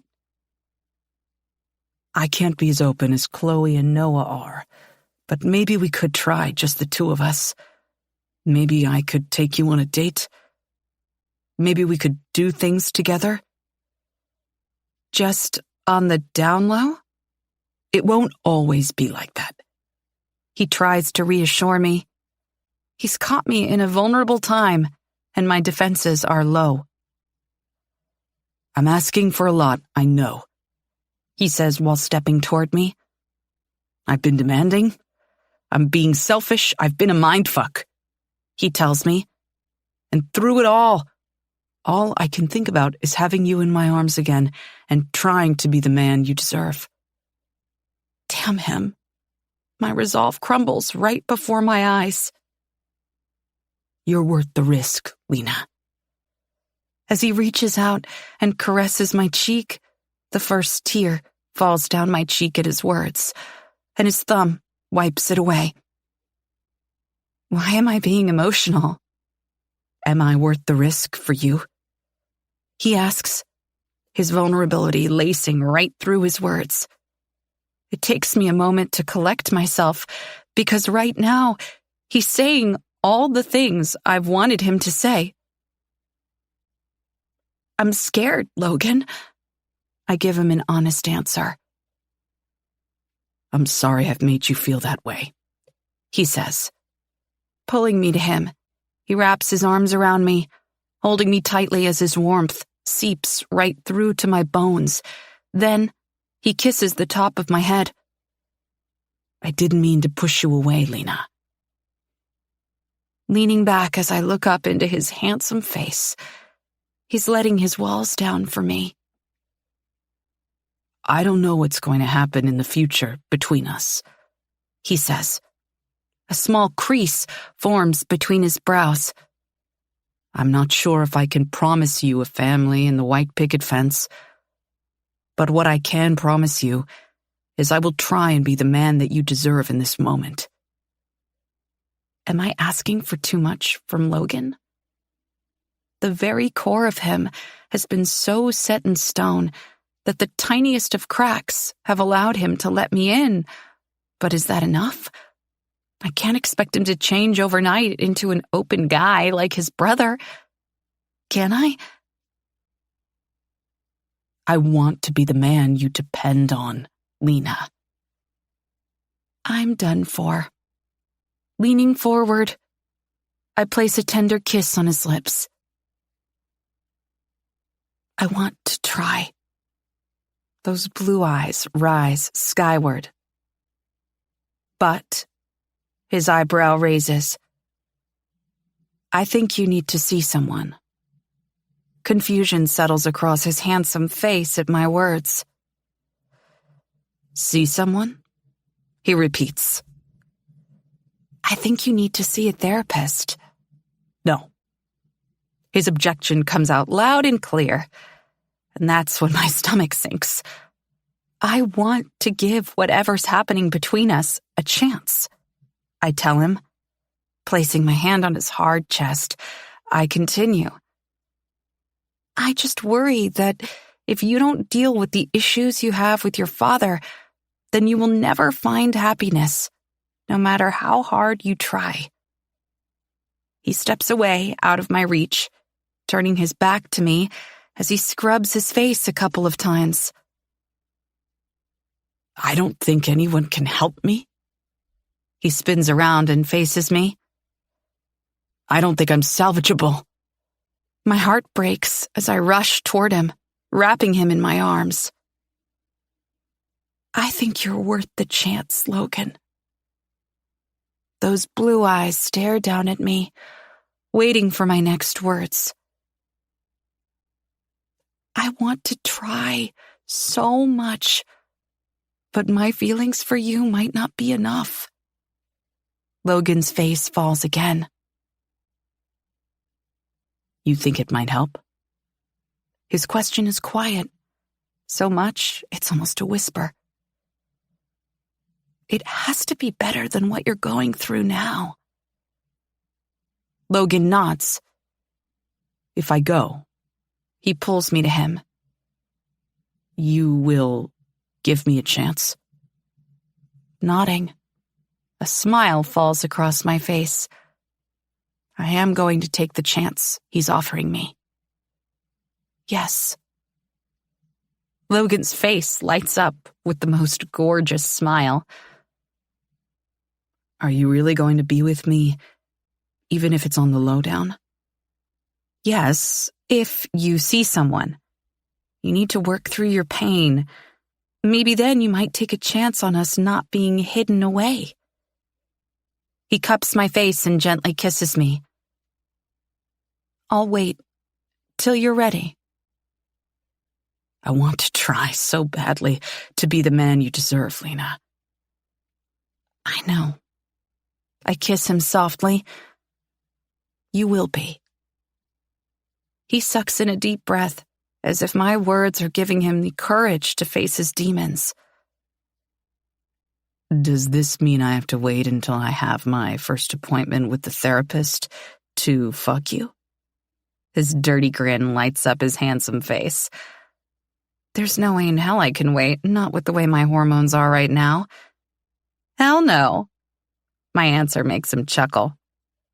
Good, because your nipples have been staring at me all night, and it's been really fucking hard to focus.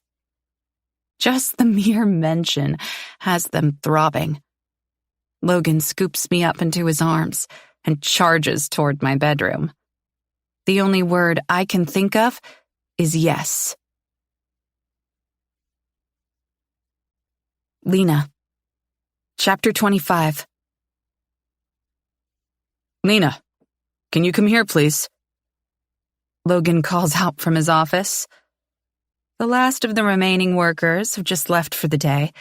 Even Chloe and Noah left, saying something about having dinner with her brother to let him know that they are dating. Noah looked stressed, and of course, Logan teased him about it. What can I do for you? I ask. Stepping inside his office, Logan looks handsome today, in a light gray suit with a black business shirt. He's starting to slowly undo his black tie as I watch him. The man is pure suit porn. There are so many things you could do for me, Miss Lund, he says, raising a brow at me. He pulls his tie through his collar and then wraps it around his hands, giving it a couple of tight snaps, the sound echoing through his office. What's gotten into him tonight? Since we sort of got together, he's never once initiated something at work. Is he after some role play? Where would you like me to begin, Mr. Stone? Locking the office door behind me, Logan stands and rounds his desk, then lazily sits against the edge. On your knees would be a start. His deep timbre voice commands. Instantly, my sex clenches and begins to throb. I'm insatiable at the moment, with my hormones going crazy suddenly. Thankfully, today, I'm in a wrap dress, otherwise falling to my knees in my usual skirt would be a mission. I move toward Logan, swaying my hips seductively until I reach him. His arms are crossed, his face is serious. Slowly, I lower myself to my knees before him. Like this? I give him my most innocent face. Yes, it's a start, he says, caressing my face with his warm hand. Unbuckle me. He tells me his next command. I do as I'm told, reaching out, unbuckling his belt, and pulling it slowly through the loops. Logan takes it from me and slaps it across his palm with a sly grin. I like it. My fingers fiddle with the button and then the zipper of his trousers. He's hard against his boxer briefs, but I wait for him to direct me. Take me out, Miss Lund. You have made me very hard. Biting my lower lip, my fingers peel back the black boxer briefs as if it were Christmas paper, the perfect present waiting for me beneath its wrapping. As soon as he's free from his binding, he springs back against his stomach. Licking my lips, my legs shake with arousal. See what you have done to me. His voice is even, deep, and his tone has the tiniest sliver of restraint. Prancing around the office in your tight skirts all day, bending over my desk, giving me glimpses down your blouse. You've wanted this, haven't you? Yes. I'm practically panting. Logan's dirty talking is doing it for me so badly. So you are teasing me on purpose, then? He raises an inquisitive brow in my direction. Yes, sir. You've been waiting for my resolve to snap so you can please me, haven't you? Good God, yes. I bet if my fingers disappeared underneath the hem of your dress, you would be wet, won't you, Miss Lund? Yes. I pant out in agreement while his dick twitches with each dirty comment. Show me then. It takes me a couple of moments to register what he's asking of me. Place your fingers inside that wet pussy of yours and show me. Damn it, Logan. If I touch myself now, I'll probably come. Lifting the hem of my dress, my fingers dip beneath the cotton of my panties and slide inside of me. I'm soaked. That's it. He hums while taking me in. Logan's hand moves to his dick as he begins to slide it against his velvety skin, and my fingers move in time with his hand. Show me your tits, Miss Lund. Those blue eyes flare with desire as I pull down the top of my wrap dress and expose my breasts to him. So fucking delicious. He growls as he reaches out and plucks a sensitive nipple between his fingers while his other hand steadily strokes himself. You like that? He looks directly at me. Yes. Groaning as he does it again, my hand moves between my wet lips while he continues to pluck my nipples, alternating between the two of them which brings me closer and closer to the edge. "Do not come, Miss Lund." He growls loudly. Wait, what? No. He twists hard on my nipple, which gains my attention. "You will wait until I say so. Do you hear me?" Shakily, I nod, my brain in a foggy bliss. "Show me how much you want my cock, Miss Lund." Slowly, I pull my fingers from myself and present them to him. I'm slightly embarrassed because no other man has ever commanded to see how wet I am before Logan. Obviously, I've been missing out. Good girl. He grins at me. "Now wrap your fingers around me." I do as I'm told, my wetness coating his velvety skin. So good. As my hand glides easily, Logan's head falls back, and his eyes close while he enjoys the sensation of my hand against his skin. Leaning forward, my mouth finally engulfs him. "Fuck," he curses, which makes my thighs tremble. Letting my mouth slide further and further down him, I can taste my arousal painted over his velvety skin. "Yes," he says, as his fingers grip the edge of the desk, while my mouth brings him to the brink, and that thought alone makes me feel empowered that I can bring someone like Logan Stone to the brink. "Stop." His hand reaches out and pulls me off his dick. His chest is heaving when he says, "When I come, I want to be inside of you." Those blue eyes flare at me hungrily. "Stand up," he commands, and I do as I'm told. "Now bend over my desk." On shaky legs, we swap sides, and I bend over his large wooden desk. Looking down, I see the scattered sheets of paper all over his desk. My inner neat freak wants to tidy it before I mess it all up. "Stop thinking about the mess, Lena," Logan tells me. God only knows how he knew my inner thoughts as I feel his heat against my body. "I want to remember the image of you coming every single time I sit at my desk and work through this godforsaken paperwork." His hand slaps against my ass, hurrying me up. So I press myself against the desk and spread my legs for him. "Perfect." I can hear the grin in his voice as his hands push up the edge of my dress and then pulls down my panties. "So beautiful," he mumbles to himself as his hands run over the fleshy globes of my ass. Then his hand slides between my folds. "You ready for me?" Nodding in agreement, his fingers find what they're looking for. Me, wet and ready for him. His fingers pump in and out of me for a couple of moments before they're replaced with the thick tip of his dick. He teases me mercifully until I'm squirming with need. Then he thrusts into me, almost pushing the desk over the floor, and me right along with it. "Yes," he roars as we connect. "So good."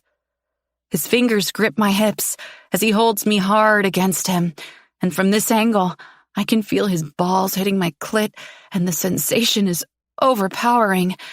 If he keeps fucking me the way he is, from the sensation alone, I'm going to come. "So tight," he growls as he continues to fuck me. "So fucking tight, Lena." My pussy clenches at his filthy words, and sweat begins to form between my breasts. My hands grip the edge of the desk. The shuffle of the papers is heard as I slide against them. The hard slap against my ass has me gasping when Logan catches me off guard. The sting feels good against his punishing thrusts. Over and over, he pushes into me until I feel the tingles all over my body, until they build to a blinding crescendo, until neither one of us can take it any longer, and we both fall over the edge together. We're both a sweaty mess, and the sound of our labored breathing fills the air. Fuck, Lena. I didn't eat your pussy. Logan groans. His comment makes me giggle. Turning my head, he's still buried deep inside of me. You most certainly satisfied me. I have no complaints. Concern laces his face. I was selfish tonight. Shaking my head, he wasn't selfish because it was incredible. But it always is with him. He slowly slips from me. Reaching out, he grabs a few tissues and places them against me. Reluctantly, I pull myself off his paperwork and turn over while holding the tissues between my legs. Cleaning myself up, I grab my panties off the floor and step back into them. My dress falls around me. My head is a little light from the position I was in, and it takes me a moment to gain my bearings again. I watch as he tucks himself back into his underwear and zips his trousers. Looking up at Logan, I give him a tentative smile and notice his flushed cheeks. He takes a couple of steps toward me and cups my face. I'm so thankful you're in my life. As he leans forward and captures my lips, I wrap my arms around him, pulling his body closer to me. What made you change your mind about fucking me in your office? I arch an inquisitive brow in his direction. My dick couldn't take you in this dress anymore, he tells me honestly. Note to self, your dick likes wrap dresses. It most certainly does. He smiles down at me. I made an appointment with the therapist. His words come out in such a rush, I'm not sure I hear them properly. You did? I'm surprised. I thought he would fight me a lot more on this than he has. Yeah. No guarantees, though. He might not be able to fix me. Does he think I want to fix him? Logan, I say. Looking up into the blue pools of his eyes, I tell him, there's nothing wrong with you. You know that, right? He shrugs his shoulders, and I'm regretful that I might have made him feel like there's something wrong with him. I just think you haven't dealt with some things from your past. That's all. He nods, but I can see the conversation is making him uncomfortable. I'm doing it for you, Lena. I want you to do it for yourself, Logan. I stare into his handsome face, looking at the torment swirling in his gorgeous eyes. You've worn me out, woman. Let's go grab something to eat and head home. Logan changes the subject swiftly. Logan. Chapter 26. I promised Lena I would do this, that I would try, and if going to a damn therapist makes her orgasm the way she's done every single night since then, I'm never stopping. It's been a week since Lena and I decided to give things a go. It hasn't been smooth sailing, as she's had a weird stomach virus for the past week, but that hasn't stopped her from practically ripping the clothes off my body when she's seen me. I don't even get a foot into her apartment and she's on me. Not that I'm complaining, at all, because I'm wound up so tight from seeing her in the office all day. The way she bends over picking something up off her desk, or the way her lips move as she talks about work. And all I'm imagining is the feeling of them wrapped around my cock. It's bad.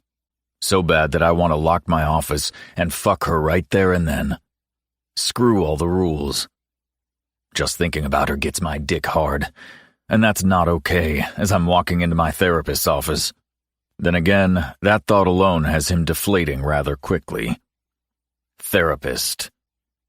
I honestly can't believe I'm here. There's nothing wrong with me, really. I couldn't have built a multi-million-dollar business if there was something wrong with me mentally. Walking toward an unassuming brownstone, There's a brass plaque on the side, the only indication that the home is something more than what it presents on the outside. Pressing the buzzer at the entrance, a video screen lights up. Logan Stone. I have a 2 o'clock with Dr. Aspen, I tell the buzzer. A buzzing noise indicates the door is now open. Pushing against the black wooden door, I step into a home. This is not at all what I thought was going to happen. Turning to the left, one of the living rooms downstairs has been turned into the reception area. A young woman greets me from behind a large wooden desk. Mr. Stone, welcome. She smiles at me. I need you to fill out your details on these forms, and then Dr. Aspen will be ready for you. Taking the clipboard from her, I fill in all my health details. Once I'm done, I hand it back to her. Thank you. Now follow me, she says curtly. We walk down a long wooden floor corridor filled with modern paintings against neutral walls. He's the last door on the left. She points to the chestnut-colored wooden door. Nodding my understanding, reluctantly, I step toward it, my heart thundering in my chest. I can do this. Knocking lightly against the wood, I hear a deep voice echo from inside. Come in. Pushing the door open, I'm greeted by bright sunshine streaming in through large glass windows. The room is small, cozy, intimate even, but light-filled. A man is sitting in a green leather armchair, and he looks at me over his large black-rimmed glasses. To be honest, he doesn't look much older than me. Mr. Stone, it's nice to meet you, he says, standing and holding out his hand for me. Taking it, he gives me a strong handshake before indicating toward the large green leather sofa set up in the middle of the room. Please, sit. I do as I'm told. How can I help you today? He smiles. He's calm, placing his ankle against his knee and relaxing into his armchair with a notepad beside him. I have no idea where to start. The first session is always the toughest. You're not quite sure where to begin. It can be a little out of people's comfort zones. He can say that again. So let's just start with what prompted you to come today. Nervously, I twist my fingers against each other. Someone close to me suggested I should get some help. Dr. Aspen nods, picking up his notepad. What is he going to write on there about me? I haven't said anything yet. Was this someone family? He questions me. Lena is classed as family, so I guess. Sort of. The doctor continues to scribble notes, which astonishes me.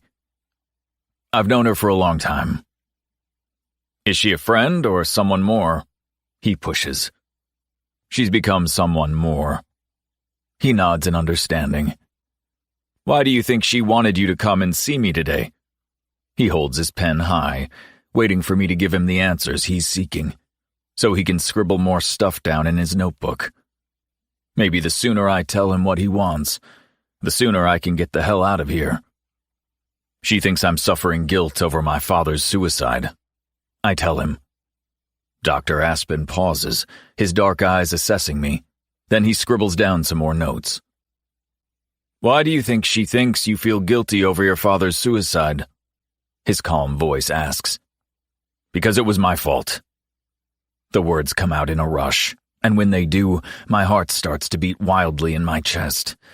My throat constricts just thinking about him. Why was it your fault? He continues to push as if what I'm saying is no big deal. Of course it was, I say. A trickle of sweat forms on my back, and I feel it run down. And why do you think it was your fault? He questions me again. My throat becomes dry. My stomach somersaults while I twist my hands repeatedly in my lap. But Dr. Aspen just waits patiently for me to answer his simple question. Because he was a self-centered asshole, and I was sick of hearing about how he fucked up his life. I was sick of being his emotional punching bag. I had enough. And I told him so in a phone call the night he did it. The words come out in a rush, thinking about that night. My face feels hot as if it's on fire. Dr. Aspen rises from his armchair and opens a small mini-fridge beside his desk, pulling out a bottle of water and handing it to me. Gladly I take it, opening the lid, and I take a large gulp of the cool water, hoping it will put out the fire that's raging inside of me. I can see that it was hard for you to tell me, Dr. Aspen says as he gives me a small smile. Thank you. I pick at the lid of the bottle nervously. This is a great start, he continues.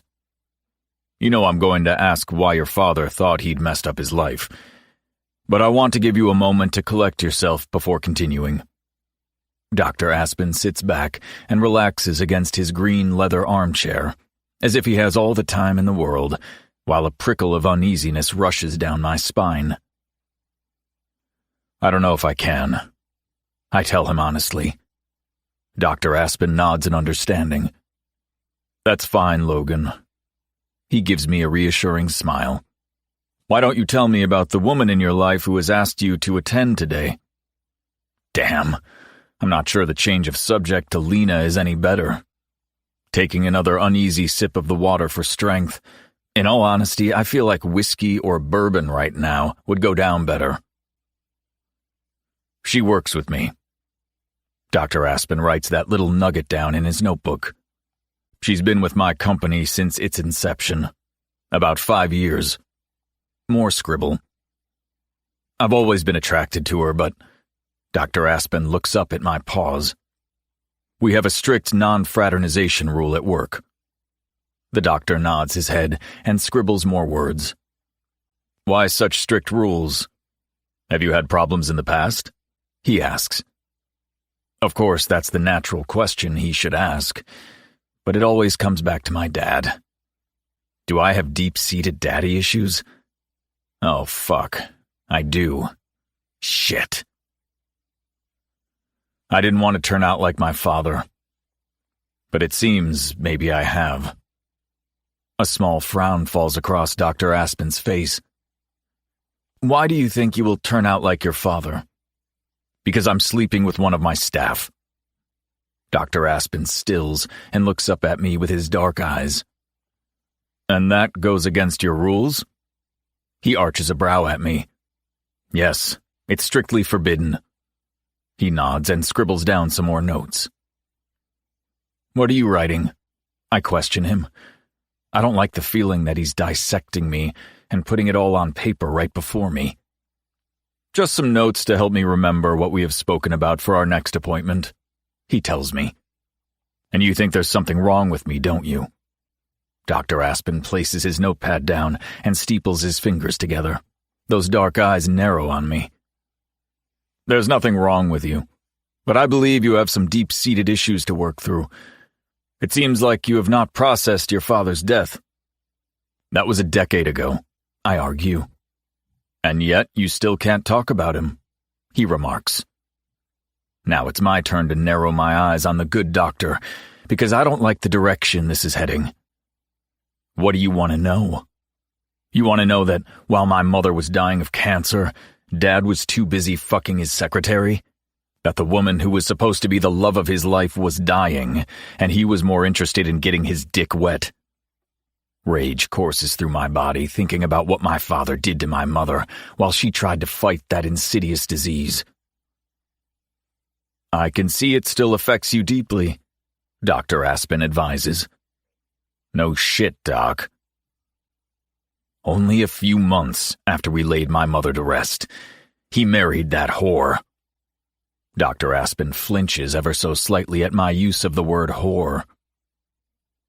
I understand how quickly your father moving on during such a devastating time may have had some long-lasting effects on you. He scribbles again in his book. Then he sits in silence for a couple of moments, as if contemplating his next words. Is that the reason why you have the strict non-fraternization rules at your work? Yes. I let out a long sigh, and he nods again. You think falling for someone at work makes you more like your father than you want to be? He questions me. Of course, I reply with a shrug. Even though the two scenarios are completely different. There's a long pause while we wait for that question to sink in. What do you mean? For one, you are not married, Dr. Aspen adds. So? Other people work at our corporation who are married, and if we don't have rules, they could fuck up too. I can't have our workplace destroying a marriage, especially when we deal in luxurious locations. Two, you're not your father. I let his words sink in. Do you think falling for one of your staff members has brought up issues surrounding your father? He asks. Well, yes, because Lena seems to think so. Lena isn't some random staff member, though. She's family. She's been with us from the start, and she's helped us grow our business. So, she's someone very special to you? I nod. Of course she is. Does she know about your past? Yes. And she's the main reason why you are here today? Yes. Dr. Aspen gives me a wide smile. How long have you been together? My fingers start picking at the water bottle label again. Officially 1 week. But we have been together for months.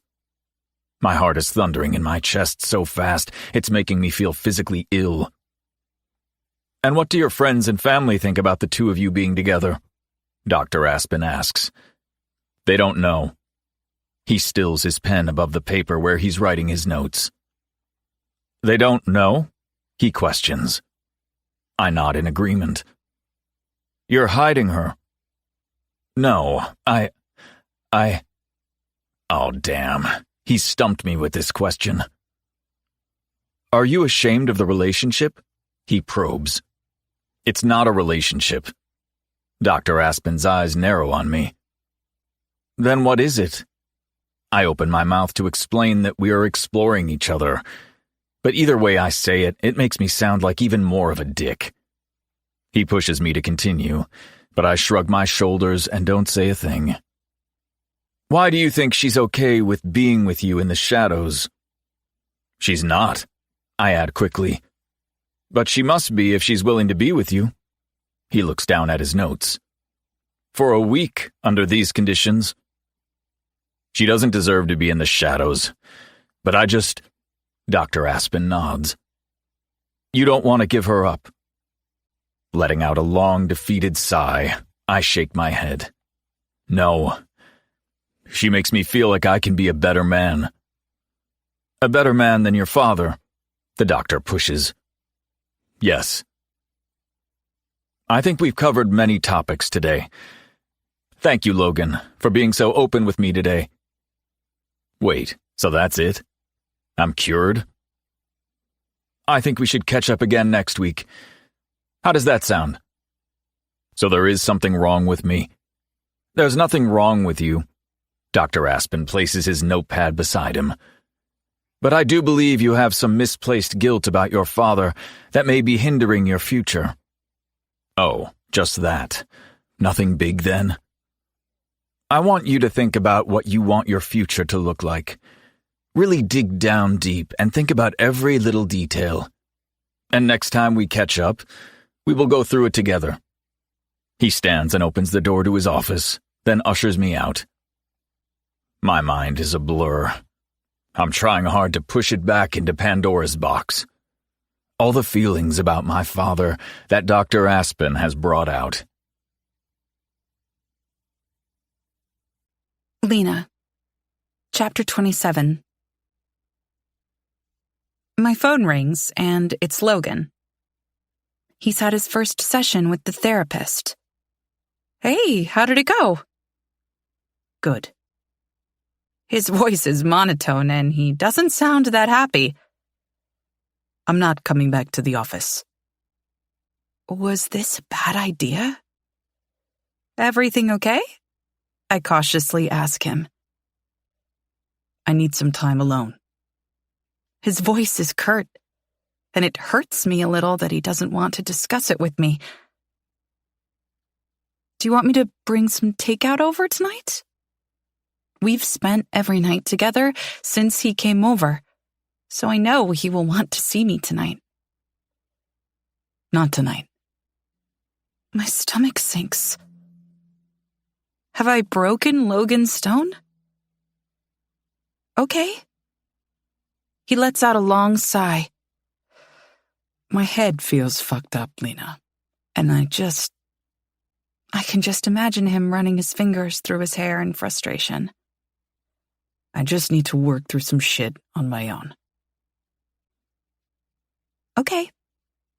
Ariana's asked me to catch up for dinner, so I'll let her know that I'm available then.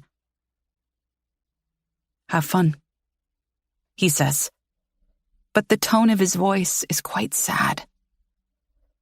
Call me if you need anything. I let him know. But the phone line is dead. He's hung up on me. My stomach swirls with unease. Hey, you. Ariana greets me at our favorite Italian place. She's looking gorgeous, as always, dressed in a bright red off-the-shoulder blouse and a black skirt, teamed with red heels, and her brown hair is pulled up into a high ponytail. You okay? She asks as we take our seats. The smell of garlic hits me as a waiter walks past, which makes my stomach lunge. Oh no, that's not good. I thought I got this tummy bug under control. Lena? Ariana calls my name. You've gone pale. Her dark brows pushed together in a frown. The smell of garlic made my stomach turn. I'm still not 100% over whatever this bug is I caught the other week, I say, picking up the menu as I try to figure out what my stomach can tolerate. How long have you been feeling sick? Ariana asks. On and off for a couple of weeks. I think I picked something up from somewhere and it's really shaken me. I'm still trying to get over it, I tell her, peering at her from over the large menu. A waiter stops at our table to place a bread basket down for us. Can I get you anything to drink, ladies? He asks with a thick Italian accent and looks between the two of us. I'll take a glass of champagne, Ariana says. I'll have a seltzer, please, to start with. Ariana's eyes narrow in on me. What? She shakes her head and returns to her menu. We take a couple of minutes to work out what we want and order our food when the waiter comes back with our drinks. Chloe said the dinner between Noah and EJ ended up being a success, I say. Thankfully, I mean, that man is so protective of his sister, but when you see Chloe and Noah together, it's hard not to smile. They genuinely look happy. Ariana muses while sipping her champagne. You should see them at work. I pretend to put my finger down my throat, which makes us both laugh. Speaking of work, how are things going with Logan? Ariana raises a well-manicured brow at me. A blush creeps over my skin, remembering his hands on me. Ariana chuckles. I see things have progressed then. Letting out a frustrated sigh, I say, things are, running my finger over the lip of my glass, complicated. How so? She questions. No one knows, I say, looking directly at her. I can't say anything to Chloe because she will tell Noah. Ariana nods in agreement. It's how she found out about Emma and Anderson. Noah told her about it. And Stella, you know, she's a romantic at heart and will be planning our wedding within 2 minutes of finding out. So true, Ariana agrees. And if I tell Emma, she's just going to tell me I'm being a fool. My stomach sinks. You know she means well. She's very black and white, Ariana tells me. I know. Ripping off a bit of bread, I pop it in my mouth. I'm ravenous. And that's why you've come to me, she smirks. You know your secrets are safe with me. I know. He wants to give things a go. Ariana's drink hangs in midair. I'm surprised, she says, putting her glass on the table. Especially because of his strict rules. I understand why he's like that, but it's not for me to say. She nods. We're still hiding what's happening between us. And are you okay with that? She pushes. For the moment, I am. Ripping off another piece of bread, I eat it quickly. But not for the long term. I've asked him to see a therapist. Ariana's eyes widen, so I quickly say, to work through his issues. For me. For us. And is he? Yeah, he is. He had his first session today, and I let out a heavy sigh. You're here having dinner with me instead of being at home having dirty, filthy sex. Ariana takes a sip of her champagne, then she grins widely. What happens if I've pushed him too far, made him relive something so traumatic that I might have broken him? Ariana reaches out and places her hand over mine as tears well in my eyes.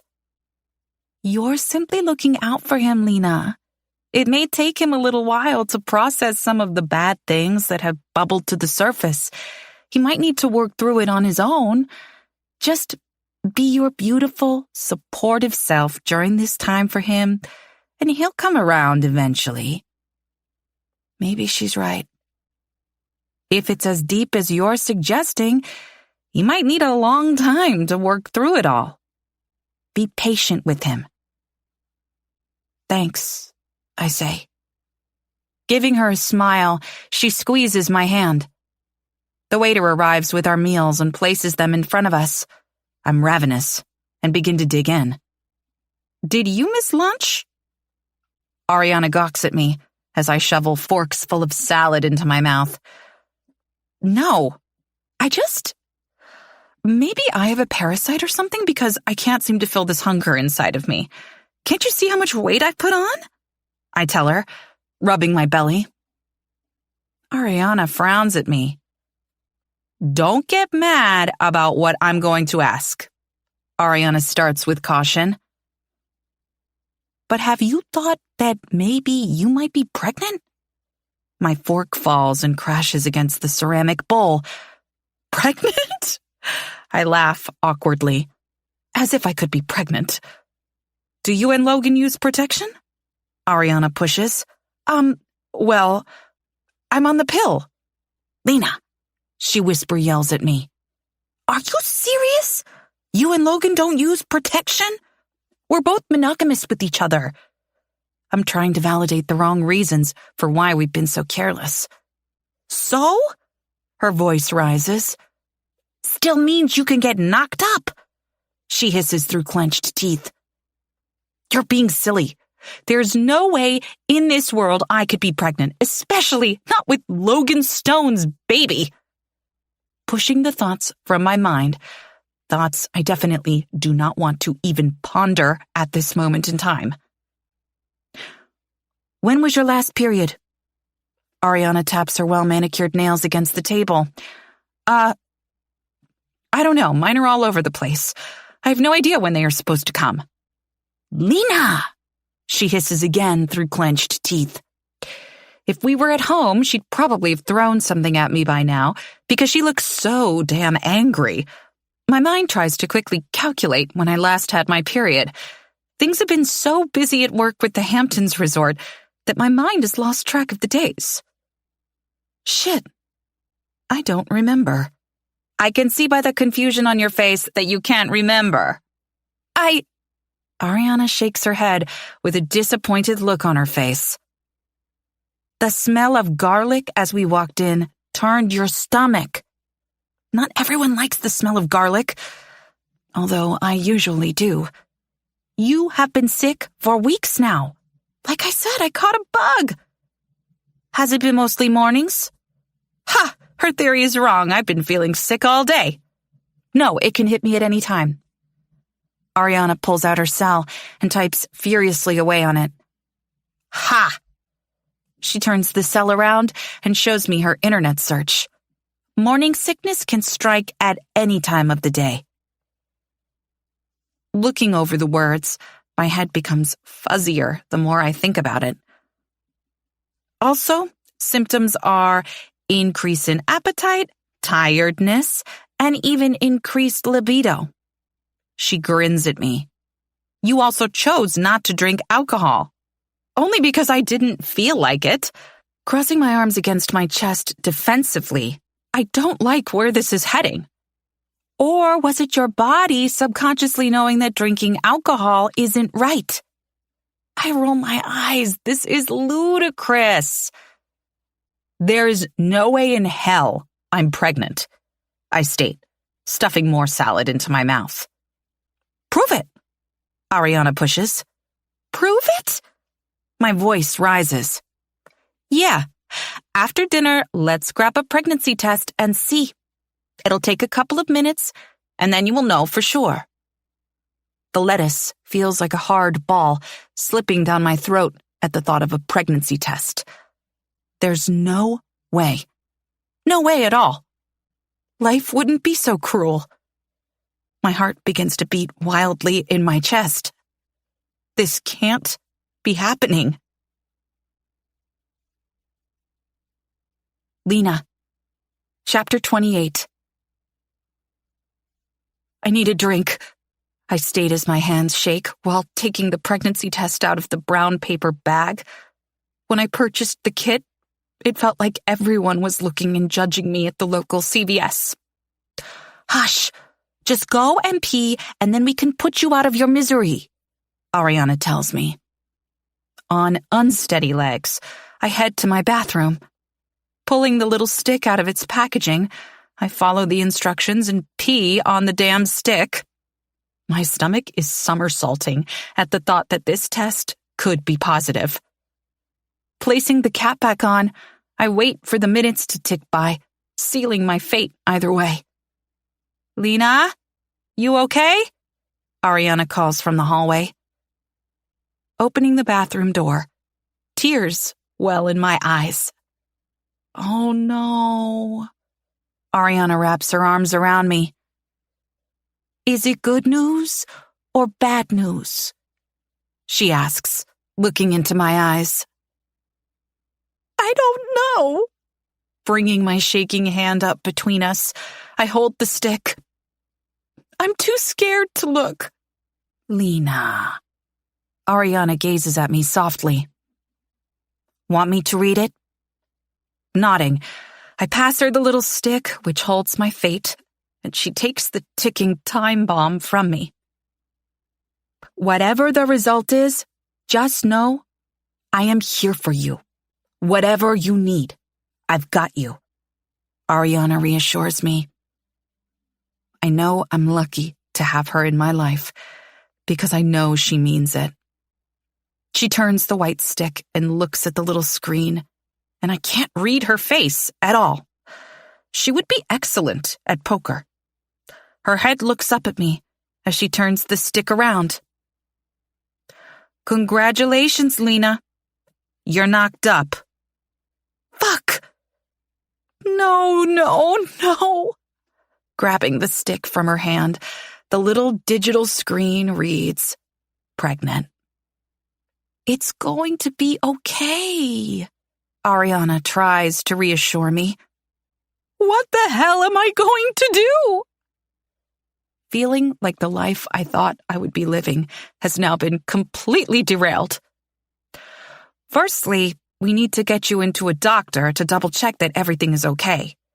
Shit! I've been drinking and eating soft cheese and... Panic laces my body as my hand instinctively moves to my stomach. I already suck at motherhood. Lena. Ariana wraps her arms around me again and holds me tightly as my perfectly constructed life falls down all around me. Are you going to tell Logan? Logan! Oh, shit. He's going to think I've done this on purpose. Slowly, I shake my head. Lena, I hear the disapproving tone in her voice. Not yet. Not until I know everything's okay with the baby.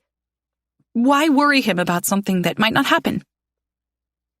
Yeah, this could be a false positive.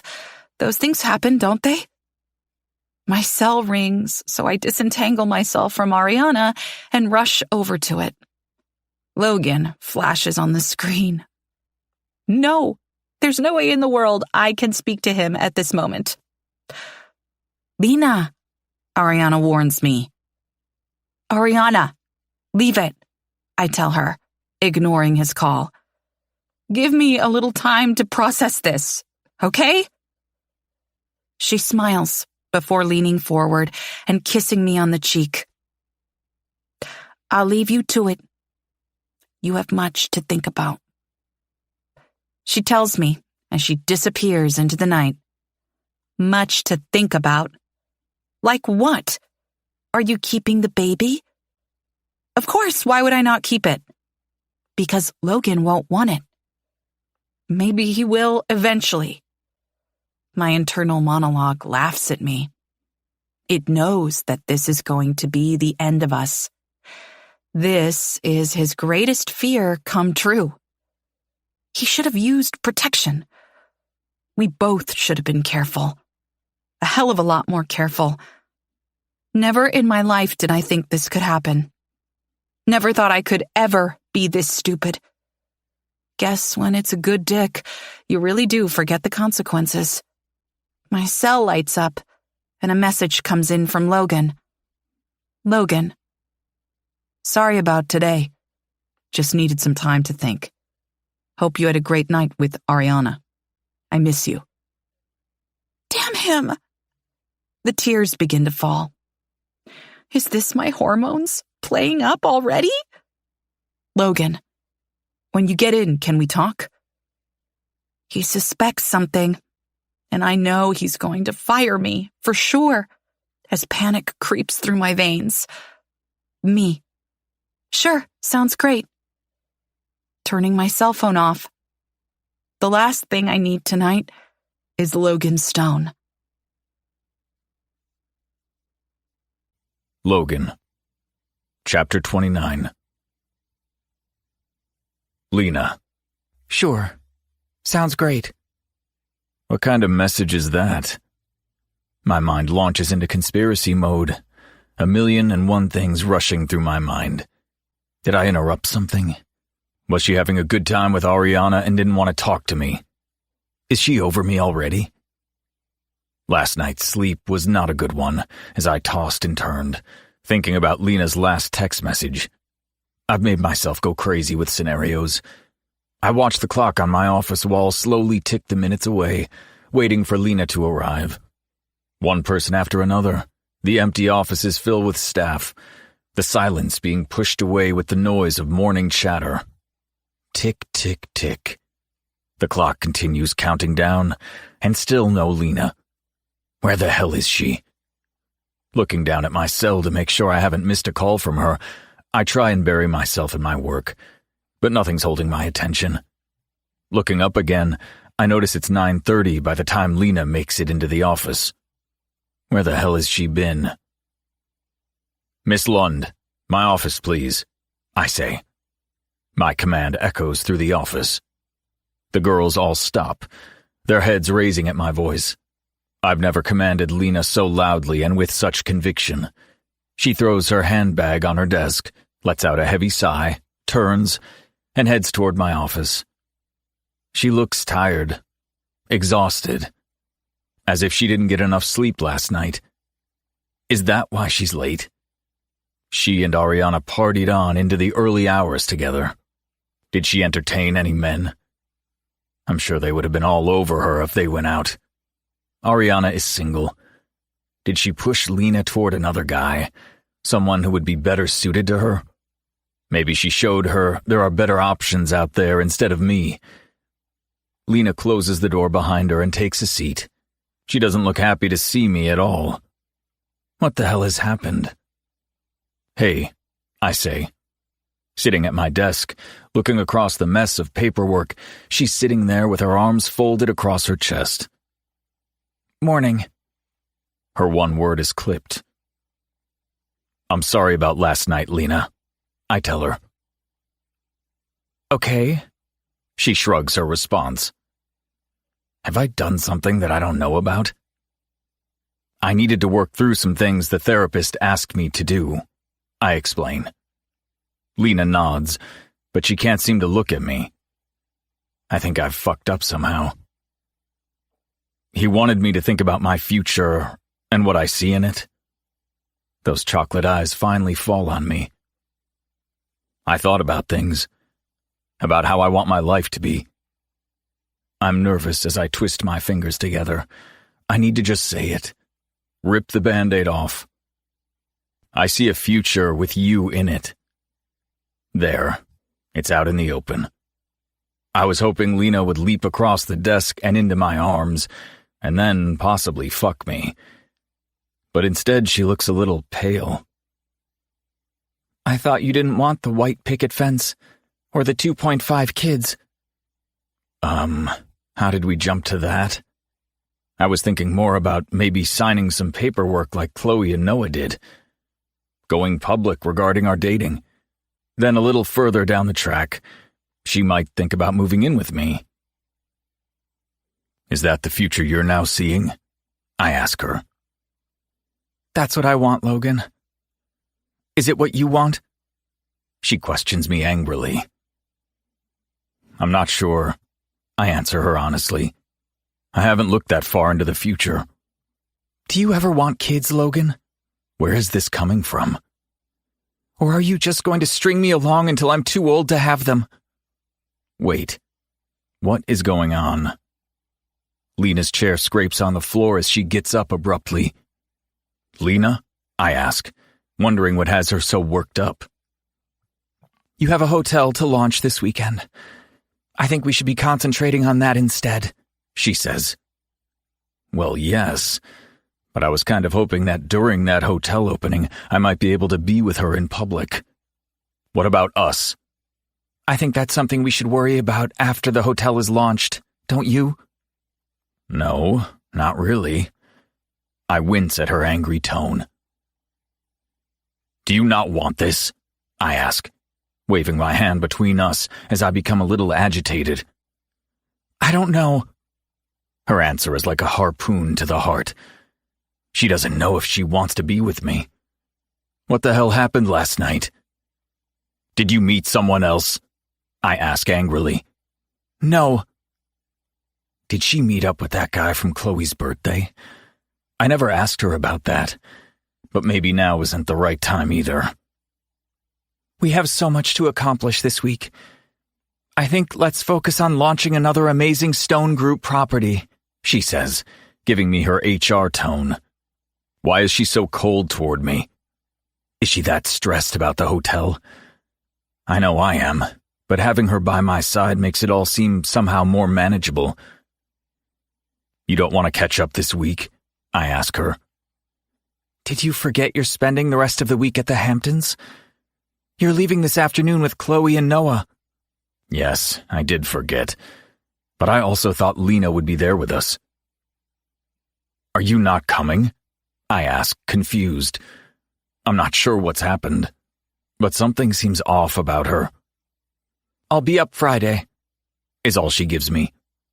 Walking around my desk, I move to her. Reaching out, I touch her face, and she flinches ever so slightly. Are we okay? She nods, moving away from me. We're good. I've got loads on my plate. As she moves closer to the door, she turns back and says, Have a safe trip. And then she's out of my office.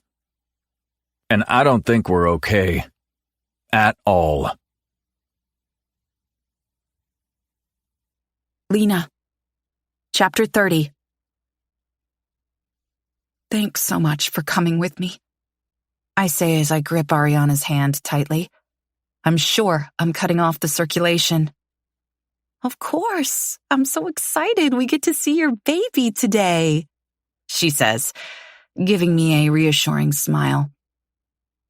It hasn't sunk in yet that this is happening. What if I'm not pregnant? What if something's wrong? Lena, don't worry, she says as she pats my hand. Everything's going to be fine. Miss Lund? The doctor calls me into her office. Nervously, I sit and answer her questions. Let's give you a checkup. The doctor indicates to the bed, and I lay down. If you could lift your shirt up, it's going to be a little cold. She squirts the gel onto my stomach. Then she says, we will see if we can see anything this way first, and if not, then we will have to go internally. What on earth does that mean? She moves the wand over my stomach until a sound echoes on the screen. My eyes look up at Ariana, wondering if she heard that too. She looks at me, and I can see her eyes begin to well up. See this? The doctor points to a jelly bean. That is your baby. It takes me a couple of moments for that information to sink in. I'm having a baby. Ariana squeezes my hand. Judging by the size, you look to be almost 10 weeks. Oh no. Ariana looks at me. Are you okay? Nodding. That was the weekend in the Hamptons. Is everything okay? I ask the doctor. The baby has a strong heartbeat. Listen. She turns up the sound, and the tiny thud, thud, thud filters through the room. That's my baby's heartbeat. My eyes begin to fill with tears, looking at the grainy black and white pictures in front of me. Logan and my baby. That thought hits me hard and makes my stomach turn. He's never going to want this baby. He doesn't want the white picket fence. He doesn't want a family. I can print out the picture for you if you like, the doctor adds. I'll give you both a moment. The doctor hands me the black and white image, and I run my finger over the little jelly bean. This is so magical, Lena, Ariana says in awe, looking at the picture. It is. It really is.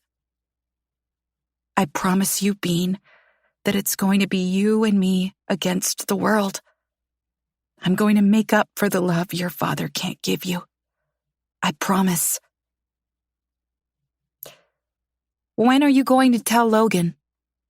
Ariana asks as we enter my apartment.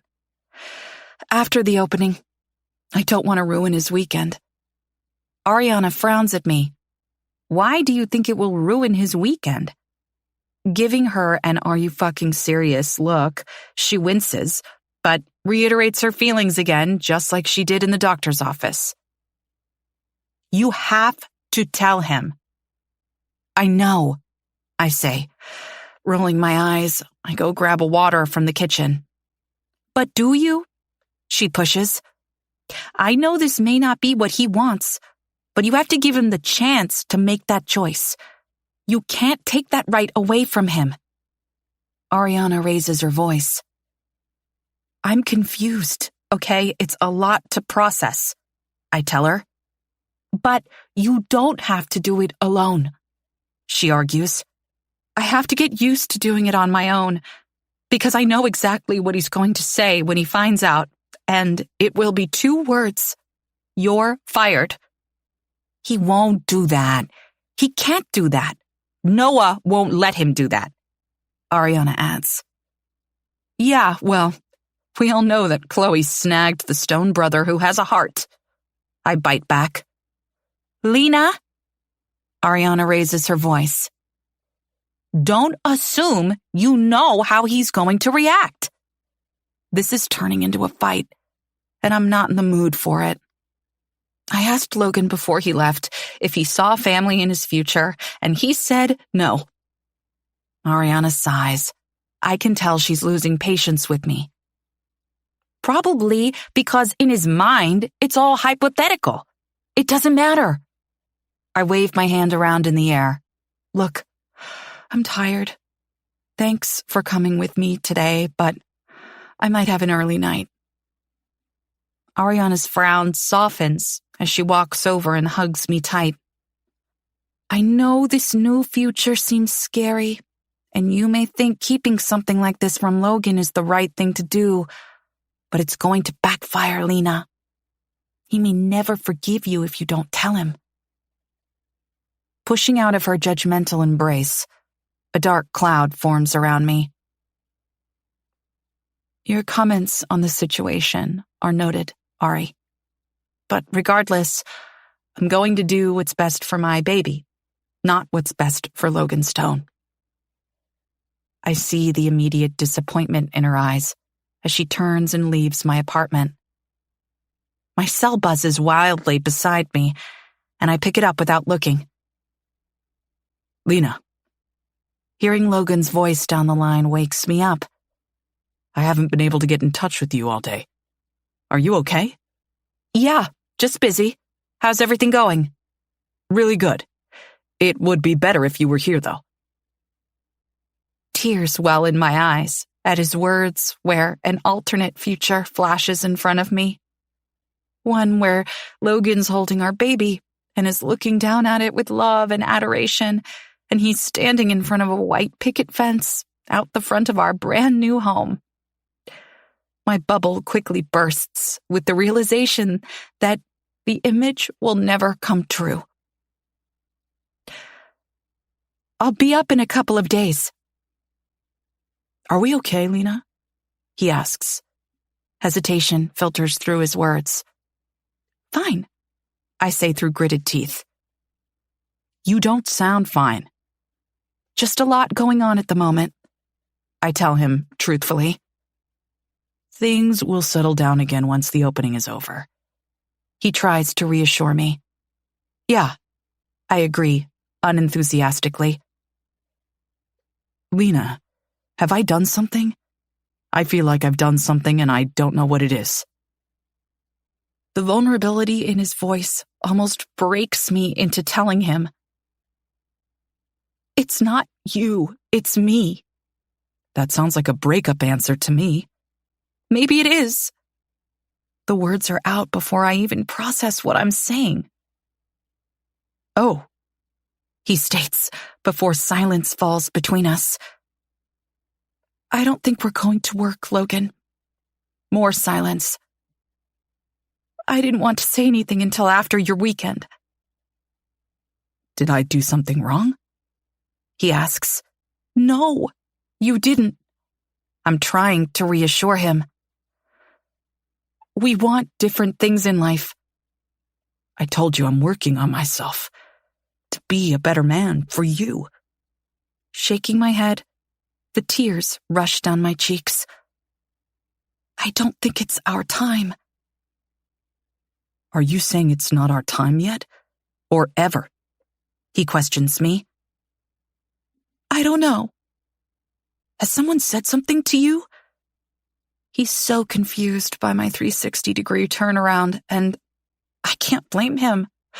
The poor guy probably has whiplash. But this is no longer about me and my wants anymore.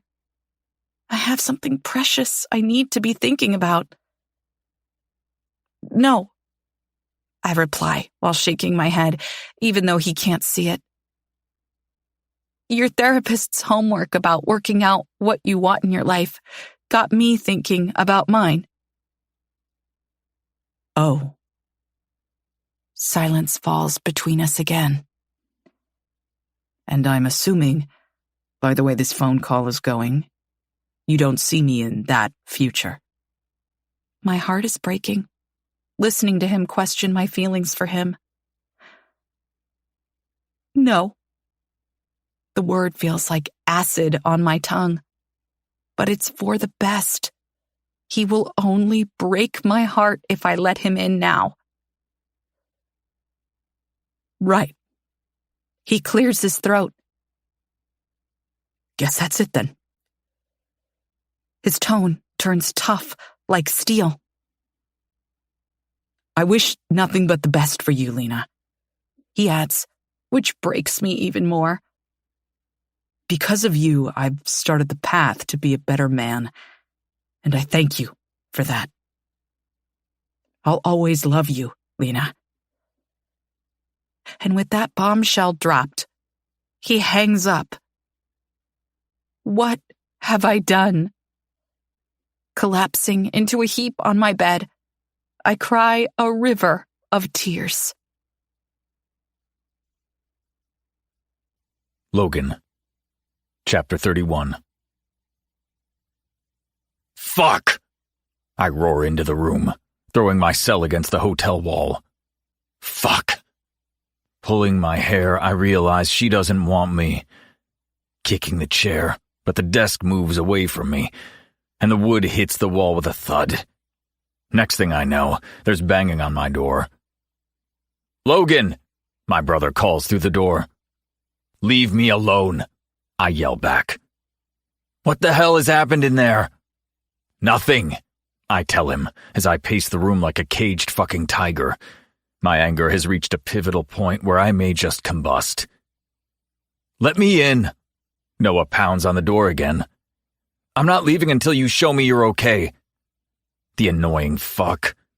I know he won't leave until he's checked on me, so I stomp over to the door and open it. Happy? See, I'm fine. Noah's green eyes narrow. He then pushes past me into my bedroom, where he surveys the semi-destruction of my room. Slamming the door shut, I head on over to the minibar and pour myself a bourbon and throw it back in one gulp. What's going on? His voice softens. It doesn't matter, I tell him. Shaking my head, I pour myself another glass of bourbon before throwing it back. Pour me one too. Noah points to the bottle. If you want to drink away whatever's going on with you, then you're not doing it alone. I pour my brother a drink and hand it to him. We clink our glasses and throw back the shot together. You going to tell me what's going on? The warmth of the bourbon has taken the edge off my darkness. Things haven't gone well with Lena, I tell him. My brother stays silent, waiting for me to elaborate. I can't stay away from her. Letting my head fall back against the bed, we both end up sitting on the floor. What happened? Does it really matter now? Running my fingers over the woolen carpet on the floor, the pile feels like sandpaper. It does when you want to drink yourself into a stupor and throw things around your room. Letting out a heavy sigh. I wanted to try. I even started seeing a therapist. You did? He seemed surprised by my admission. Just the once. Not sure if I'll go back again. He's the reason everything seems to have blown up in my face. How so? Noah asks. He asked me to write down what I want my future to look like. And what do you want? He pushes. What do you want? I turn the question back on him. I see Chloe and me together. A house in the suburbs, a dog, kids, like loads of kids. I see our business thriving as we continue to grow together. I see happiness and love. Of course my brother sees all that. He's a typical romantic. Lena would be better off with someone like my brother than me. And you? He turns the question back on me. I told Lena I saw her in my future. Noah's eyes widen at my honesty.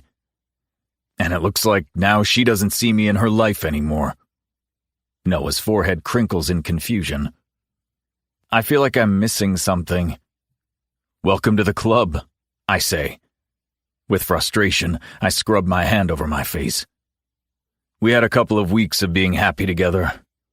Then she told me tonight that she's been thinking about her future, and she doesn't see me in it. I don't believe that. Lena's had a crush on you since day one. You two are perfect for each other. Out of all the women you've dated, Lena was always the one I thought you would end up with, Noah says. So did I for a moment. Not sure how I have managed to fuck it all up. You talked to the therapist about Dad? Noah asks quietly, knowing how much that topic is a no-go zone around me. Sort of. And what did he say? Nothing much. He listened. Maybe this is my karma for not helping Dad. Losing the woman I love. Silence falls heavy between us. You think karma is kicking your ass because you didn't help Dad? Noah turns to look at me, but I can't look at him, so I nod. Logan. His voice is hard and stern. Logan, look at me. Reluctantly, I turn to look at him. Have you been blaming yourself all these years for Dad's death? Noah asks. He has no idea that it's my fault. All my fault. The sting of tears begins to fester in my tear ducts. Logan. His voice is calm, yet hard. Dad's death is not your fault. I pushed him over the edge. My confession's barely a whisper. I was more interested in getting my dick sucked by a fucking cheerleader than listening to him go on and on about losing Shelley. Noah runs his hands through his hair, and I can tell he is annoyed with me. It's my fault. You lost your dad because of me. The first drip of salty water slides down my cheek, and I swipe it away angrily with the back of my hand. What the fuck, man? No. Noah grabs hold of my shoulders and wraps his arms around me. Dad had problems. Lots of them. Anyone could have said anything to him that night. And it was always going to end up the same way, my brother tells me angrily. And how fucking dare he make you feel responsible for his death after all these years, Noah tells me. I fucking hate him. I hate that he's robbed you of happiness all these years. That his death molded you into what you are today. Fuck. I'm sorry I let you down, bro. What does he mean, he let me down? No way in the world has he let me down. Noah's been the best through everything, dealing with my demons and still being there for me regardless. You deserve happiness, Logan. He grips me tighter in a brotherly embrace. You deserve someone to love you the way Lena does. You think she loves me? I question him. Yeah, I do. Pulling away from me, he continues. I think she's scared. But I also think maybe it's not the right time. You're thinking, right woman, wrong time? He nods in agreement. We've had a semi-breakthrough, you and I. Something you've seemed to have bottled up all these years. He gives me a stern look. You need to keep seeing the therapist. Work through the residual trauma of Dad's death and how it has affected you. Then I think you might be ready for Lena. Be ready to fight for what you want. How and when did my brother become so wise? You happy with Chloe? I ask. We haven't really had much one-on-one brother time over the years. The guilt, the walls I built between us. Yeah, she's the one, man. He grins. I love her. Slapping him on the back, I say, I'm happy for you. You deserve it. And so do you, Logan, he adds. Maybe, just maybe, I might start believing him. Lena. Chapter 32. I can't believe Cameron, our event planner, managed to sign Dirty Texas and Sons of Brooklyn to play at the opening of the resort! Chloe screams wildly as she sings away to one of their songs. Best grand opening ever! Stella screams along with everyone else at the party. It's been an amazing grand opening of the Hamptons estate. Memberships for the year have sold out already, and Chloe's idea of making the resort members only was a stroke of brilliance. Seeing Logan and how happy he looks makes me feel like I've made the biggest mistake in the world, pushing him away. We haven't really spoken at all. There hasn't been time. But I'm chicken, feeling like I might cave in easily if I talk to him. I've spent the day watching Logan walk around the resort and chat with everyone. I've watched him flirt with beautiful women in bikinis as they notice him walk by. Each woman who touches him is like a dagger directly to my chest. It will always be like this if I stay. Maybe distance is what we need. I mean, I have accomplished so much since starting at the Stone Group 5 years ago, so now maybe it's time for a change. But what the hell will I do? Hey, you. Emma wraps her arm around me, pulling me close. You must be so fucking proud. This resort rocks. She's more than a little tipsy. Yeah, it's great. She stills and looks at me. Those jade green eyes narrow. What's going on with my Lena bug? She starts pulling me away from the crowd. I think I need a change. Her champagne glass stills in midair before falling back to her side. You want to leave all this? She waves her hand around at the luxurious surroundings. Or do you want to leave a certain someone? A little of both. She nods in understanding. Sometimes what you thought you wanted in your life maybe isn't what you really wanted. Cryptic. Is that you and Anderson? I question her. Yeah, I never thought I wanted to get married, but being married to him doesn't seem so bad now. She shrugs. Is that because you still get to sleep with other people? Turning her head, she lets out a sigh. Somehow, that side of our relationship has changed. My brows raise in surprise that the anti-monogamous woman is now monogamous. Wow, never thought I'd see the day Anderson would settle down, but if any woman could tame him, it most definitely would be you. Why, thank you. Emma giggles, then takes a sip of her champagne. He most certainly is not tame. She gives me an elbow to the side, and this makes me laugh. I'm happy for you.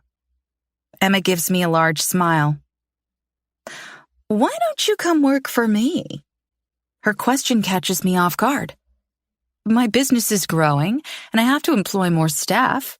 If you need a change, I'd love you to come work with me. Is she serious? But only if you're serious about leaving.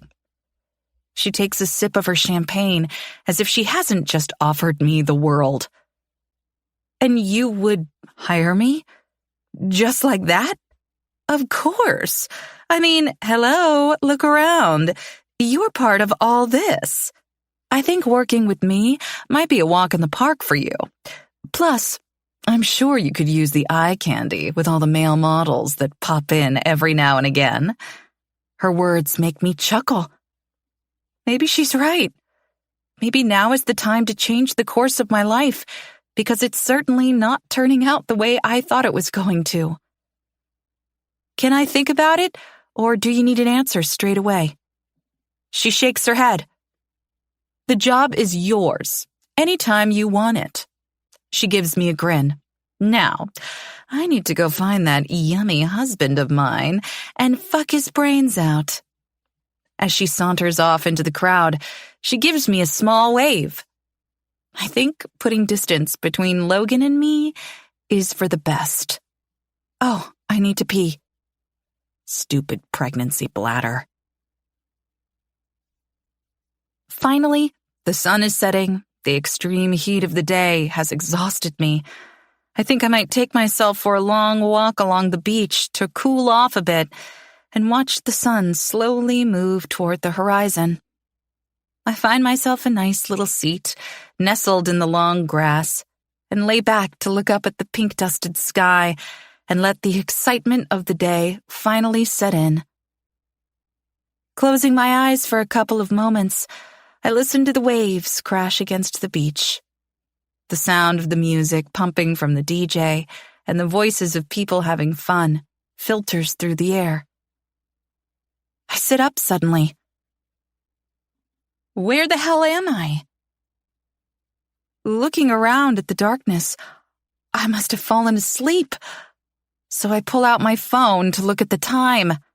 My Instagram has gone crazy with notifications. Noah and Chloe have gone public with their romance, and I couldn't be happier for them. What's going on with you and Lena? Hearing my name in the darkness has my attention. Is that Anderson? Is he with Logan? Crouching further into the grass, even though it's dark, I don't want them to see me. Nothing's going on with Lena, Logan says. He sounds angry, answering Anderson's question. I watch as their shadows stop, not far away from me, as they stare out into the darkened ocean. But I thought, well, you thought wrong, Ando. There's silence between them for a couple of moments. What happened? He questions. Nothing happened. We just needed to get the sexual tension between us over and done with. So you're saying it was just sex and nothing more? Anderson pressures him. Yes. Once the tension was over, we both realized we are better off as friends. Friends? My hand instinctively clutches our baby. So you never saw anything more with her? My body stills, waiting for Logan to answer Anderson's question. No. My heart breaks open there and then. I really was naive when I thought that Logan Stone had changed. Thank God I now know how he really feels. Tears fall down my cheeks as my heart breaks into tiny pieces. Well, I'm sorry. Anderson slaps him on the back. At least there are plenty of hot chicks here to help ease your pain. He chuckles. I know. Think I might take them up on their offers. They both burst out laughing as they continue walking along the beach, back toward the party. I didn't mean to kiss Johnny from Sons of Brooklyn. It kind of just happened. Hormones and low self-esteem took over, and I thought, fuck it. Why not? It was a stupid thing to do. But the boy knows how to kiss. I decided to leave the Hamptons early and head back into the city. I didn't want to run into Logan again. Not after what I overheard him say at the beach. My cell buzzes uncontrollably beside me, and I have a couple of missed calls from Emma. Finally! She sighs into the phone. Sorry, I was taking a nap, I tell her. This seems to be a common occurrence more and more recently. Hopefully that doesn't continue to happen for the entire pregnancy. Shit's hit the fan. Chloe's ex has lost his mind about her going public with Noah. He's threatened them in the media. We're having a group powwow at the hotel. You need to be there. This doesn't sound good, but it also means I'm going to run into Logan. Do you really need me there? I might just be in the way. Yes, Chloe needs her friends around her. Emma yells. Yeah, she's right. I'm a horrible friend, thinking about my own needs, when I know if the roles were reversed, Chloe would be there for me. I'll see you in 20. Walking into the hotel, the boys have moved to one room, and the girls are in the other. Guys, I'm fine. I had no idea Noah and I going public would cause so much drama. I was kind of hoping it would lessen it. Obviously, I was wrong. It's a cute pic. Very swoon-worthy, Stella adds. Emma pours champagne for everyone, and I decline. Why are you not drinking? Emma questions me, those green eyes narrowing. I can see her mind ticking over. You never say no to champagne. I don't want any, thanks. Not liking the attention on me, I look over at Ariana, who gives me a small smile. How are things with... Chloe flicks her thumb in the direction of the other room. You have enough going on. Try not to worry about me, I tell her. My emotions are getting the better of me, and I don't want to break down. What's going on? Chloe ignores my protests and moves forward, grabbing a sandwich off the platter and taking a bite. Nothing. It's no big deal. Don't worry about me, really, I say. Putting on a big smile, I let them all know I'm fine. We can't do much for Chloe at the moment, but maybe we can help you, Ariana adds. What the fuck, Ari? I thought she was on my side, but now she's throwing me under the bus in front of everyone. I feel my hormones kicking in, and my emotions begin to bubble just under the surface. I will not cry. Looking around the room at all my friends' expectant looks, I need to throw them off the scent. I'm not ready for them to know about how much of a fuck-up I really am. Once they know my secret, especially Chloe, she's not going to want to be around me anymore. She's going to side with the man she loves, and who shares the same DNA as his brother. I love my job, but I can't work there anymore, I say. Trying to hold back the tears, I shake my head. Not with him. Oh, my Lena bug. Emma sits and pulls me into her arms. No man is worth your tears, especially not one so emotionally stunted as he is. No offense, Chloe. You got the good twin, Emma tells her. He made it obvious this weekend that whatever fleeting thing we had was done. I can't turn my feelings off like that. I'm not a robot. Ariana doesn't look happy with me. I'm sorry, guys. Seriously, Chloe has more important things going on than my stupid crush. Hey, no, this is just as important, Chloe tells me.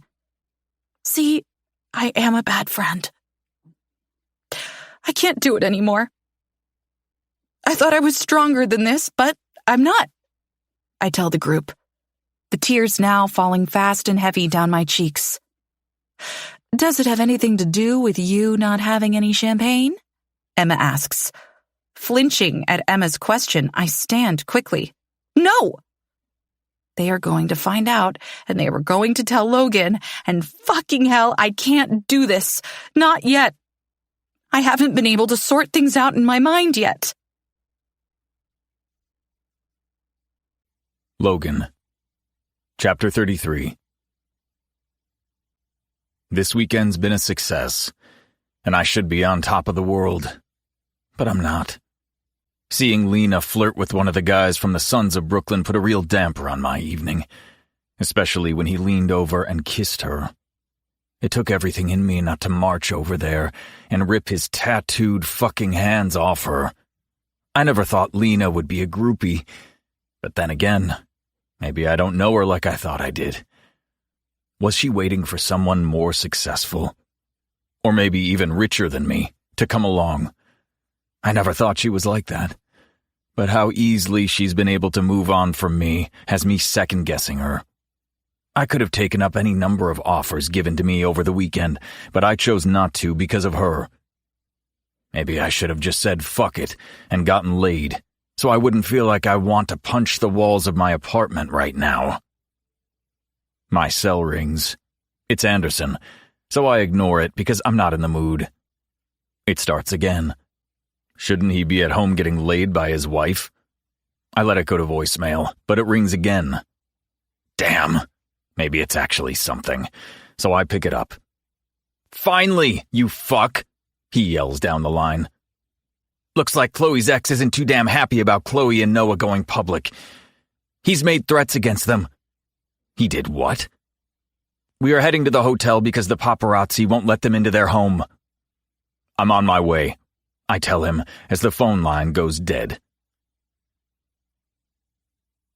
Stepping back into the living room where the girls are seated, after we spoke to Jackson, our security contractor, who was going to investigate Walker Randolph for us, the last person I thought I would be seeing is Lena. Looking over to where she's standing, I can see she's been crying, and for a moment I want to reach out and pull her to me to comfort and help her work through the pain. But then I see the images of her with the rock star, and anger replaces my compassion. Lena looks up at me. She looks exhausted. Her normal luminous skin appears pale and gaunt. It's as if she's lost weight. Is she as affected by our parting as I am? Logan, Noah, I want to let you know that I'm giving you 2 weeks' notice. The room falls so silent. Lena, Noah steps forward. No, we don't want you to leave. He tries to reassure her. What the hell just happened? I'm standing here frozen to the spot. Did I hear Lena correctly? She's quitting? Say something, dickhead. Anderson elbows me, and my mind's blank. You're a fantastic employee. We don't want you to go, I say. I watch as Lena's face turns bright red with embarrassment. Why is she embarrassed? She's quit her job in front of everyone. Men, she huffs out, frustrated. I have to go. She grabs her bag. I can't be here anymore. Her eyes glare at me. What the fuck have I done? All of the girls rally around Lena, trying to reassure her that she shouldn't leave, while they all throw icy glares in my direction. Why am I the bad guy? Then, she's gone. You're a damn dick, Emma points to me. Seriously, what the hell have I done? You should have begged her to stay.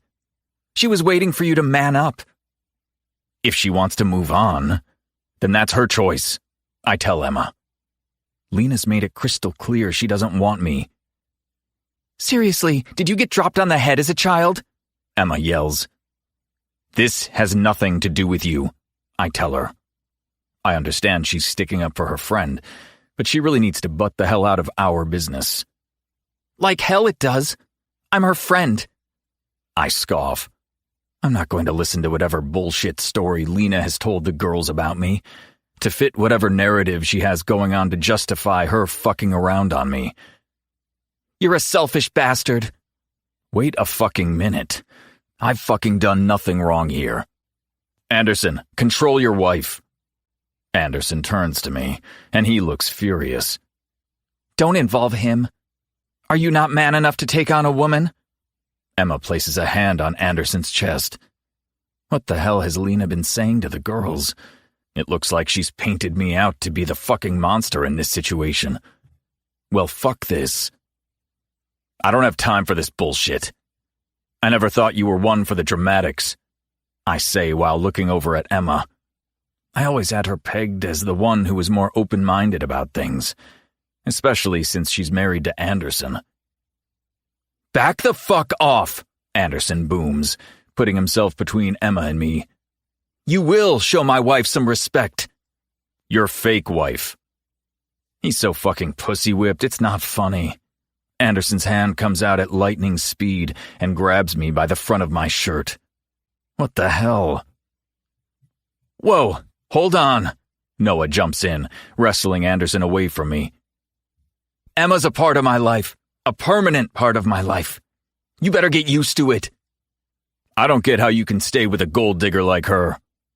The words tumble out before I have a moment to process what I've just said. What the fuck, Logan? Noah turns on me. EJ restrains Anderson from knocking me out, because even I know I've gone too far. I'm not a fucking gold digger, Emma screams at Logan. I have my own shit. Ems? Chloe tugs on her arm. Just leave it. You're siding with that dick after the way he's treated Lena? Your friend. You do remember that. This is turning into a shit show of epic proportions. I'm not siding with anyone. I don't think hurling insults at each other is working either, Chloe tells her friend. Emma pulls her arm away from her. I'm out. She reaches out, grabbing her bag. Me too. Anderson agrees with her, leaving the suite with a black cloud hanging over it. What the hell is wrong with you? Noah asks me. Leave me the fuck alone, I say. pulling myself out of his grip. He won't understand. He's found his one. My head is swimming with so many thoughts, feelings, and regrets as I storm off into the other room. Lena just quit. Just like that. 5 years thrown away all because I broke the fucking rules and fell for her. Running my hands through my hair, I groan out loud. "You okay?" EJ hesitantly asks as he follows me. "What the hell just happened?" Noah's yelling as he follows me. "I don't know. They're the ones coming at me." I throw my hands up in the air. "Because you were being a damn dick," Noah tells me. I flip him off. "I think everyone's touchy at the moment. And everyone is trying to protect everyone," EJ adds. "I've also known Emma for a long time. She's no gold digger, man," he tells me. I know she's not. I'm just lashing out. "Fine, I was wrong. I owe her an apology," I say. Letting out a heavy sigh, I rub my chin. "You insulted a man's wife," EJ adds. "I know they have some weird fake marriage thing going on, but the way he stood up for her tonight, that didn't seem fake." EJ's right. I went too far. I was angry over everything. A switch flipped in me, and I lost it. "Fine. I'll apologize to everyone. Happy?" Throwing my hands up in the air, I seem not to be able to do anything right at the moment. EJ and Noah look at each other, and the concern written on their faces is telling me something. "You okay about the whole Lena thing?" Noah asks, shooting him a death stare, hoping he will change the subject. I know he won't let this go so easily. "Mixing business and pleasure is hard. That's why I don't do it," EJ adds. "You haven't even once with Stella?" Noah asks the obvious question. "No way. She's a good girl. I mean, look at her. She has wholesome written all over her. She's marriage material, not banging material," EJ muses. "You started off so strong, then fucked it all up in the end," I tell him. "But then there are people like Chloe and me, whose workplace romance works," Noah adds cockily. "I don't want to hear about it," EJ grumbles. "You're the exception," I tell him. "What are you going to do about Lena?" Noah asks again. See, I knew he wouldn't let it go.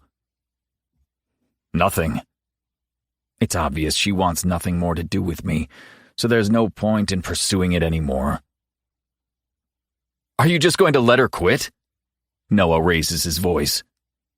"She can't work with me anymore. What more can I do? I fucked up. I fucked it all up," I answer while running my hands through my hair.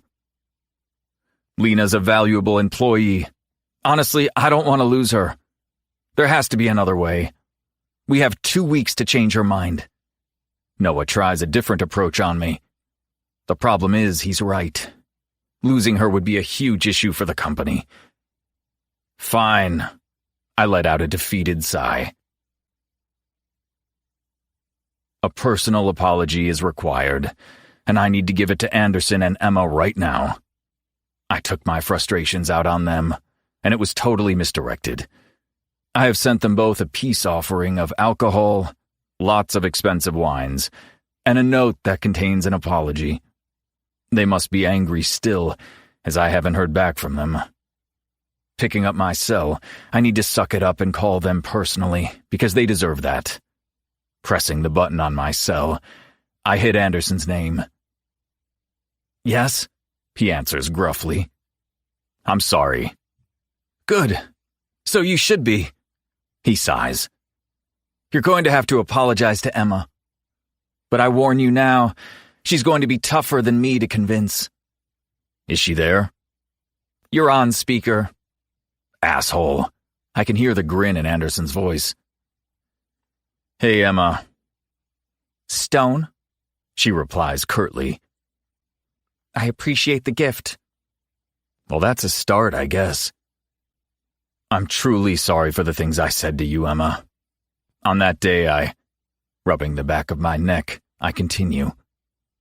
I was a little taken aback by everything that happened. There's silence for a couple of beats. Do you really think I'm a gold digger, Logan? Her voice is a little softer this time, maybe even vulnerable. No, I definitely don't. Honestly, I think you might be good for my friend. I say honestly. Let's not go crazy, Anderson adds, which has us all chuckling. I took my frustration with Lena out on you guys, and I shouldn't have done that. I tell them, being open and honest with them. What happened, Logan? Emma asks. Lena's tight-lipped over your relationship. I'm surprised. I assumed the girls knew what had happened between us. They seem to share everything else. I don't know. I asked her to give me a chance. She agreed. Something has happened to change her mind because she broke it off after I asked her to go public with our relationship. The line is silent again for a few seconds. You wanted to go public? Emma reiterates. Yes. I've started seeing a therapist who's helping me to work through some stuff. Wait, what? Anderson interrupts. You went to a therapist? Yeah. Lena suggested I have residual issues over my father's death, and that I need to work through them. She was right. He's made me think about things differently. I need to keep going to therapy. I will be going back. I'm proud of you, Anderson tells me, which makes me sit up a little straighter. I wanted to do it for me, but even more so for her. I wanted to make myself better for her. I'm so confused, Logan, Emma adds. I had no idea this is how you felt. Shrugging my shoulders, I reply, I can't make someone want me. I accept your apology, Logan, Emma tells me. Thank you. Have you given up on her? Emma asks. I think I have to. Maybe time will heal, but she's not going to give me that time. I'm not usually a quitter, but you must know when to take a step back. And I am more than aware now is the time, I tell them. You know she's coming to work for me? Emma confesses. I already knew because Noah mentioned it. I'll look after her. Thanks. She's going to be a great asset to your business. She will be. But you can be upset she's leaving, Logan, Emma tells me. It's her choice. Well, leave it with me. I'm going to get to the bottom of what's going on. And if I think you should know, I'll tell you. That's very kind of her. And really, I don't deserve her loyalty after what happened. But I appreciate it. We end the call on a happier note. Lena. Chapter 34. 2 weeks go by so quickly. Logan's been out of his office for most of that time. Every single day, either Noah or Chloe have begged me to stay. But now that I'm here, I think the time is right. I promoted my assistant, Frances, and she's going to be the most amazing replacement. I can't believe today is your last day. Chloe hugs me tightly, then gives me a sad pout. It's gone quickly, I reply while I shuffle some papers around my bare desk. Well, there's cake in the break room. Chloe winks at me. I could do with cake. I mean, I'm eating for 2 now, so why not indulge? So I head to the break room, and we all enjoy the time. Coming back from demolishing a couple of slices and a cup of tea, I notice Noah is in Logan's office. That's good, because it will be safer with him there to give them both their thank you present for my time here in their company.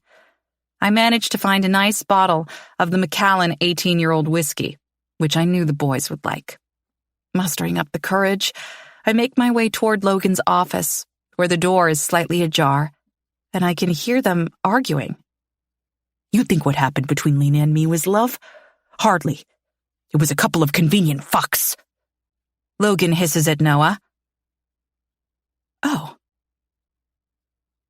The shock of hearing Logan's real thoughts about me causes me to loosen my fingers around the neck of the bottle of whiskey, and before I realize what's happening, I'm turning on my heel and getting the hell out of there.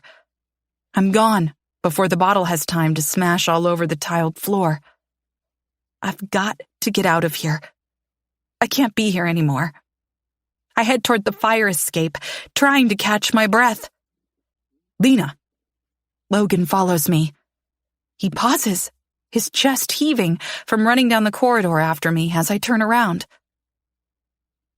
You don't have to explain anything. I think I do. Shaking my head, I really don't want to hear his bullshit excuses, explaining away his reasons for getting caught and voicing his true feelings toward me. I don't care anymore, Logan. Tears are falling down my cheeks as I look up at his hurt face. I don't understand how things have gone so bad between us, Lena. The look on his is imploring me to explain to him how fucked up we've become. But I can't. Not after hearing that.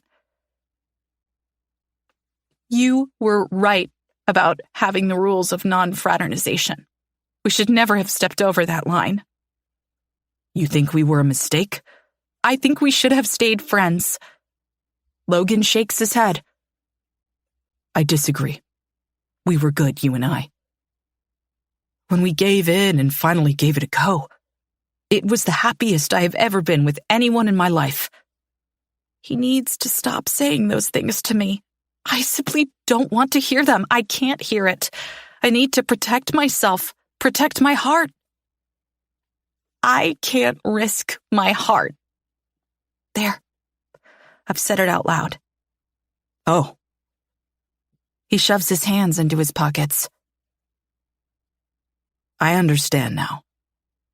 Why am I not surprised you would weigh up all the pros and cons of our relationship exactly like you do in business? He shakes his head, as if he's just cracked some unseen code. You've found me risk-averse and decided it was better to cut your losses now rather than later. Smart. His words make my stomach sink. I wish you luck with your new adventure, Lena. He's letting me go. Emma has gained one of the best employees the Stone Group has ever had, and you will be a tough act to follow around here. You will be sorely missed. Once he's finished speaking, he turns on his heels and leaves me in the stairwell, where I collapse in a miserable heap on the concrete. This is what I wanted. This is what I thought I needed. But seeing Logan walk away so defeated, I'm not sure I've made the right decision. To new beginnings. Emma raises her glass of champagne in the air, and we all do the same. Ariana gives me a dirty look as I hold a champagne glass in my hand, too. A pregnant woman can hold a glass of champagne. It doesn't mean I'm going to drink what's in there. Welcome to chaos. Emma grins. I hate you. Chloe pouts. I'm going to miss my daily lunch with my Lena. I'm pretty sure Noah will be happy to have you all to himself. I give her a grin. So true. She smiles, taking a sip of champagne. I still can't believe he let you go. Emma looks at me over the rim of her champagne glass, her eyes questioning. He didn't have a choice, I say, twisting the full glass between my fingers as I avoid drinking it. But he wanted you to stay? Emma pushes. Only because I'm good at my job. You sure that's the only reason? She questions. Where the hell is this coming from? I doubt that's the only reason, Stella interjects. This isn't a fairy tale. There's no happily ever after, I tell them all. Why are my friends turning against me? But there could be. Ariana suggests, and I shoot her a warning glare. Guys, what's with the Spanish Inquisition? Chloe asks while looking at our friends. We're here to celebrate Lena's new beginnings, not worry about her disastrous love life, she chuckles. The girls all agree, and they stop asking questions about Logan. I don't like lying to my friends, but until I work out how to get my life back on track, I will wait to tell them my news. But I do know it has to be sooner rather than later. Logan. Chapter 35. Mr. Stone, it's good to see you again. It's been a while. Dr. Aspen gives me the look of, you missed a couple of sessions. Why is that? Sorry. Things have been complicated. You're probably going to need a bigger notepad, I tell him. Dr. Aspen's eyes widen a little at my candor. Well then, I guess you better start at the beginning. So I do. I tell him how I left his office feeling confused and exhausted about my past. That it took me a while to work through my feelings, and I realized more than anything, I wanted Lena in my life. I told him how things were great for a couple of weeks. Perfect, in fact, until I asked her about going public with our relationship. Dr. Aspen furiously writes down so many notes, I'm sure his hand must be cramping. I then explained that Lena wasn't interested in the future I saw. I told him how she got upset that I couldn't give her the white picket fence and the 2.5 kids. Of course, Dr. Aspen asked me why. I told him that I hadn't thought that far ahead, that publicly outing us as a couple was a huge step for me. I wasn't against the future Lena foresaw for us, but I just wasn't ready to admit it yet. The doctor asked me what she said when I told her. I replied with I didn't get a chance to because she broke up with me and then quit her employment with our company. She just quit. Didn't give you a reason? Dr. Aspen asks. Her reason was simply that she couldn't work with me anymore, I reply, shrugging my shoulders in defeat. Why do you think she couldn't work with you anymore? Frowning, I contemplate our conversations over the weeks. Her feelings changed, I guess. Dr. Aspen's eyes narrow on me. If her feelings changed for you, why would she have to quit? She wouldn't have feelings, so working with you shouldn't affect her at all. His question gives me pause to think. Are you saying working with me might affect her? I ask. Usually, if you don't have feelings for someone, it's easy to move on and not let them affect you. Don't you think? Is what the doctor's saying correct? Everything's a mess, and I don't know how we got to this place. I feel like I'm missing a giant piece of the puzzle, I tell him. Do you have feelings for her? Or do you just want to know what happened between the two of you? Dr. Aspen asks. Can't it be both? I question.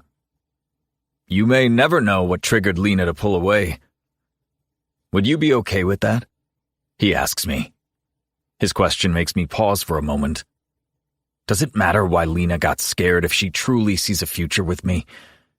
What's a couple of months of sadness when we could have a lifetime of happiness? The doctor grins as he watches me process what's running through my mind. I would give Lena some time. You know the saying, absence makes the heart grow fonder, he says. But what happens if she meets someone else? I ask. My gut twists with so much jealousy it physically hurts. There is a risk that could happen. But she could also be concentrating on her new life. You said she's starting in a new position with a friend? I nod. Just like you are growing and transitioning into a new version of yourself. Perhaps she is too. Maybe seeing you getting yourself together has prompted her to reevaluate her life. Maybe the doc's right. Lena has been working for us for years. Perhaps we didn't challenge her enough, or praise her enough. Maybe she wasn't truly happy with us. Lena might be on a different path for the moment, But it doesn't mean you both can't come together again.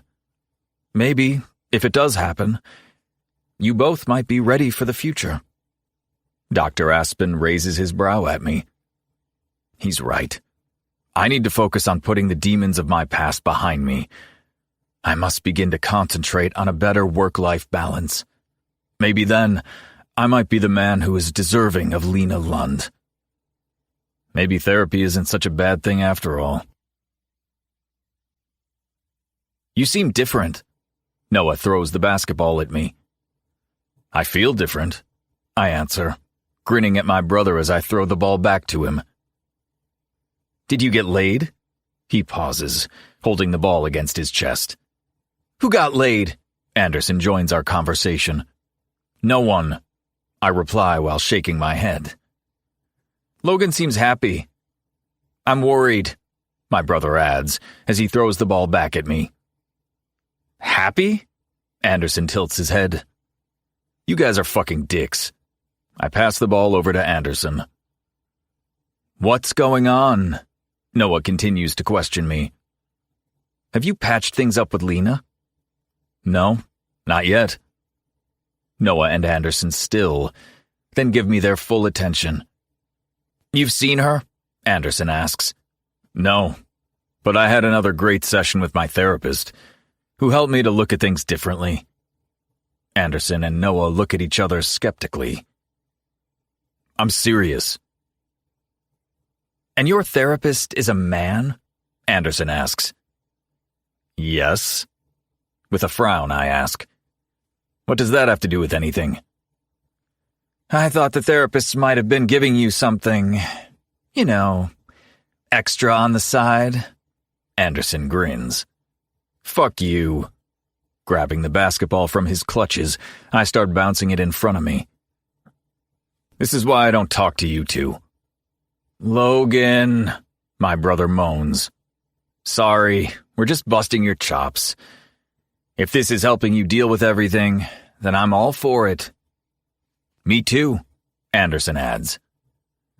Don't get your hopes up. I look at them both. I think it will be a long time before I join your pussy-whipped brotherhood. Well, I'm thoroughly enjoying being pussy-whipped. Noah grins. My brother is a lost cause. I know this, so I turn my attention to Anderson. I'm the one whipping the pussy, not the other way around. Anderson grins. Noah and I groan at his words. Lena. Chapter 36. It's been a couple of weeks since I started working with Emma, and it's crazy, hectic, and new. Emma is a total boss bitch, the way she handles everything from diva-like designers to snobby fashion writers. It still feels weird not walking into my old office, grabbing my coffee from my regular barista, Kate, and having lunch with Chloe, then seeing Logan's grumpy face. Letting out a heavy sigh, I thought leaving the Stone group would have helped these feelings I have for Logan subside, but they're still there, bubbling away beneath the surface like magma, just waiting to erupt to the surface at any moment. My emotions have been all over the place with the pregnancy, and it's been a very confusing time, especially watching my stomach grow. The guilt that follows from the joy of watching my body change is eating away at me. It doesn't help when I receive Ariana's daily messages asking if I've spoken to Logan yet, which adds to my stress levels. I want to wait for the dust to settle so I can figure out the next step. But Ariana's right. I'm taking away Logan's rights and depriving him of enjoying his baby growing inside me. She told me I should give him a choice, not take it away from him. She's right, and I know I've fucked everything up so badly. You okay? Emma surprises me, as I am having a teary moment, thinking about Logan. Yeah, I say, trying to wipe my tears away quickly. Emma frowns at me. She closes my office door and then proceeds to sit down before me. Is the work too much? She asks, and I shake my head. Is it Logan? She presses, sucking in a deep breath. I know I have to tell her. I mean, she's about to find out when I have to take maternity leave anyway. Kind of. Rubbing my hands together nervously, I prepare to tell her what I have been keeping hidden from everyone. Did something happen? She asks. Concern falls across her gorgeous face, and I love that she cares for me so much. I did something. My voice hitches with panic, and her jade green eyes widen at my confession. I think I've fucked up. Lena Bug. Emma reaches out and takes my hand. Whatever's happened, it's going to be okay. The tears fall freely now as I shake my head. Everyone is going to hate me. She squeezes my hand tighter. I've never had girlfriends before. I've never had people care about me like you all do. And I've gone and messed it all up. Emma rises from her chair and sits on the edge of my desk. Whatever it is, we will get through it together. There is nothing you can say that could make me not be your friend anymore. Tilting her head, she looks down at me. Even if you fucked my husband, I'd be angry, of course, but then I'd give you a high five, because let's be serious, it's rare to find a dick that big, and everyone should be able to experience that at least once in their lifetime. Wait, what? Looking up at her, she's grinning, and I know she's joking, but then she continues. I won't mind if I catch you checking out his crotch next time he comes in. She gives me a wink, shaking my head from the thoughts of Anderson and his huge dick, which is something I shouldn't be thinking about at all, but now it's there at the forefront of my mind. I think it's worse than that, Ems. My voice is barely a whisper. Do I need to hide a body? Because I can. I mean, I will, for you, she adds. Damn her and her niceness. Just rip the Band-Aid off, Lena. I'm pregnant. Emma stills, her jade green eyes flaring with so many questions. How far along are you? Her words are slow and precise. Over 3 months. Her eyes widen again with my words. Well, fuck me. She stands. It's Logan's, isn't it? I nod as tears well again. Fuck. She paces. Oh my God. Lena. She stops and stares at me. Wait. Her eyes focus in on me. Logan doesn't know, does he? Shaking my head, I hiccup on my emotions. Oh, Lena. Emma rushes over and pulls me up into her embrace and holds me tightly as I come undone, tears running down my chin and onto her blouse. I'm so sorry. I didn't tell you. I choke out, sniffling into her shoulder. Have you seriously been going through this alone? Pulling away from me, she starts questioning me. Ariana knows, but that's it. Ariana knows. Emma raises her voice.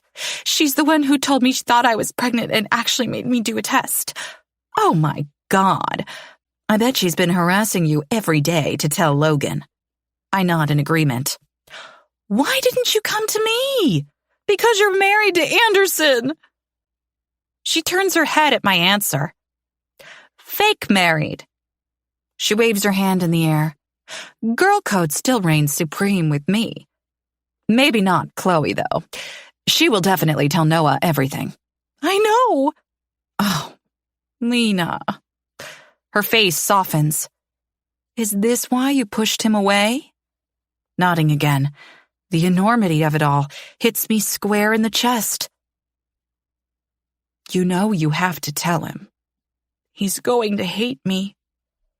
My stomach is somersaulting at the prospect of the argument that we are going to have, or the fact that he will shut me out altogether from his life. He's going to be angry at first. She shrugs. But he needs to know. You can't keep this from him. It's not fair. I know. I've messed it all up. Emma reaches out and rubs my arm. A little, she replies honestly. Logan thinks he's done something wrong, that he did something to push you away. I heard him the night of the Hamptons, openly talking to Anderson about me, that he wasn't interested. Emma frowns. That's why you kissed the hot rock star. Nodding, I answer, not my finest hour. I wouldn't say that. Emma gently elbows me with a smile. The rock star was cute. I wanted to hurt him like he did me. I know, utterly childish, right?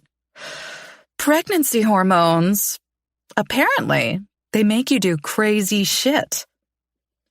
Emma grins. Can turn you into a completely different person, I hear. That's what it feels like at the moment. I let out a long sigh. My last day at the Stone Group, I heard Logan telling Noah that I was nothing more than a fling. Oh, Lena. She wraps her arm around me again. I'm stupid for wanting something with someone who doesn't want me. Logan has feelings for you. We can all see it. She tries to reassure me. There's a big difference between sexual tension and something more, I reply, while trying not to feel too sorry for myself. I know it might be scary to put your heart out there, but it's not just your heart any longer. It's you and your babies. Her eyes fall to my stomach before coming back to mine. You have to give Logan a choice, Lena. You can't take that away from him. It's cruel. Emma's serious, and I know she's right. It's the same sentiment that Ariana keeps telling me too. What do I do? Let Anderson and I mediate. Her face lights up as a scheme brews in her mind. We will invite Logan over for dinner. Hopefully, when he sees you, he will be happy. Then, you lay it all out for him and you both live happily ever after. She grins. I somehow don't think that's how the night is going to go. Emma shoos my concern away. Don't be a negative Nelly. I've got you. Plus, Anderson is a giant, and he can pin him to the floor and hold him there until he listens. She shrugs. Actually, now that I think about it, that might be hot. Very homoerotic, don't you think? She smiles, lost in her thought. And if it doesn't work? Emma snaps back from her fantasy land. Then you will be the best co-parents that baby could ever have. And it's going to be surrounded by so much love from its favorite auntie, Emma, that it's not going to even notice that Mommy and Daddy aren't together. Could it really be that simple? Logan, Chapter 37. I had a very weird phone call from Emma last week, insisting I come to dinner at Anderson's place. Anderson has never invited me to his home for dinner.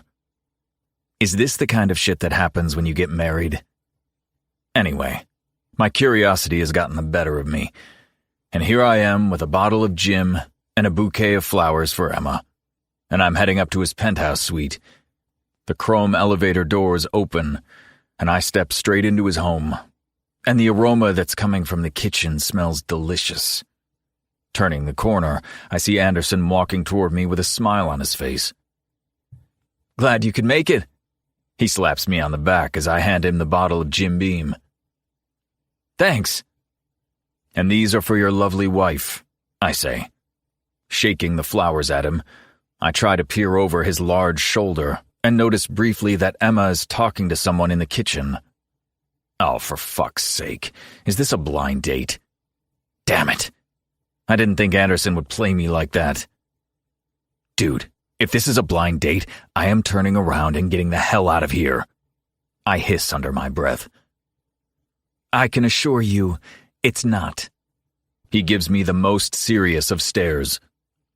Oh. Has something happened? There's tension in his shoulders. Come on. Let's get this over with. Why does he sound so off? Turning around, I follow my giant friend further into his apartment.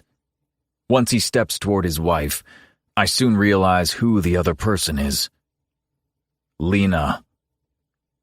She's beautiful. As she slowly turns around in slow motion, her hair appears glossy and sleek, pulled up into a high ponytail. She has color back in her cheeks again, and she's not looking pale and gaunt like she had done weeks ago. She almost, dare I say it, looks glowing. Maybe she is better off without me. She's dressed in a gorgeous dark green wrap dress that hugs her curves in all the right places. Even her breasts look fuller since the last time I saw her. I wonder what she's doing here. Looking between Emma and Anderson, I wonder if this is some kind of intervention. Well, this is awkward as fuck. Anderson breaks the tension. Lena gives me a small smile. What's going on? I ask.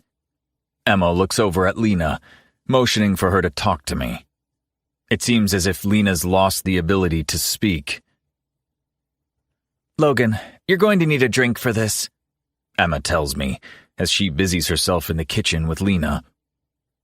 What is going on? I ask my best friend. Take a seat. It's going to be a long night. Anderson motions to his sofa while unease prickles my skin. Here. Emma hands me a large glass of bourbon and hands one to Anderson as well. She takes a seat on the sofa opposite me with Lena, who still can't bring herself to look at me.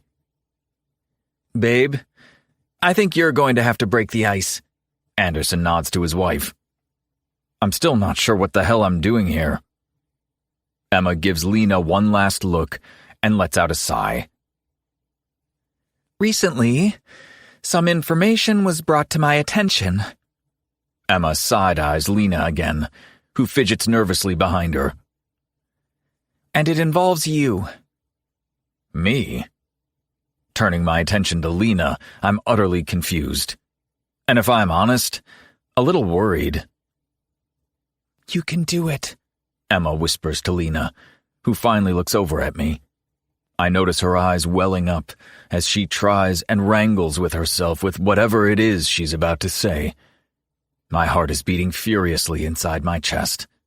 I think I'm going to have a heart attack waiting for her to spit out the words. Emma reaches over and clasps her hand with Lena's as if to give her some sort of hidden strength. I'm pregnant, Lena whispers. The world around me shifts on its axis. Lena is pregnant. What? No. Fuck. No. I've completely missed my chance with her now. Congratulations, I say. The words spill out, but my brain has disappeared into some kind of vortex that resembles a black hole. Is this why they wanted me here? To tell me in person so I wouldn't hear it through the grapevine somewhere else? I've missed my chance with her. This is what she wanted. She's getting her happily ever after, and it's not with me. Yeah, standing on shaky legs. I think, yeah.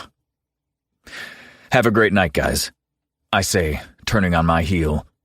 I've taken a couple of steps away from the group when I hear Lena speak again. It's yours, Logan. Hang on. What? Turning around quickly, Lena's standing, and her face is a mixture of emotion.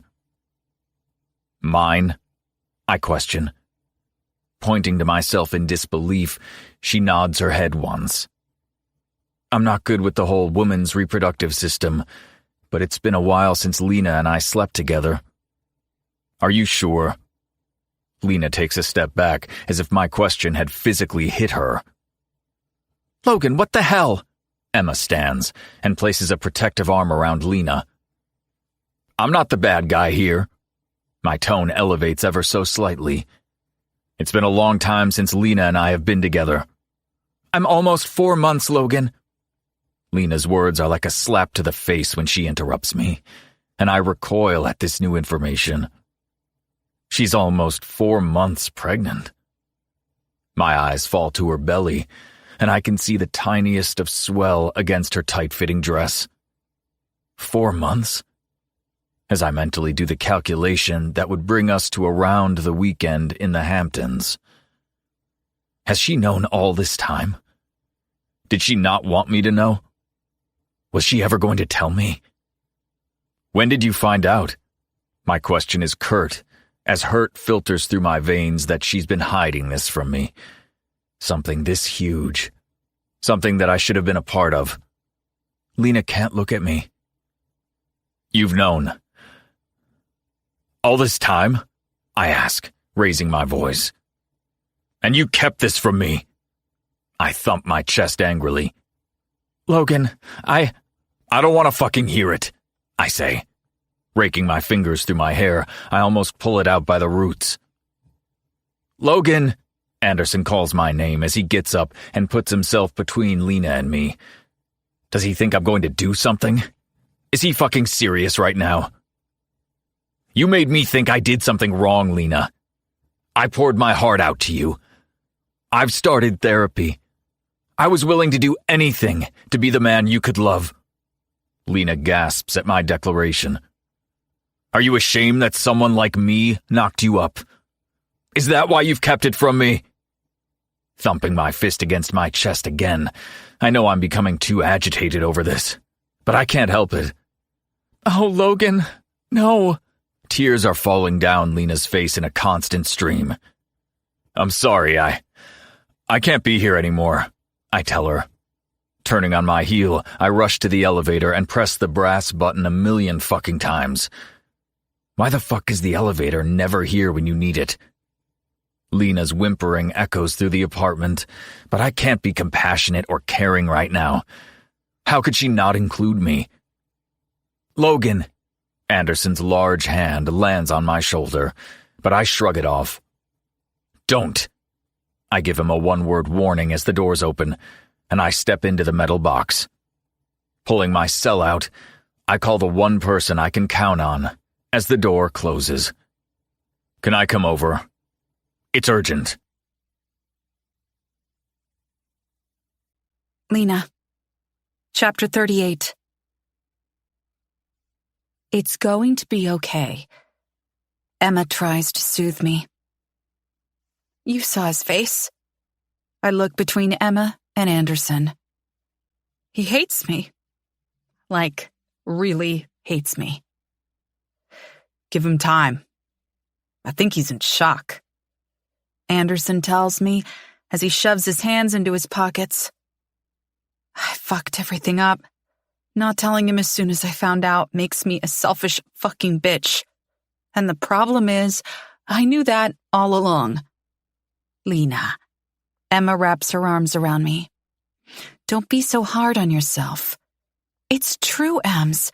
Don't sugarcoat it. Me not pulling up my big girl panties and dealing with this head on, instead of sticking my head in the damn fucking sand like a stupid ostrich, has messed up my semblance of amicable co-parenting. Yes. You fucked up, Anderson answers. Emma shoots him a death stare. What, babe? She has. He shrugs. Emma throws her hands up in the air in disgust. Okay, you made some decisions that, with hindsight, may not have been the right ones. Okay, I know I said don't sugarcoat it, but I think I want the sugarcoating again. It's hard for men because we're on the outside of pregnancy. We don't know what it's like to have a parasite move inside of us. Emma elbows him in the ribs. Ouch! Rolling his eyes at his wife, he continues. We don't know what it's like to have our bodies change every day because of it. That better? Emma smiles. All we know is that when you're sick, we hold your hair back while you hurl into the bowl. All we know how to do is when it's 2 a.m, we call out to get pickles and ice cream or rub your feet or cook a meal. Shit, no, I mean, pay someone to cook you a meal. This brings a smile to my face. All I'm saying is it must be hard for a man to watch his woman go through so much and not be a part of it. Men are fixers. We need to fix shit. So when you're pregnant, the only thing we can do is fix it. And that means being there on the sidelines as your biggest cheerleader. Fuck, Anderson. That speech was hot. Emma looks over at her husband with awe and hunger. Thanks, I answer while looking up at him. I know Logan can come off as aloof, grumpy, or Mr. Playboy, but deep down inside, he's a simple man. Noah may be the flamboyant romantic of the two, but just because Logan doesn't show it the same way Noah does, doesn't mean he doesn't have a heart. He's right. Logan would make simple gestures for me. If I was having a busy day and didn't have time to stop for lunch, there would be a delivery of mozzarella sticks and salad from our favorite Italian restaurant. Or if it was that time of the month and I was grumpy, a chocolate bar would magically appear on my desk. He remembered how I liked my coffee, what wine I drank, and my favorite food without being prompted. When I broke up with Justin, he was there at my door with the type of flowers I deserved and dinner as well. When I was sick with morning sickness and didn't realize at the time what it was, he was there for me with crackers. Every day, little things a partner knows about you. He knew about me. 2 years with that jerk Justin, and he still had to ask me if I drank red or white wine. Red. Always red. I've been a fool. Why the hell did I think Logan would be any different when it came to telling him I was pregnant? He would have been beside me on this journey the entire time, and he would have instinctively known what I needed and when I needed it. Instead, I've been trying to figure it all out by myself because I thought that's what I had to do. He has every right to be angry with me. I took time away from him with his baby, and that's something he can never get back. I heard him talking to you at the Hamptons opening, I say, mentioning one of the niggling things about our miscommunication. Anderson raises a brow in my direction. Logan said he only ever saw us as friends, that there wasn't anything else there. Anderson frowns as he tries to recollect the conversation. You might not realize this, but we're guys. He chuckles. And guys don't talk about their feelings. You had just called time on whatever was going on between the two of you. He was probably trying to save face in front of me. We men have egos the size of our dicks. Anderson bursts out laughing. Really? Could it be that simple? We know how big your ego is. Emma grins.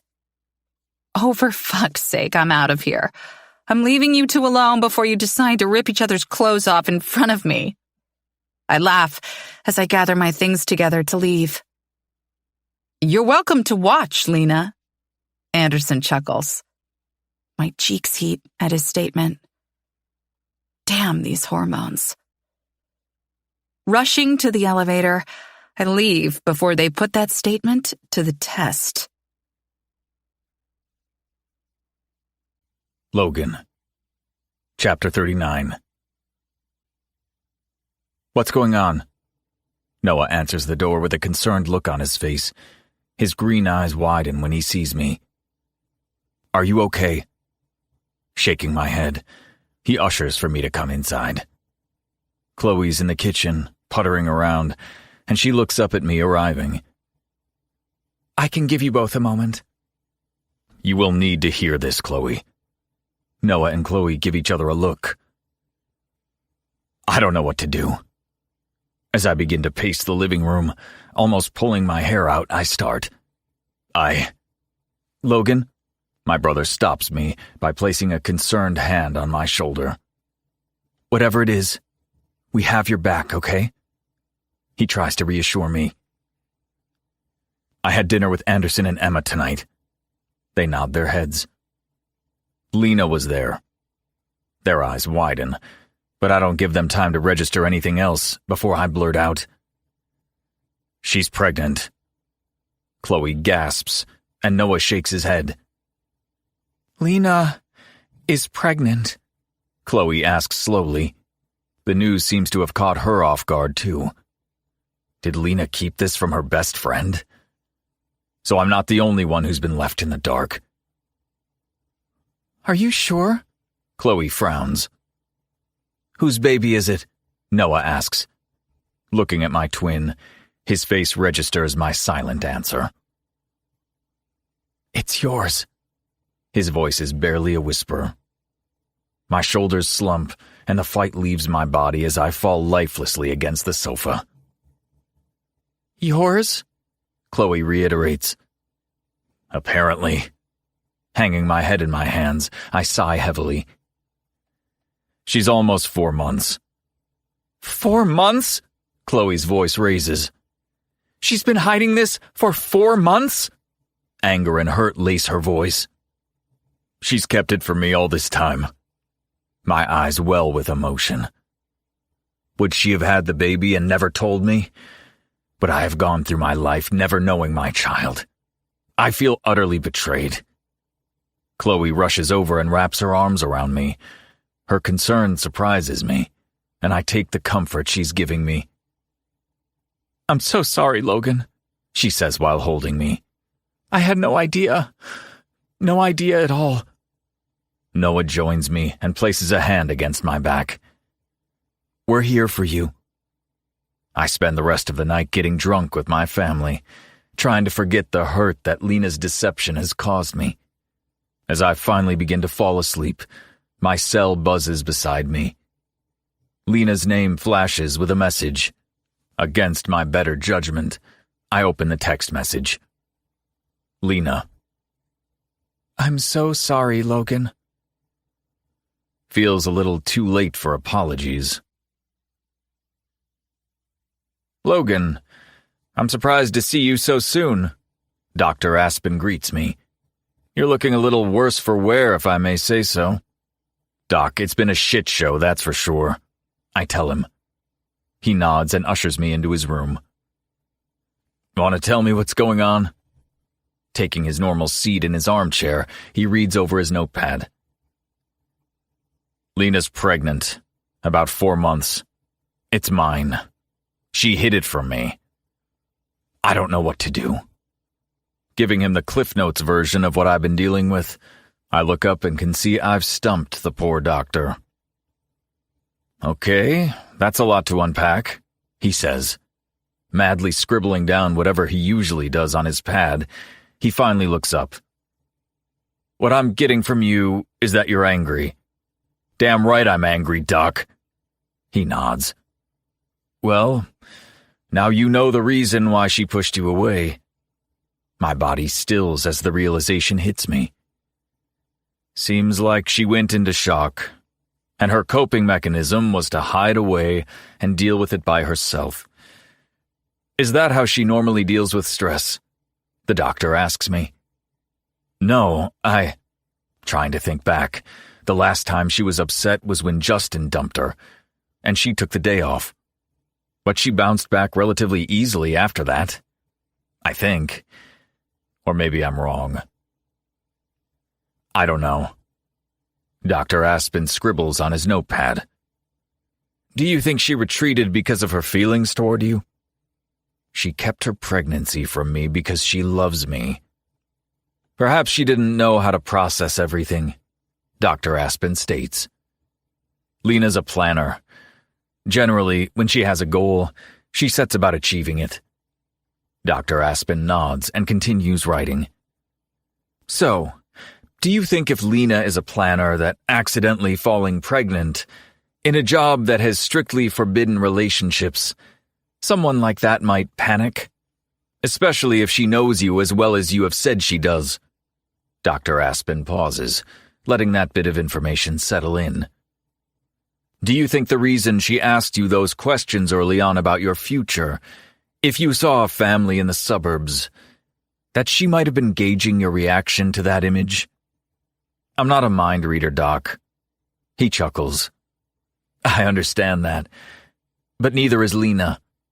She may have found this surprising information out at the same time you were working out how you saw your future, and when it didn't align with her plans because, like you said, she's a planner, she might have gotten spooked and bolted.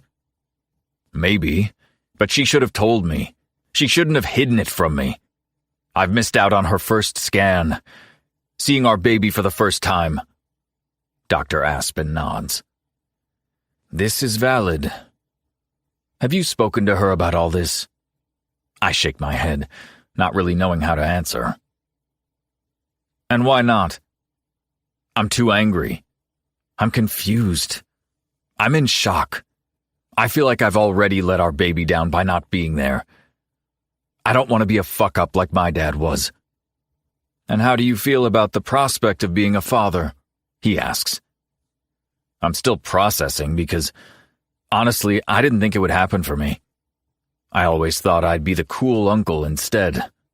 Smiling to myself, I always thought Noah and Chloe would have a family together before me. Heck, maybe even Anderson. All I know is I want to be the best father I can be to my baby. Dr. Aspen smiles. Then you need to talk to Lena. Your feelings of betrayal are valid, but at some point in your co-parenting relationship with Lena, you are going to have to move on. You and Lena are now tethered to each other for life. Lena. Chapter 40. Chloe. Urgent girls meeting at Emma's place this weekend. Stella. Everything okay? Ariana.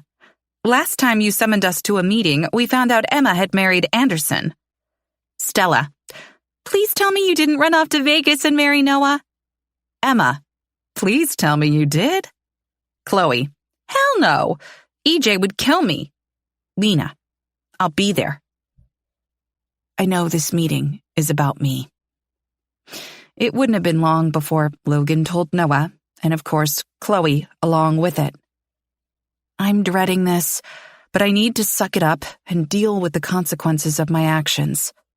I've hurt a lot of people by trying to deal with this on my own. Now, I need to suck it up and be an adult. Thanks for coming. Emma greets me at the door. I've got your back. I hear the others laughing and clinking glasses as I enter Emma's apartment. Stepping further in, I see Chloe glance up, and she doesn't look happy with me at all. Ariana gives me a questioning look, and Stella has a smile on her face, totally oblivious to the bombshell I'm about to drop. Hey guys. I wave awkwardly at my friends as I take a seat on the sofa beside Stella. Emma gives me a glass of water and sits beside me. So, why the hell are we here? Stella questions Chloe. Maybe Lena would like to start? Chloe throws the grenade right in my lap. I've been a bad friend, guys. I let out a stuttering sigh. I'm not used to having such a great group of girlfriends around me, and I thought I could do it all on my own. I was wrong. Looking over at Chloe, then Ariana, I blurt out, I'm pregnant. I knew it! Stella squeals. I called it ages ago. My eyes widen in shock. She what? You refused champagne when we were at that hotel meeting about Walker. She grins. The rest of the girls stay quiet. Stella looks around and notices no one else is as excited by the news as she is. You all knew. I just found out, Chloe adds, just like Logan did. Wait, what? Stella's head turns to me. It's Logan's baby? Holy shit! I'm sorry, Chloe, for not telling you, but you and Noah are a package deal at the moment. I get it, but still, you should have told Logan. That poor guy is torn up about it. Tears well in my eyes thinking about Logan. I'm sorry. Crumbling into a teary mess. I hate being so damn emotional all the time. I'm sorry, I say again. Chloe kneels in front of me. You do not have to apologize. Looking down at her, I've messed up big time. I can't change the past, but I sure as hell am going to change the future. I tell her. Does Logan know that? Chloe asks. We have our first scan together next week. I've texted him, but he's been distant. Give him time, Lena, Emma says beside me. I know I have to respect Logan's feelings and give him time, so he can hopefully one day forgive me. Now that the boring stuff is out of the way, can we get excited that Lena is having a baby? Because that means baby shower, clothes shopping, nursery decorating? Stella grins. Oh my. I hadn't even given myself time to think about all that. Stella's right. Chloe smiles. We're all about to become aunties. She whoops loudly and throws her arm in the air on each whoop. How did I get so lucky to have these girls in my life? As our conversations descend into guesses if I'm having a boy or a girl, excitement swirls in my stomach for the first time. Nerves flutter through my body as I wait outside the doctor's office for Logan. This is the first time seeing him since delivering the life-changing news a couple of weeks ago. I guess it's a step in the right direction that he's here with me today. Of course he will be here. He's a good guy. Urgh. Shaking my head at myself at my insane stupidity, I watch in slow motion as he turns the corner with his cell in hand. He hasn't spotted me yet, so I can take my time drinking him in. He's dressed in a white business shirt. The sleeves are rolled up casually, exposing his tanned, corded arms, while his titanium watch glistens under the fluorescent lights overhead. Navy trousers with tan shoes and his suit jacket are resting casually over his arm. It's as if he's come directly off a luxury yacht from some exotic island. His light brown hair is looking a little disheveled, as if he's been raking his hand through it. Is he nervous too? He's started growing some stubble. Usually Logan is clean-shaven, but there it is, and it suits him. Biting my lower lip, I unashamedly drink him in. Then, when he gets a little closer, he looks up from his cell, and his blue eyes strike me to the core as they sparkle with warmth. Is he happy to see me? Hope blooms inside my chest before it crashes down in a fiery ball of flames. His jaw tenses, his sparkle dims, and his hand tightens around his cell. I plaster on a smile to greet him. Thanks for coming. Of course, I wouldn't miss it for anything. Logan opens the door for me as we make our way into the waiting room. We check in and wait for the doctor to call my name. Looking around the room, I see it's filled with happy, smiling couples. A man rubs his partner's large stomach as she tries to sit in a comfortable position. Is that going to be me? It will be. But instead, you will be alone. That thought curdles in my stomach. How's work? I attempt to fill the awkward silence between us while we wait. Good, he replies, as he fiddles on his cell while ignoring me. Pretty cool that Emma and Chloe are off to Bali next month. What a brilliant idea to shoot the designer's collection at your resort. Yes, indeed. He taps furiously away on his cell. But before I can push him further, the doctor is calling us into her office.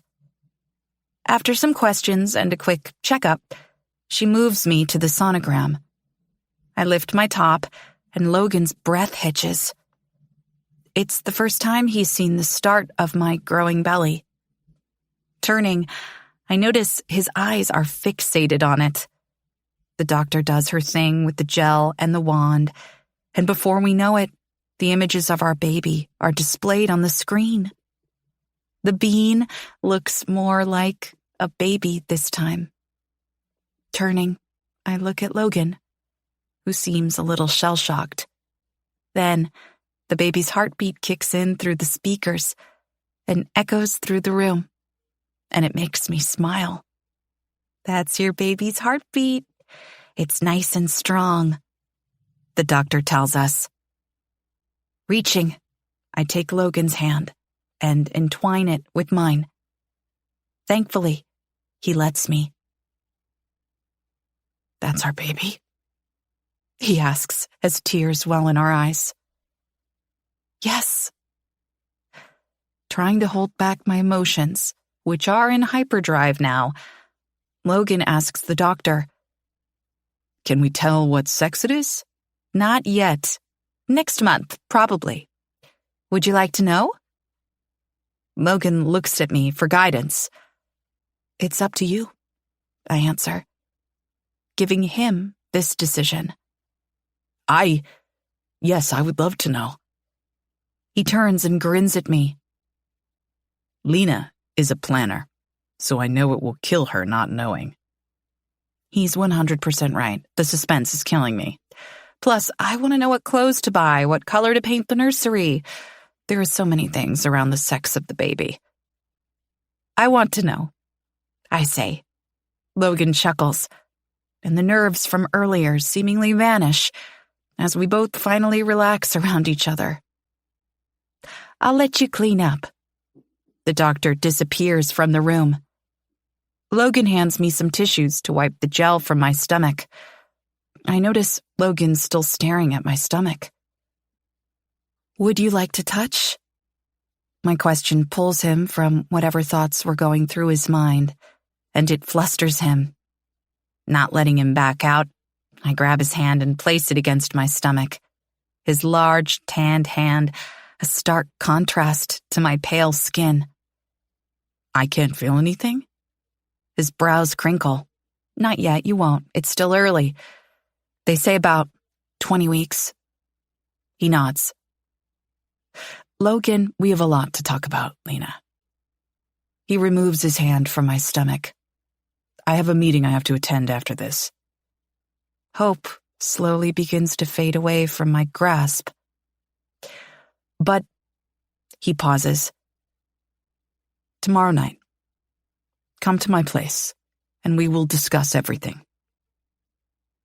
Okay. Taking his hand, he helps me off the table. It's going to be okay. He stares down at me, and this time, the sparkle is back in his blue eyes. Logan, Chapter 41. Seeing our baby on the monitor was crazy and almost surreal. It put everything into perspective that in 5 months, there's going to be a living, breathing, screaming, tiny human arriving, and its parents need to get their shit together. I've ordered from our favorite Italian place for dinner. I bought all the baby books I could find, and I've been trying to catch up on the baby's development. I want to be the best father I can be to this baby, no matter what happens with Lena. The doors ping open. Lena walks through, and she looks as gorgeous as ever. Her brunette hair falls loosely around her shoulders. She's dressed in a black blouse. The animal print skirt falls well below her knees, and she's wearing a pair of black heels. Her makeup is natural, and she looks almost luminescent. Dinner smells amazing, she says as she gives me a timid smile. I bought all your favorites.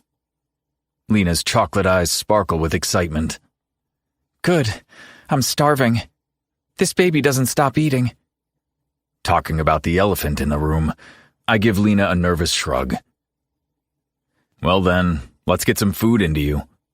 Take a seat at the dining table, I say as I busy myself in the kitchen, pouring the contents of everything I purchased into bowls and then arranging them neatly on the table. Can I get you something to drink? Just water is fine, thanks. Heading back to the kitchen, I grab Lena a bottle of water and pour myself a glass of red wine. Finally, taking a seat, we start to eat dinner. We chat about mundane stuff as we slowly make our way through the pasta dishes. I can't take it anymore, Logan. Lena eventually breaks. Being so close to you, yet so far away. I know I messed up. And I messed up in one of the cruelest ways possible. And I don't ever expect you to forgive me, she rambles on. Reaching out, I take her hand in mine, and she stops talking. I could never hate you, I tell her. I am hurt, though. She nods in understanding. I feel like we need to start again. I'd like to start over again, if you want that. You mean as friends? Yes, I reply while running my thumb over her hand. I think for the sake of our little one, we need to rebuild our relationship. Lena's hand tightens in mine. I'd like that. She gives me a small smile. I know nothing can make up for the bad choices I've made the past couple of months, where I chose to pull away from you instead of being an adult and dealing with the situation head-on. She lets out an exhausted sigh. A series of stupid and immature miscommunications on my part seems to have messed it up even more. I think we're both at fault with that. We both don't communicate well, which I think we need to work on, especially regarding how we will bring up the little one. Lena nods in agreement. Which is what I wanted to talk to you about. Her brows rise at my comment, and I'm not sure how she will take my idea. I'm not even sure if it's what I want, but here goes. I want you to move in with me. Lena chokes on her water at my question. You want me to do what? I can buy us a more family-friendly home if you want. I know an apartment is probably not that great for kids. Kids? As in plural? She questions me. We might make a cute one. So you never know. We might have to create more. I give her a wide grin. I'm really confused at the moment. I thought you said we would be just friends. Can't friends co-parent their kids together? Her forehead crinkles as she contemplates my idea. I don't want to miss a moment of my baby's life. And if we aren't together, then I will. Plus, you're going to need help with the baby. And that help should be mine. I helped create our child. She's floored by my suggestions, I can tell. The books say that babies wake up all the time. I may not have the boobs to feed the baby, but I can definitely change the diapers in the middle of the night. She laughs. I'm sure I can work it out. Taking a sip of my wine, I continue. You can decorate the baby's room however you want. And the same will go for your room too. She nods. You've made a lot of good points, she says, twisting her bottle of water around in a circle in her hands. I can tell she has more to say. Just know if I take you up on your offer, I won't cramp your style if you want to have a lady friend over. We will make ourselves scarce. Huh? What is she talking about? Lady friend? Yeah. Just because I'm knocked up or have just had our baby, it doesn't mean it should cramp your dating life. Dating life? Is she serious? I don't have a dating life, and I most certainly am not interested in one after the baby is born either. But if we are living together as friends, then I'm sure at some stage you will need, well, companionship. Maybe the same can be said for you too. I passed the question back to her. Yeah, I'm sure a single mom with stretch marks, saggy boobs, and spit up all over them is a real catch. She uses air quotes and then rolls her eyes.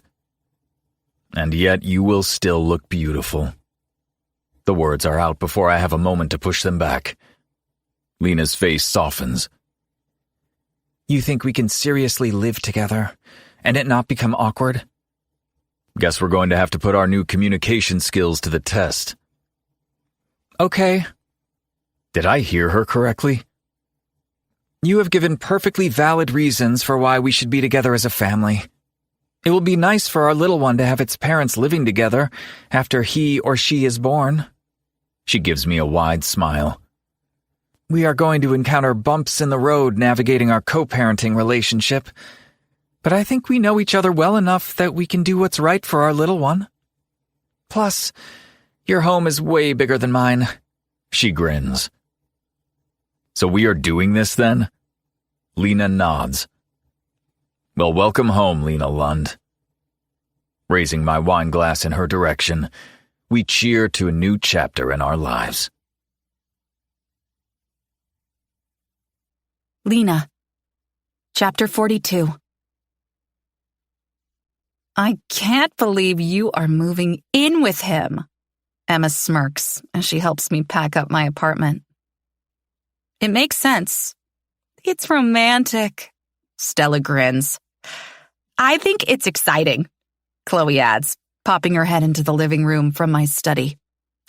That's because you moved in on day one of your relationship with Noah, Ariana teases, and she flips her off. I bet you $100 something happens by the end of the week, Emma tells the group. Wait, what? Is that $100 if they sleep together, or should it be 50 for a kiss and 50 for some heavy petting? Ariana questions. What the hell are my friends talking about? I bet 50 they kiss by the end of the week, Stella shouts. No way. They will be boning by the time this week's out. Emma adds, I've heard pregnancy hormones make you aroused as fuck. She grins at me. Yes, my little friend located in the side table has been getting a bit of a workout recently, with all my urges. I think Lena will have more restraint. I say 100 for the second week that she jumps Logan. I end up throwing a pillow at Chloe, which has her in a fit of giggles. I can assure you, I will not be sleeping with my baby daddy at all. My friends burst out laughing.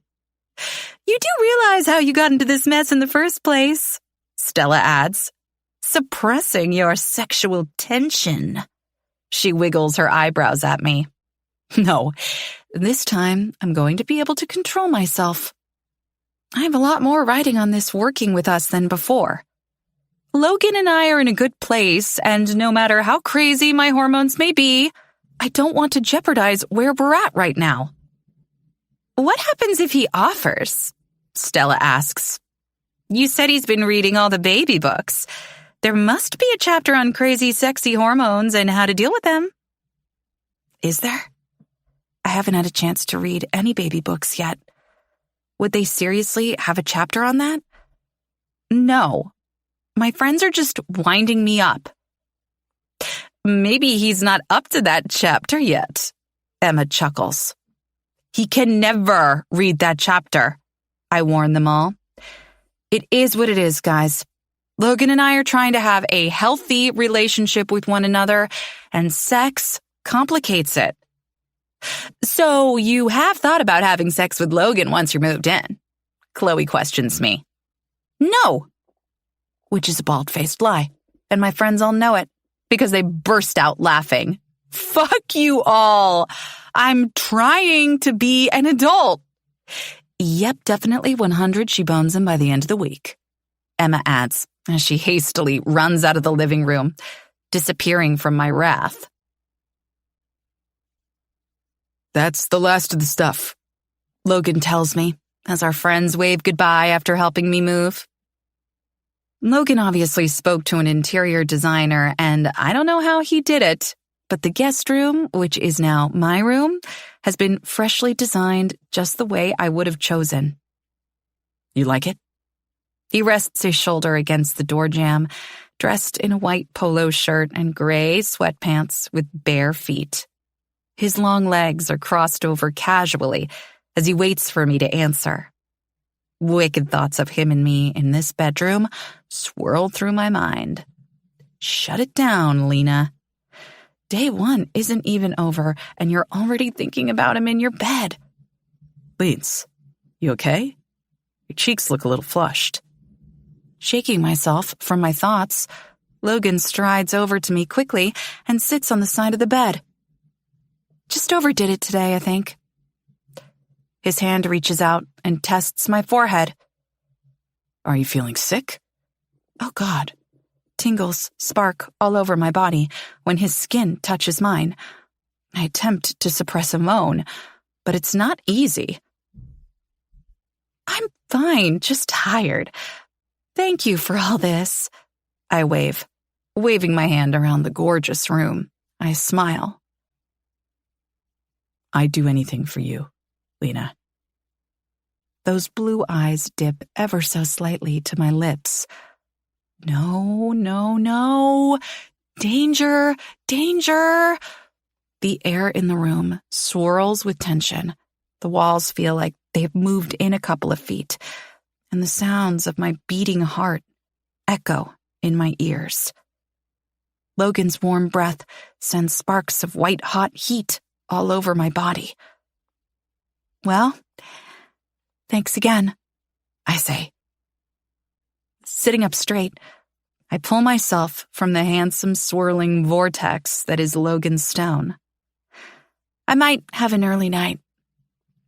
Fiddling with my hands, I hope he understands. Right.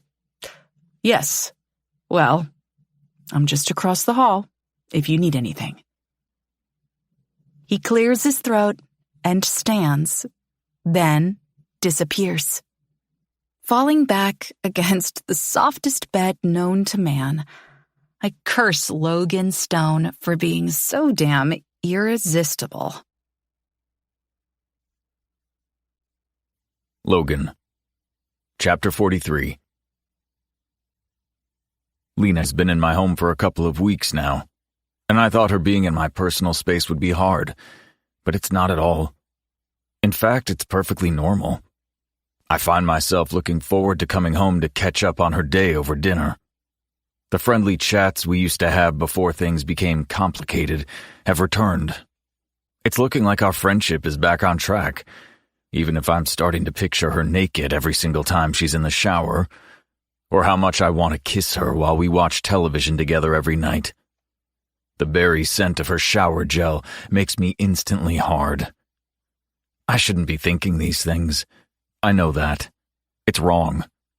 It's against everything we agreed upon when she moved in, but I can't seem to help my thoughts and what I want. Hey, she greets me with a kiss on the cheek as I wait for her outside the doctor's office. She's dressed in a pink dress that's molded to her gorgeous bump.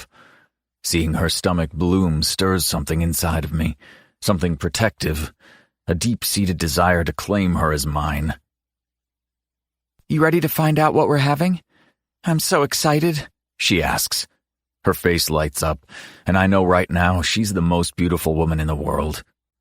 We don't have to wait long before we are called into the doctor's office, and Lena is lying down on the bed again. Only this time her stomach is a little larger. You ready to find out what you're having today? The doctor asks. The doctor moves the wand around Lena's stomach until she's in the right position. See that there?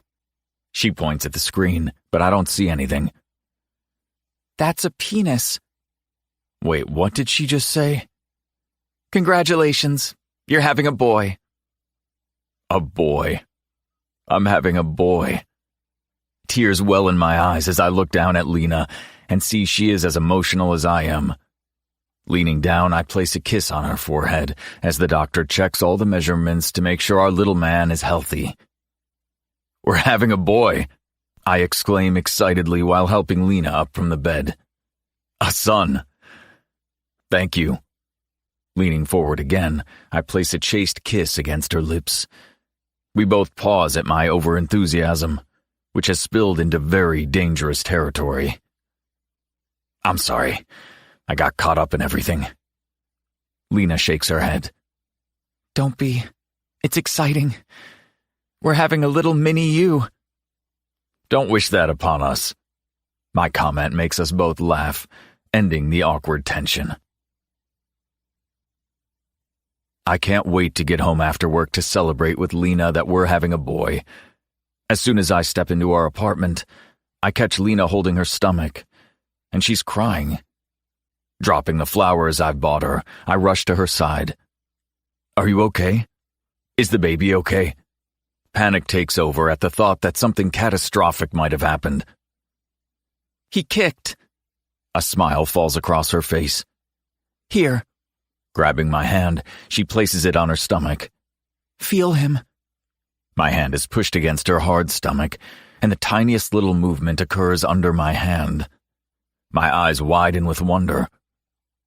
I feel it. Tears are falling down Lena's face as we're connected in this moment. My heart begins to beat out of time in my chest as we both stay still, just staring at each other. It's magical. Sucking in a shaky breath, she nods. Reaching out, I push a lock of her hair behind her ear. "You look so beautiful."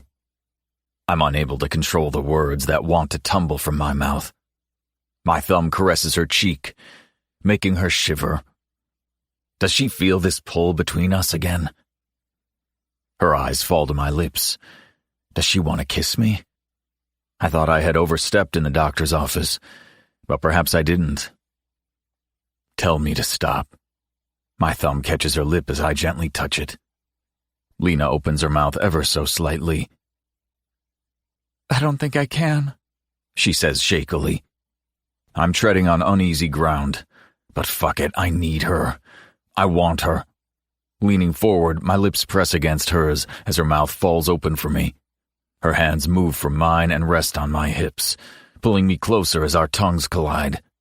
The moment that they do, it's like throwing a match into a tinderbox, and we both go up in flames. "I've missed this," I say. Then our lips collide in another frenzied kiss. "Fuck, I've missed your lips."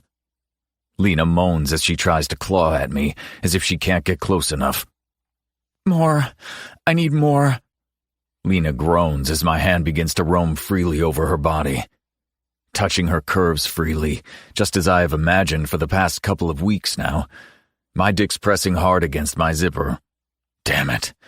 I don't think I've ever been so hard. I need her. I need to be inside her. It's okay for us to have sex, isn't it? Stilling, I reluctantly pull myself away from her perfect lips. If I turn you around and fuck you, will that hurt the baby? Lena bites her bottom lip, and her cheeks are flushed from our kiss. "As long as you don't squish him, it should be fine from what I've read." Well, damn. She's read about having sex while pregnant. Did I skip those chapters in the baby book? Show me. Guide me, I tell her. Turning around in my arms, she places her hands on the kitchen counter, and her ass gives me a little wiggle. My hand reaches out and grips her pert little ass in my hands. Have you been thinking about this, Lena? I ask her. She nods as my fingers pull up the hem of her dress. Do you remember how my fingers make you come? I say. My hand slips beneath the elastic of her cotton panties, where I find her soaked, and my thumb finds her aching clit. God damn it, Lena. I suppress a groan. You're fucking soaked. Yes, she moans at the connection. Oh God, I need this, she tells me. I'm turned on all the time. This little tidbit of information stills me. What did you say? My breath caresses her cheek as my chest is pressed against her back. Being pregnant, My hormones are out of control. I need... My fingers sink inside of her. What do you need, sweetheart? I need... you. I need your fingers, your cock, your mouth. Sex. I need sex all the time. Have you been in your bedroom these weeks desperate for my cock? I ask her. Yes. Her head falls back as my fingers slide between her folds. Lena, why the fuck did you not tell me? I could have... Could have what, Logan? She shakes her head. I couldn't. I promised you. Whatever you need, I will provide. Her pussy constricts around my fingers as I take her higher and higher. That includes my cock. Do you hear me? She hums in agreement as I push her over the edge. Fuck me. I've never been so turned on in my life. Pulling my fingers from her quaking pussy, I unzip myself and pull her panties to the side. Get ready for me, Lena. She widens her legs and gets into a comfortable position. Running my aching tip between her wet folds, I slowly slide into her, making sure I'm not hurting her in any way. Yes, Lena moans as she clenches around me. Fuck. She could make me come just like that. My fingers dig into her hips as I try and slow myself down. More, Logan. I need more. She pushes back against me, and I quicken my pace. She meets me thrust for thrust, taking what her body's been craving, and I give it to her. I may not be able to give her much, but I can give her a release. Frantic need takes over as we both try to catch our orgasm until she clenches down on me, and I swear I see stars and the Holy Ghost as she pushes me over the edge. Fuck, Lena! I yell out as she milks every last bit of my orgasm from me. Our labored breathing fills the kitchen as we try to come down from an epic orgasm. Slowly, I slide myself from her tightness and tuck myself back into my pants. She straightens herself up, then turns around. Her face is flushed, her chocolate eyes are almost molten, and her skin is practically glowing. That was... She is unsure of the words to use. Just what we needed. She giggles, looking slightly embarrassed now that the flushes of our orgasm have subsided. You okay? My hand rests comfortably against her stomach. I am. And so is he, she reassures me. I thought it was a myth about pregnant women and sex. Anderson teased me about it the other day. Not all women feel that way. She bites her lip. I don't care about other women. My eyes narrow on her. I'm talking about you. Yes, I found my hormones have increased my sex drive. And what have you been doing about it? I ask. Lena looks away from me, and I know what I'm asking is embarrassing for her, but I am genuinely curious. Lena. I turn her head back to face me. Does it matter? She pushes back. To me it does. I want to know. Fine. My vibrator has helped. A lot. If you need to use it when I'm not here, then do it. But, making sure I have her full attention. When I'm home, and you have needs, let me fulfill them. I told you anything to do with the baby, I want to help. She pushes me hard in the chest. I'm no one's pity fuck. She storms out of the kitchen, and I wonder how the hell did this just turn into a fight. Lena, I chase after her. What the hell did I do? Grabbing her arm, I turn her around. Why would you think that? Did you even want to have sex with me? She thumps her hand against my chest. Or was I just convenient for you? Wrapping my hand around her neck, I pull her forehead forcefully to mine. I cannot get you out of my mind, no matter how much I try, Lena. Her face softens slightly. I know things are all out of whack between us at the moment, but the thought you might seek a reprieve from someone else fucking kills me. Logan, I would never. Seeing my baby growing inside of you has turned me into a possessive man. I'm ashamed I feel this way, but I do. I don't want another man touching what's mine. Logan? I don't want to think about anything other than being the only man you need. Okay. I'm surprised she's not fighting me on it. I only want you, Logan. No one else. Leaning forward, she presses her lips against mine. Logan. Chapter 44. A couple of days after Lena and I finally reconnected on a sexual level, I was on a flight to Australia with EJ, Anderson, and Noah. We'd had this trip planned for such a long time, and I couldn't not go. After all, I couldn't say, "Sorry guys, I can't go because I am Lena's real-life vibrator who's on call 24/7. They would think I've gone insane. Thing is, they wouldn't be wrong because, honestly, Lena's sexual appetite has been insatiable. Logan. Arrived. You're probably asleep. Miss you. Sending the text off as I lie down on my hotel bed, my cell starts buzzing, and it's Lena FaceTiming me. Hey. Her tired face comes into focus. I didn't wake you, did I? With that text? She shakes her head. Couldn't sleep. Got indigestion pretty bad. That shouldn't make me smile, but it does. Well, we just arrived. Going to have a power nap before we head out for dinner tonight. She yawns. Okay, well, I hope it's nice down there. I've always wanted to travel to Australia. With a new hotel in the planning, we might be down here a lot more. I'm sure our little one would love a trip. Making family holiday plans isn't what you do as co-parents. It's what you do as a family. Just because we may not be together doesn't mean we aren't a family. But aren't you together? You're frowning.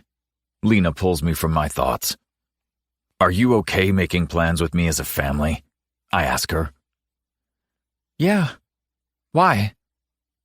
It's a long flight to Australia. She smiles. It gave me a lot of time to think. Lena nods. I want to make plans with you, Lena. Silence falls between us.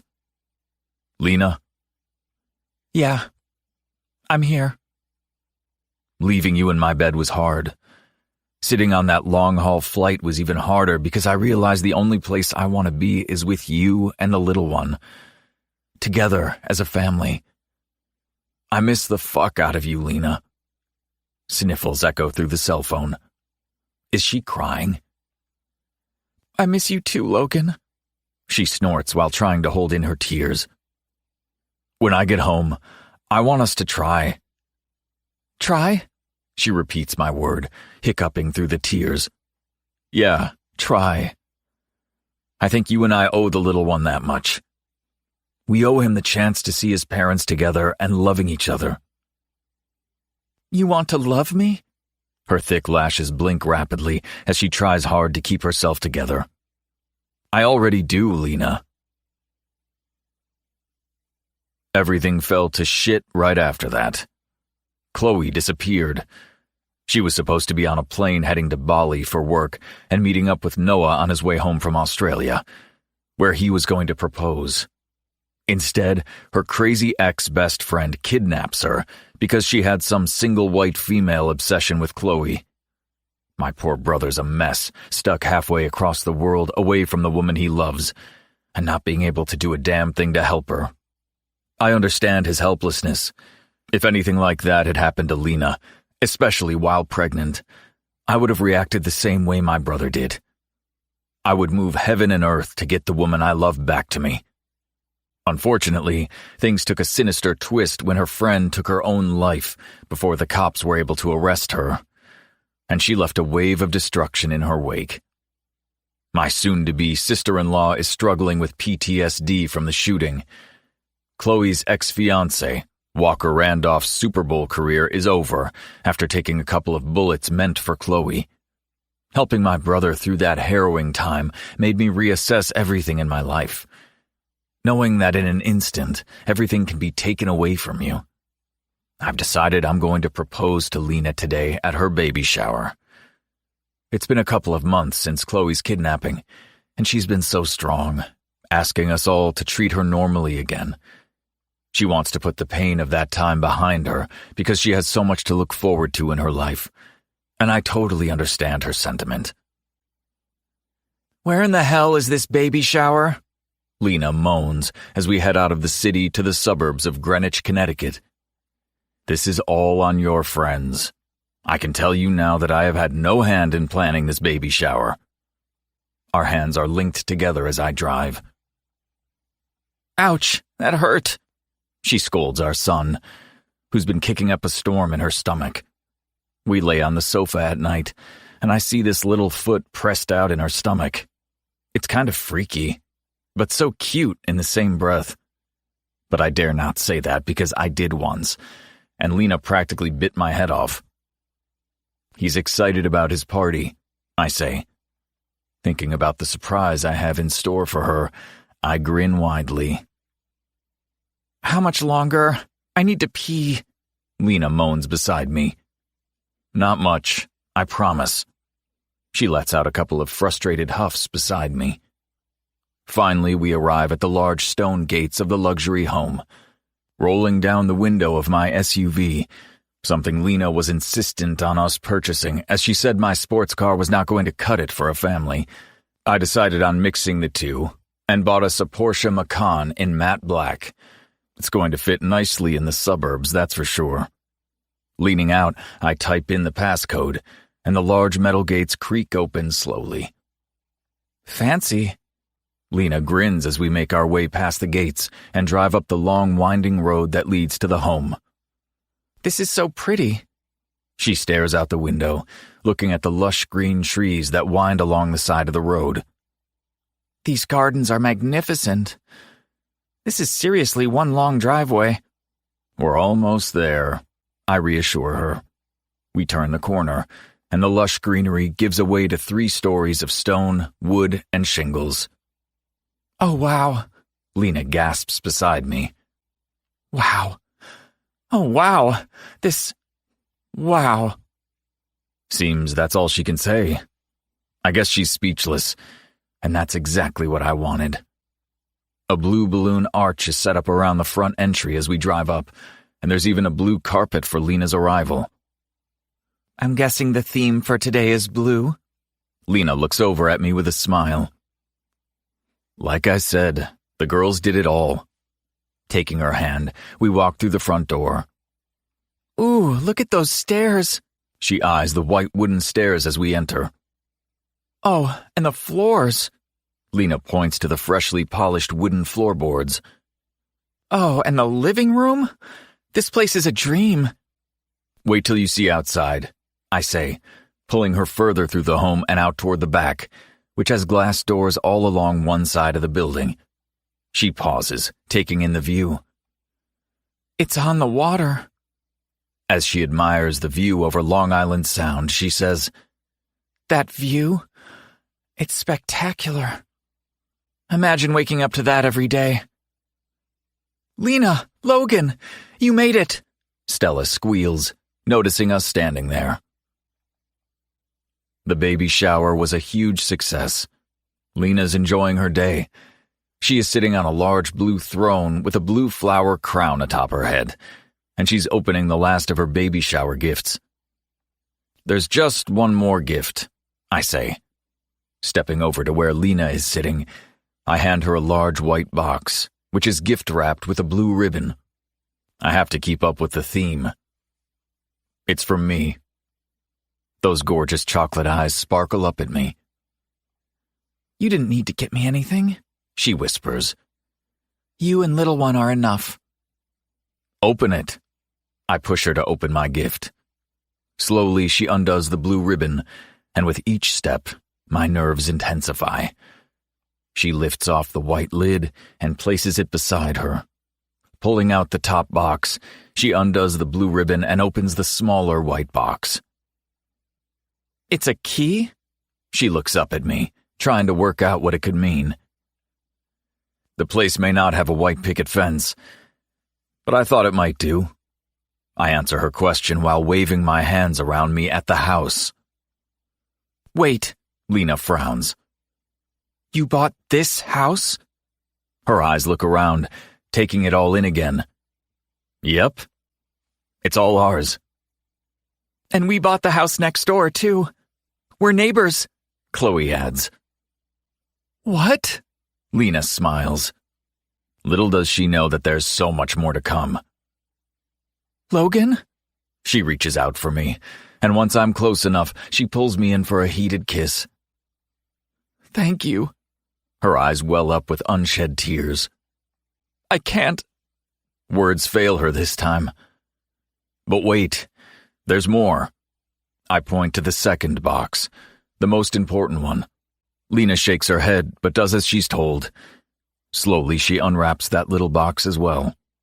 She pauses as she opens the white velvet box, and when she looks up, she sees me down on one knee before her. I thought about where I saw myself in 5 years' time, and the picture of this house came to mind. What I saw inside of it was filled with laughter, love, and the pitter-patter of tiny feet against the hardwood floors. Then I would turn and see you, the most beautiful woman in the world, with the biggest smile on her face. And when she looked at me, all I feel is that I'm the luckiest man in the world. Lena Lund, will you allow me to love you forever and ever? Tears fall down her cheeks as her shaky hands pull out the 3-carat flawless cut diamond ring. Will you marry me? I ask once the ring is on her finger. Yes, yes, yes! She jumps up from her chair and wraps her arms around me. I love you, Logan Stone. She whispers into my ear. Lena. Chapter 45. 3 years later. Congratulations, I say, rushing into the hospital room where Chloe is lying after she has given birth to their first babies, twin boys, Thorne and Hartley. You look amazing. I give my sister-in-law a kiss on the cheek. Stop it. I look like shit.